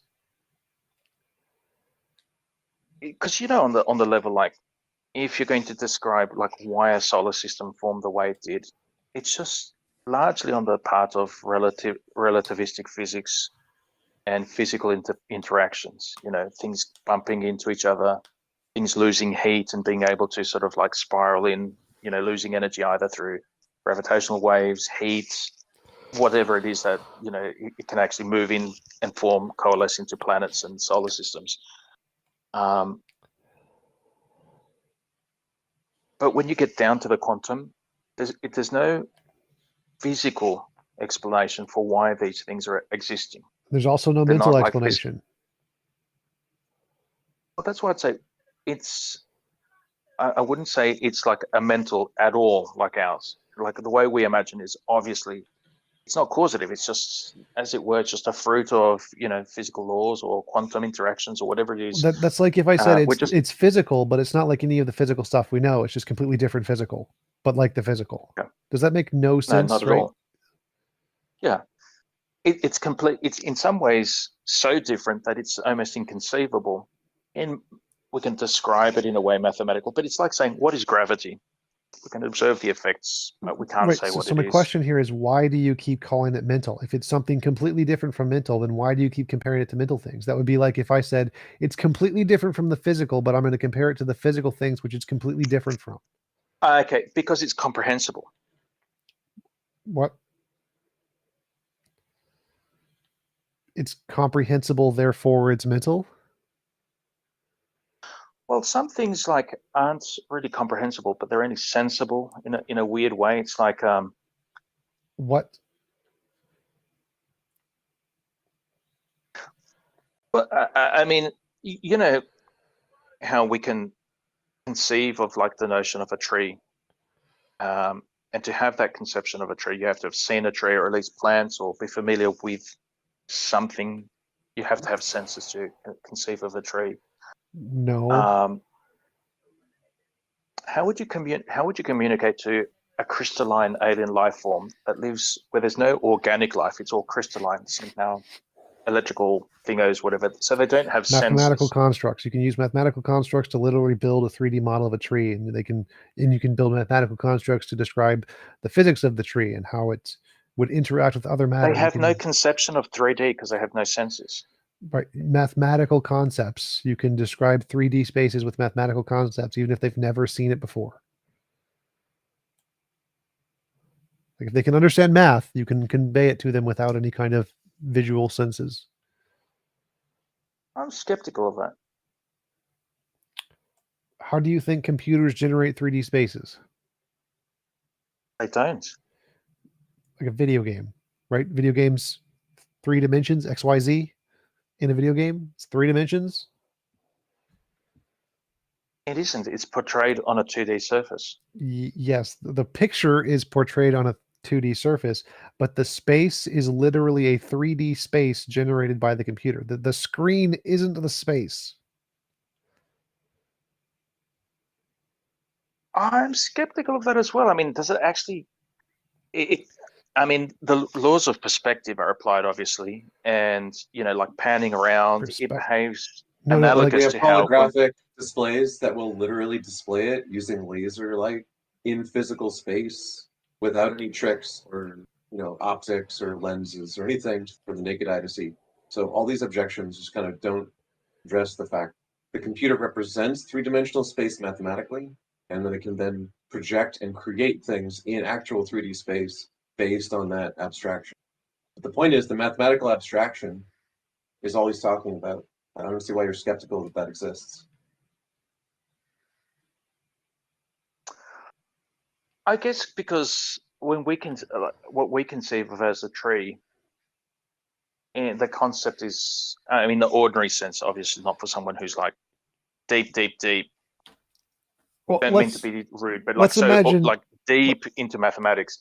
Our concept of a tree is trunks with leaves and what have you. And let's imagine that we put you in a video game. So you're in the screen. You're all you see is the screen and nothing else. So that means your entire world is 2-dimensional. But what you're seeing, you wouldn't be able to see the screen. What? So in Flatland, you only see edges. You don't So we're see. saying that you see the screen and nothing but the screen. So all you see is the 2 dimensions, X and Y, and that's it. But what's being portrayed on the screen is a video game. So what you think you see is a 3D space. You think you see a tree, but really it's only 2-dimensional. So you can understand the tree in 2-dimensional space as a 3-dimensional object because it's portrayed that way. So a mathematical representation is kind of like the screen. So the mathematical representation can portray what a 3-dimensional object would look like, and things that don't see in 3 dimensions could understand it mathematically, just like you understand it by looking at a 2D screen. I'm skeptical of that because what's in the actual computer is not 3 dimensions, it's ones and zeros. Yes. And what goes on the screen is something which works for us. Like there are animals that like no, there are animals. Did you hear the part about the hologram? You can literally project a physical object into space. There are animals like mammals with binocular vision. I don't know about the binocular, but there are animals with 2 eyes, mammals, who cannot recognize pictures on a 2D surface. It just happens to work for us. Yes, the computer can process this, it can represent it in a certain way, but it represents it in a way that we can interpret to reference our memories of 3D objects. I don't think for something which hasn't had sensors, you could send a lot of information to this thing. We've literally done it. So we've literally programmed AIs to recognize a 3D space and then learn and compete against itself in a 3D space. It knows it's in a 3D space. Look at 2-minute papers. What a time to be alive, fellow scholars. Hello, fellow scholars. My name is I don't know. That's a lot of logic gates. I mean, it doesn't actually know that it's in a 3D space. It's just you're just a lot of logic gates, right? You can make the exact same claim about neurons. Well, I don't know. I'm not into computers. I mean, so I don't even own a computer besides the phone. Your brain is a bunch of logic gates. That's what he's saying. Your brain. Well, we don't really know how some of that even stores memory. We do. As far as I know, how. With logic gates, called neurons. You have a neocortex composed of cortical columns, of about 2 million of them. They are composed of about 200 mini columns. They process information that comes in. The information is mostly vertically aligned to go into a hierarchy of recursive functions to categorize it. If it's deeper than that, it goes into hippocampus for long-term memory storage, which is linked to the neocortex. That's like a rough wiring diagram description. Yeah, I know, but how is it actually encoded into the individual neurons? Because there are. So you know what a neural network is? Total. This is the obligatory explain how a neural network works things. Okay, so a neural network in an artificial neural network is mimicking what the actual ones do, so much so that when we do biomimicry, where we try to make a neural network with the analogous number of neurons in the analogous number of layers, like a cortical column, like for the perception system in a self-driving car, it turns out that the exact number of layers that we find in the brain, which is about 6 in the neocortex, works ideally for artificial neural network perception as well. So the thing does an analogous job using an analogous set of abstractions of the physical things that it's abstracting.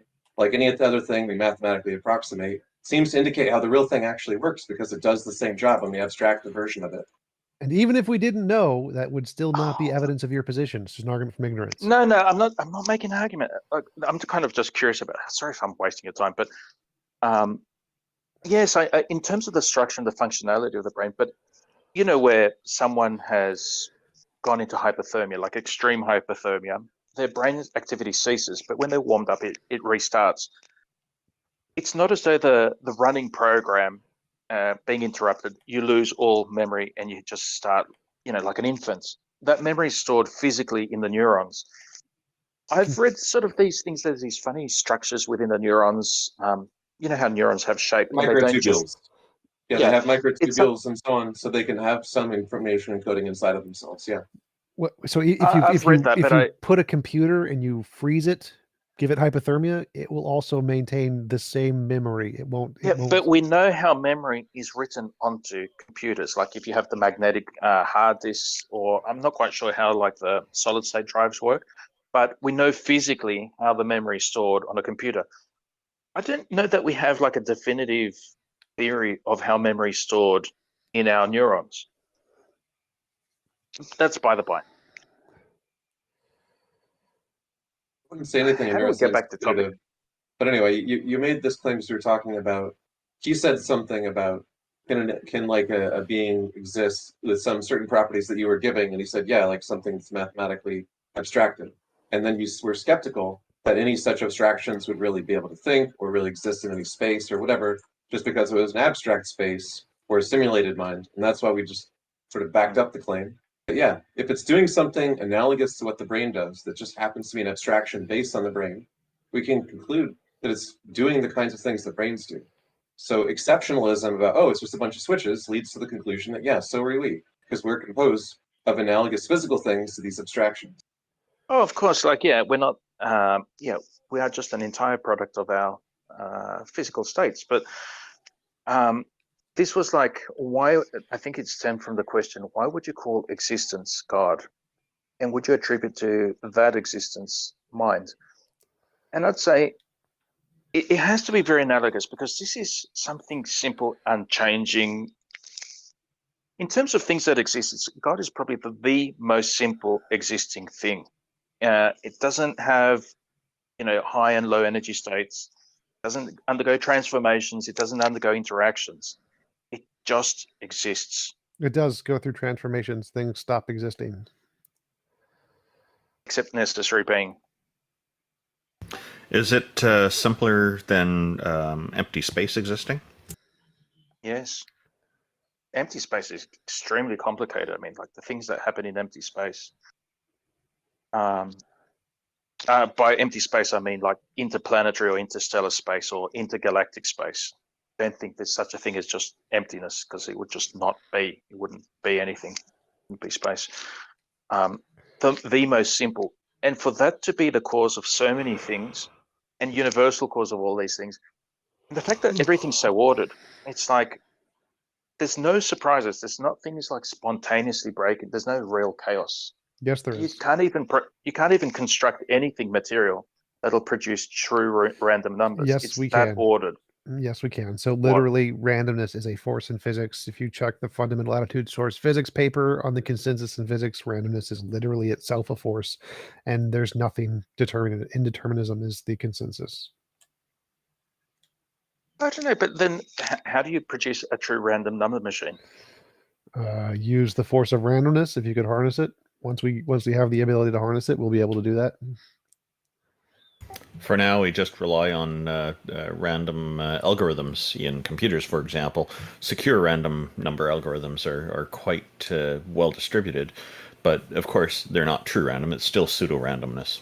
Yeah. We could conceivably use something like radioactive decay. Yeah, or put a video camera into a paint can with no light and see what it picks up. We already used radioactive decay for keeping and so on. Yeah, but for people at home, the camera in the paint can is going to be a lot more feasible.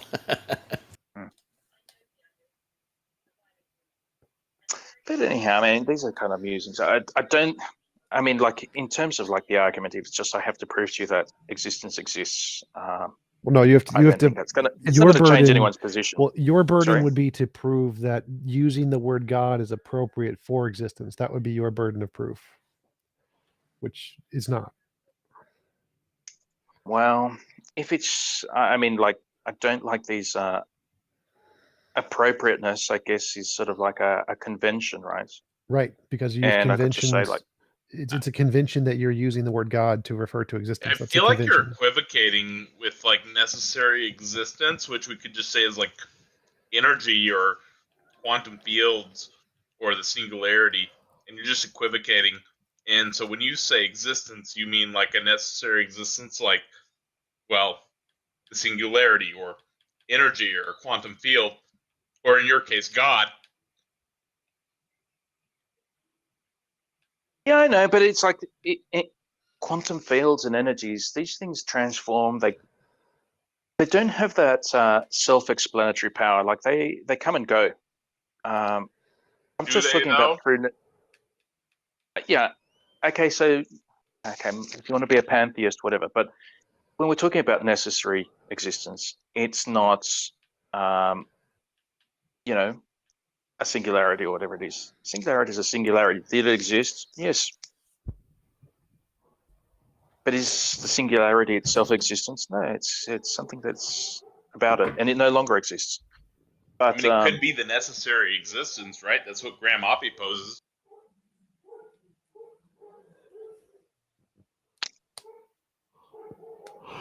I don't know. Like if you look at that Penrose scalar field, you know, when the universe gets so diffuse after heat death, that you just rescale it, and it resembles a singularity going into Singularity Big Bang. would still be necessary. It'd be necessary in all cases of any universe existing in that case. It's the scalar field thing, like a cyclic cosmology. Yeah. I know there's quite a few different proposals that basically just suggest that some kind of cycle repeats such that there isn't heat death. This is just equivocation. You can prove that existence exists, but if you're equivocating existence as a necessary existence, and there's a ton of different options available for that necessary existence, God wouldn't be necessary by definition. Yeah, but the singularity isn't. If you have this like cyclical universe, the singularity is not really a thing. It's just a matter of scale. It is just like a heat death universe where there's nothing interacting, and it's just emptiness with photons, light years away from each other. In So fact, can you beyond, prove a God, or is this just equivocation? I'm just defining what my God is. It's And just by definition, existence exists. I mean, whether it's appropriate to make that the object of religion, it's appropriateness is, I guess, it's a sentiment or it's a consensus or something like that. And I'd say that's the God of my religion. And there's over 1 billion people with that at present. Who knows how many through history, billions. The number of people who believe it is irrelevant, though. I know, but when you're talking about appropriate, like, is it appropriate to wear a suit to a wedding? That's a matter of consensus. Is it appropriate to call this God? Is it appropriate to call your coffee cup God? Most people would cringe at it. And these are all subjective points. Yeah. Too. At the year 2022, it's intellectually embarrassing to admit that you're a theist amongst most learned scientists. So no, it's not really appropriate in elite circles anymore to hold your view. I know, but that's one of the things. It's like that's very much part of my religion. It's this sentiment, you would have heard it for sure. And unless you take up your cross and follow me, you cannot be my disciple. The cross there is something which was constructed by Romans who hated the Jews, or dominated the Jews. Look, first you said it's appropriate to be Catholic, and then when I said the opposite, you just took the opposite view. I'm just saying that's irrelevant. I know, but it's difficult. Like if you're going to, as a physicist, if I don't know if any of you are actual professional, like that's your occupation or qualification. But if you're going to be a physicist and you make part of the object of your study as a physicist, and you start calling that God, you'll be really ridiculed, right? And that's the cross itself. You know, it's been sort of made into like a religious symbol, but what it was the type of execution which stirred contempt, like the greatest contempt, both from the empire and from your fellow citizens. And it's this willingness to sort of take a little bit of embarrassment. And whether it's appropriate to be calling existence God and you're just going to be mocked over it, I don't know. Like, do you consider that thing something desirable to know about, desirable to see? It's an object of desire for me. How about we just drop the aesthetics and popularity arguments? That was my point. Just So we're gonna like calling existence. I agree with all CD and Olliman earlier. It's existence is already pretty clear to most people in a general way what it is. Just God as existence is taking God and saying that God is everything, and that's something that. No, God isn't everything. God is existence. Yeah, and I'm not on board with that. That doesn't work for me. Why can't you just say the necessary being or the necessary existence when you're talking about necessity? Why can't you just say necessity? You're just saying existence, and that's equivocation. Because because that's the language Aquinas uses. Like, and it says it biblically. It's like I dislike referencing the Bible too much because the Protestants. It's an inspired book which I read for inspiration. I don't read it for arguments, but it is in the Bible. This thing where Moses is reported to have asked, "Who shall I say sent? Or who do I say you are? I am that I am." And that's Aquinas interprets that to mean that he's saying, "I'm not a thunder. I'm not the frightening.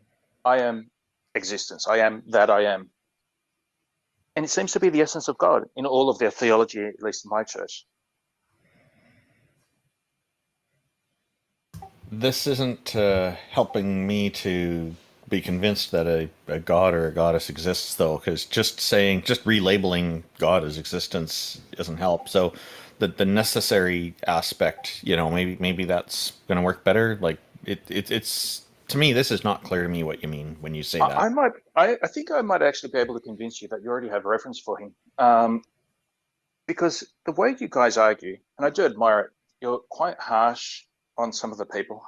Don't like the style necessarily, but it does seem to be motivated by dismissing these appeals to sentiment, just statements of belief, and if you contradict me or offending me, it's okay. So you know pressure. what? All right. You said you got something to convince us, and instead you start trying to critique the way that we interact with people. I'm actually praising it. Okay. And I think you're doing that is motivated because you're not going to take pressure to adopt a position. Right. You want the truth. You want what is real, what actually exists. You don't want to be pressured. You want the real. That itself, to me, tells me that you have a reverence for what is real, for what actually is, what exists. Well, that's correct because that's kind of necessary in order to interact with reality in a meaningful way, though. So it's kind of hard to avoid doing that. I guess we focus on it more than some other people, and I don't know. Well, I mean, I don't know, because part of my Discord activity is going onto this politics and religion server. It's just populated by these Protestants. As soon as they realize I'm a Catholic, it's like they start with, "Oh, you worship Mary, you worship this, worship false gods, pagan, all this other stuff." It's very identitarian, and it's very much about us. It's tribalism in a nutshell. What I like about you guys and makes you actually easy to talk to is because you're not being tribalistic. You're actually interested in what is real. That reverence for the real, for what is, and disregard for what is not, I think is a reflection of this reverence for existence. So, and this is like saying, well, what am I blowing off there by making that observation? But that's equivocating, because when you say existence, you actually mean necessary being. Yeah. Or just existence itself. And you say, like, do the But Twin Towers... somehow you're jumping all the way back to necessary being when you're saying existence, and that's not the same thing. It is. I am, because I hate to use this, especially among Americans, but it just keeps popping into my head. The Twin Towers existed. They no longer exist. You don't have reverence for buildings. I don't mean just the Twin Towers. I don't have reverence for, the National Library, which is just up the road from me. I live in the capital of Australia. I don't have reverence for the building, but I do have reverence for existence. These things that pass in and out of existence, they're transitory. It's like cars, money, friends. These come and go. What doesn't come and go is existence. Well, as far as we know, it's like it seems reasonable to assume that the existence of the cosmos and universe is eternal. But then, of course, there's the idea of the Big Bang, that the universe had a beginning. So it's a contentious topic. One of the concerns I have too, like you're saying that you can convince us, but I'm just hearing a lot of other conversation here, and I do appreciate your comments on our approaches and all this. We have been speaking with you for a long time, and it's been great. But there are other people in the audience waiting to talk as well. So, did you want to try to put forward an argument for us that why we should believe in this god or goddess or whatever? I think what you already have a reference for, which is the truth and what is real, it's to anthropomorphize that, I think, is wrong. And then you have the claim of like incarnation, which is not anthropomorphizing, but right, the assumption of nature. We're talking about Jesus. That's kind of a very distinct and very singular claim. But in terms of having reverence for what in your zealous defense and sometimes somewhat abrasive manner with people, it does reflect a reverence for what is. I think in that, me as a Catholic and you as atheists would have a reverence for a very similar thing. And you don't want to call it God, probably because the word God is overlaid with all of this. It means other things? Tribalistic- Yes, it does. It means other things. Yeah, tribalistic and anthropomorphic bullshit. And I'd You're say, like, equivocating. You're using existence multiple calling ways existence God. and saying that they're all the same when that's not the case. Look, I'm just as happy to conclude that we don't exist as we do if the evidence supports it. What we're talking about that we share is something like epistemic norms about truth, right? So if the truth is one way or the other, we want to be committed to accepting it, whatever that might mean. So maybe we don't exist. Maybe that's what we find out, right? But if we believe in truth, it's different than just believing in like our fiction or comforting notions about our identity or existence or God or anything else. I don't want to be comforted by some belief. I just want to know what's true. Well, in that sense, like, because our society is so awful and his religion and tribalism, maybe not calling it God, but still having a reverence towards it, is still a type of, I wouldn't even call it religion for you guys because I'd get your hackles up, but it's that reverence for it. It's that desire for it. It's that seeking for it. You know what epistemic norms are? Epistemology is knowing things. What does it mean to know and have knowledge? How do you justify the belief in things that you think that you know, etc. Right? So epistemic norms is like, why is it that it bothers us when people lie about important stuff? Why is it that it bothers us when someone is totally deluded or confused about something that we think there's strong evidence that could explain them otherwise?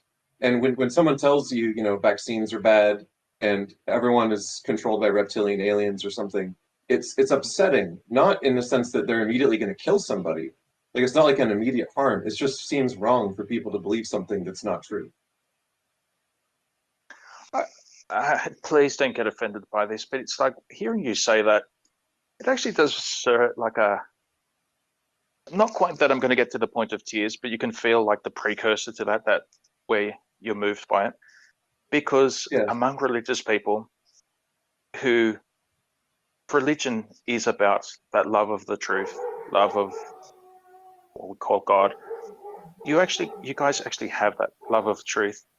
And it seems, please don't get offended, that you atheists are more pious in what I would consider a good and holy way than so many religious people, that you actually love the truth and not using manipulation. You're just And after the truth. I've met religious people who have a stronger commitment to like epistemic norms and truth and are more inquiring and searching for it than some atheists. That can certainly be the case. Yeah. I think that the commonality people have when they have a respect for the truth and like having honest conversations can exist even when they're on the opposite side of other major issues. Both of these cases seem to be what occurs in my experience as well. And I then, have a like, question, for me, it's like, Aquila. Aquila, I have a question. If you say that it's important to strive to know the truth, then why did you argue all this time for a God that cannot be the God of Catholicism, but is a completely different one? And which one that do is you the God of actually worship? Catholicism. The one. It isn't. It isn't. I just refer you to Aquinas. I refer you to like so many, papal writings, and I'm sure it came up in the Council of Trent as well. That God is, His essence is existence. That is like, what is God? What distinguishes God? It is simply existence, not in this way or that way, or having these other qualities, which It might be his essence, but there's a lot more to the Catholic God than just the essence of existence. Yeah. And that is the God that you've argued for. None of the other things, the other attributes that comes with the God of Catholicism, you argued for a God that is merely the essence of existence. Period. That's not the it's the Catholic being. God. That is the Catholic God. It's not the Catholic. It's not the Catholic God, because the Catholic God comes with a lot more attributes. Yes, I mean, but these things are down to where you wouldn't perceive them from, from nature or some sort of argument. These would be things which are claims of revelation, and so that would be theology. Well, I mean, the God of Catholicism is famous, at least for one thing, for doing miracles all the time across the world. So he interacts with reality. He creates new existing things, suspending the laws of physics. That is not the God that you were advocating for. I don't know, like the way I see miracles, I don't know, like I haven't read the theology of miracles, but to me it's this confluence between, you call it coincidence, but you could call it coincidence, but we call it providence, where it's a person just at the moment of need, these very, very hard to track, things just obeying their natural laws without any sort of intended guidance. It's just they come together at the point so that you have need, you have these weird occurrences like the tornado that assembles a Boeing 747 just at that moment for this person. It'd be very minor, and the recognition of it and the significance of it. I'm referring to miracles like one of the most recent ones. It was somewhere in Egypt. I forgot where it was, where the Virgin Mary appeared on the rooftop of a church every night. I mean, I don't think that's a real miracle. That's great. That's not a real miracle. I don't think so. Which is acknowledged by it's acknowledged by the Catholic Church as a miracle, but you reject that. I mean, that's the beauty of the Catholic Church. As far as I know, it is. There would be no way to prove a historical miracle by definition, so it's kind of pointless to claim. Yeah, and the thing is, like, these things can be where this is beyond, like, it's coincidence, or it's just that you could say the coincidence where a young girl is thinking of, is trying to pray to Mary, her neurons are firing at that time, at the same time as you have some sort of like hold on. funny light The effect one, from a cloud, and it takes on a the significance. one like that you- I mentioned, was witnessed by hundreds of people over several different days, and it was caught on camera. It's Yeah. not just one girl seeing something. Yeah. Yeah, I know. And like the Fatima one, there's like some thing that happened that was witnessed by 20,000 people. But you agree that that is not the God you were advocating for the entire time. if it's an apparition of Mary, by definition, it's not God. But the thing with Catholicism, which I love about it, is that the thing Who's that I love causing about it. the apparition Could then? I please finish the sentence, please? What I love about Catholicism is that apparitions and miracles can be approved. That means people can say, "Okay, Mary appeared here," and have reverence. Not historically. But it doesn't require you to hold them.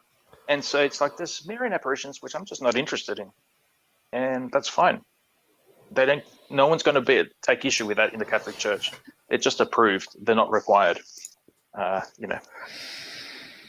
It's not that I'm saying that it's required for you to approve of all these things.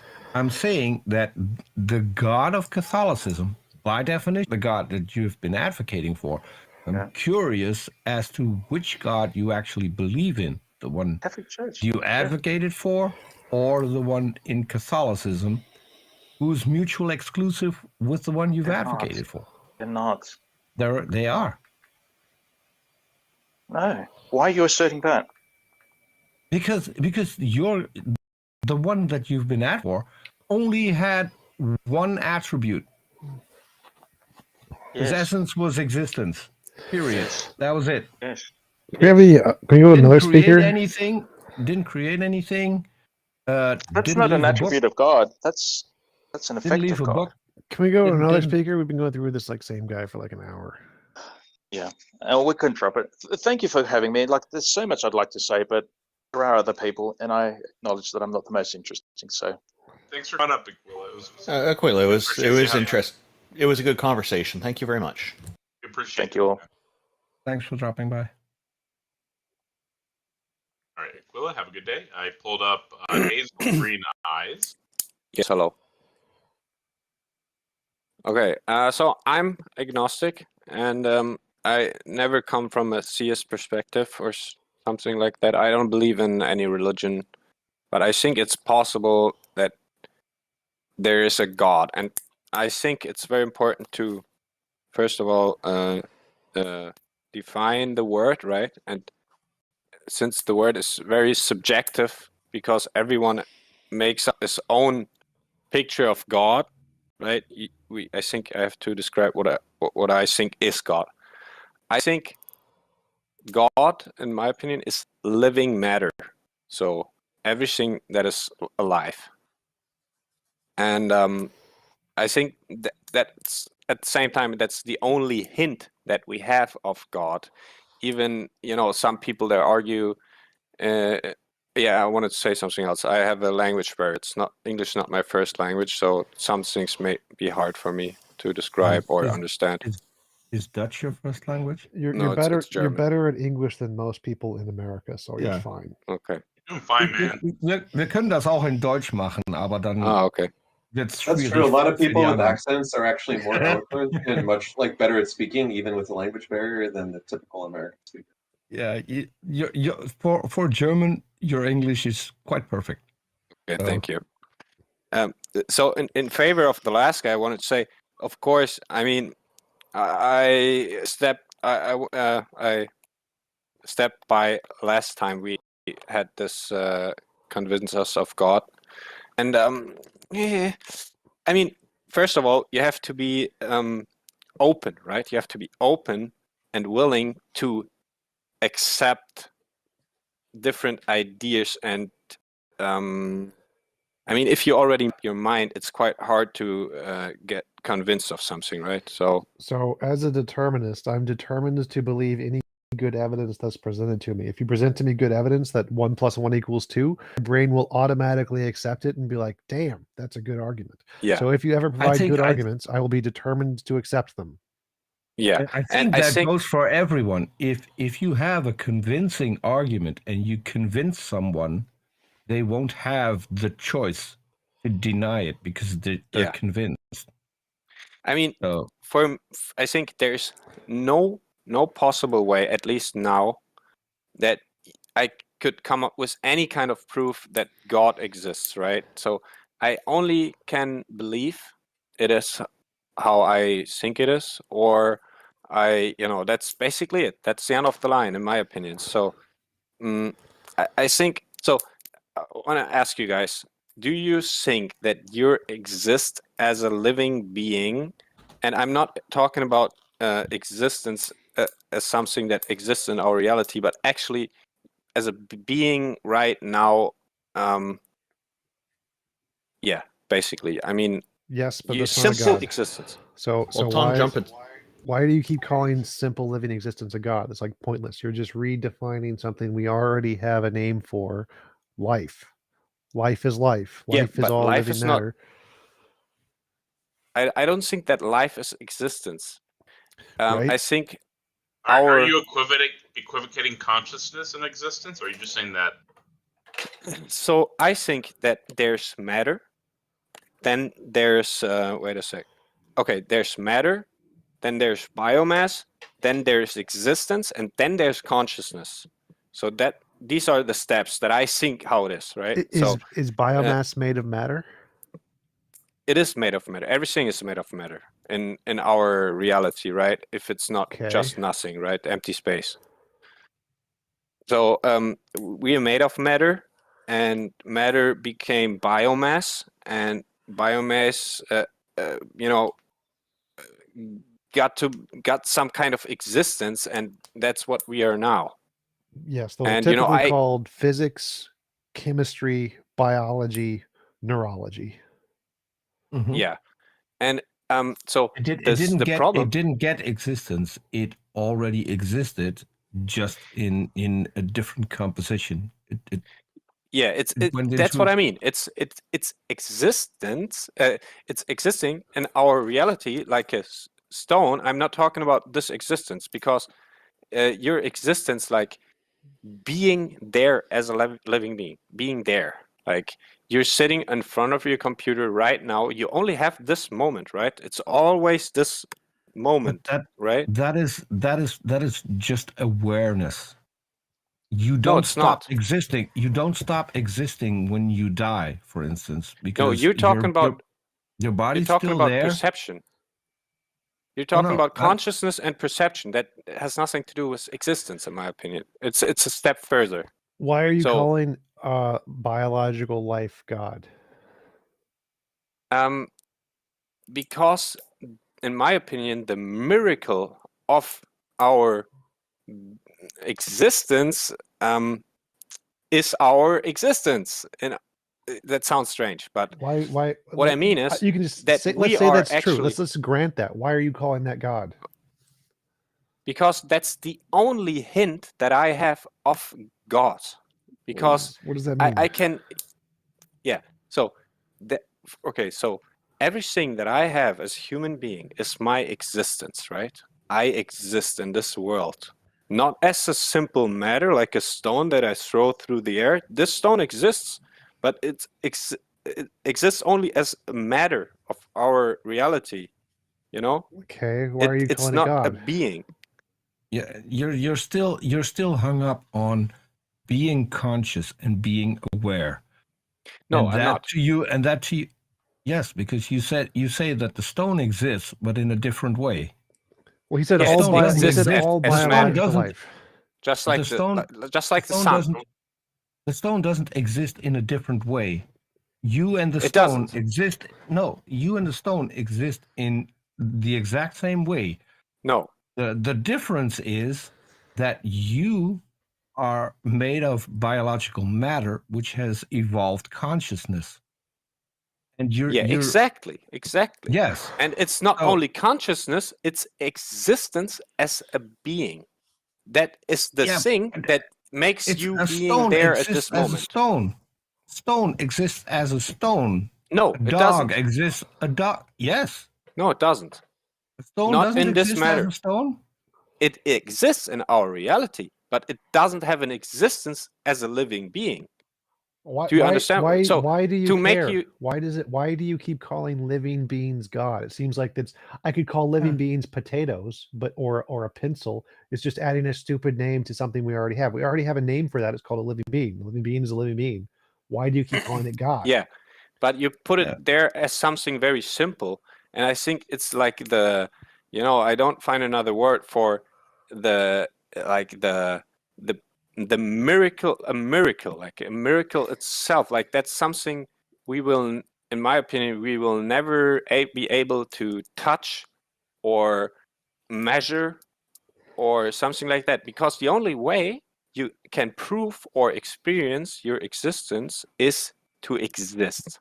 Okay, so you're So saying I can't get into it your head. seems- I'm not you, right? It we seems can like prove and we can test whether or not something is alive. That doesn't matter to his argument. So it seems like you're saying that the reason you're calling it God is because God is like the word God makes you get really cool, warm and fuzzy feelings, and you think life is really cool and warm and fuzzy, and therefore you call life God. But that's Yeah. ridiculous. No, I don't think it's ridiculous. I think it's the only hint and the only like the first step that we can go in any direction. It's to acknowledge our own existence. Like that's the miracle of our. Well, it's like of if I said everything. ecstasy makes me feel all warm and fuzzy, and the word God makes me feel all warm and doesn't fuzzy. matter. Therefore, I call the word ecstasy God. Like, no, you No. don't get to say it makes you feel good. Therefore, you call it God. The word God has very specific connotations. It means a non-physical mind who created the universe. Your God did not create the universe. Your God is life. It is an emergent property. It's not a God. It's life. It's just life. Okay, so I have an additional question. So there are things that are alive but have a completely other sense of awareness than we do. What's the difference between us and them?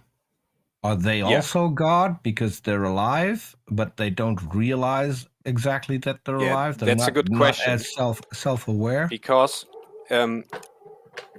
the answer to that is that there is no answer, because you can't be something else than yourself. That's your existence. I can't jump into your head, so I can assume this tree has an existence as a living being, not just a stone like that matter, right? I can assume that, but I don't know. I only can assume that you exist, but I don't know. But I'm pretty sure of it. Since you're a human being, right? You must exist because I exist. Yeah, but an animal that doesn't have the awareness that we have, that isn't self-conscious. I think you don't have to be alive. self-conscious to exist as a living being. I don't think that's necessary. I think consciousness and awareness, whatever, self-awareness, it has nothing to do with existence. It is a step further, it's If that has something nothing like to intelligence. do with existence, if that has nothing to do with existence, then what's the difference between a rock or a stone and a living human being? Okay, it has nothing to do is wrong. I said that, but that's not what I mean. But It's just a step further. It's a step further. Concluded that the mind is separate from the brain, though. It's not. It's a construct of the brain. An emergent property. Yeah, a brain and a body is necessary for you to have an existence. I think that. I mean, yeah, I'm sure of it, of course, but I don't think that you can extract the existence the existence from a living being. That's just impossible. You can't separate them. In my opinion, I think that's impossible. It's bound together. The one constructing the other. You know what a difference without a distinction is? What? A difference without a distinction? Like if I say that A is not identical to B, But I define all of A's properties as being the same as B's properties, right? And then I tell you it's very important to make distinction between A and B. Never give any actual distinction between the two.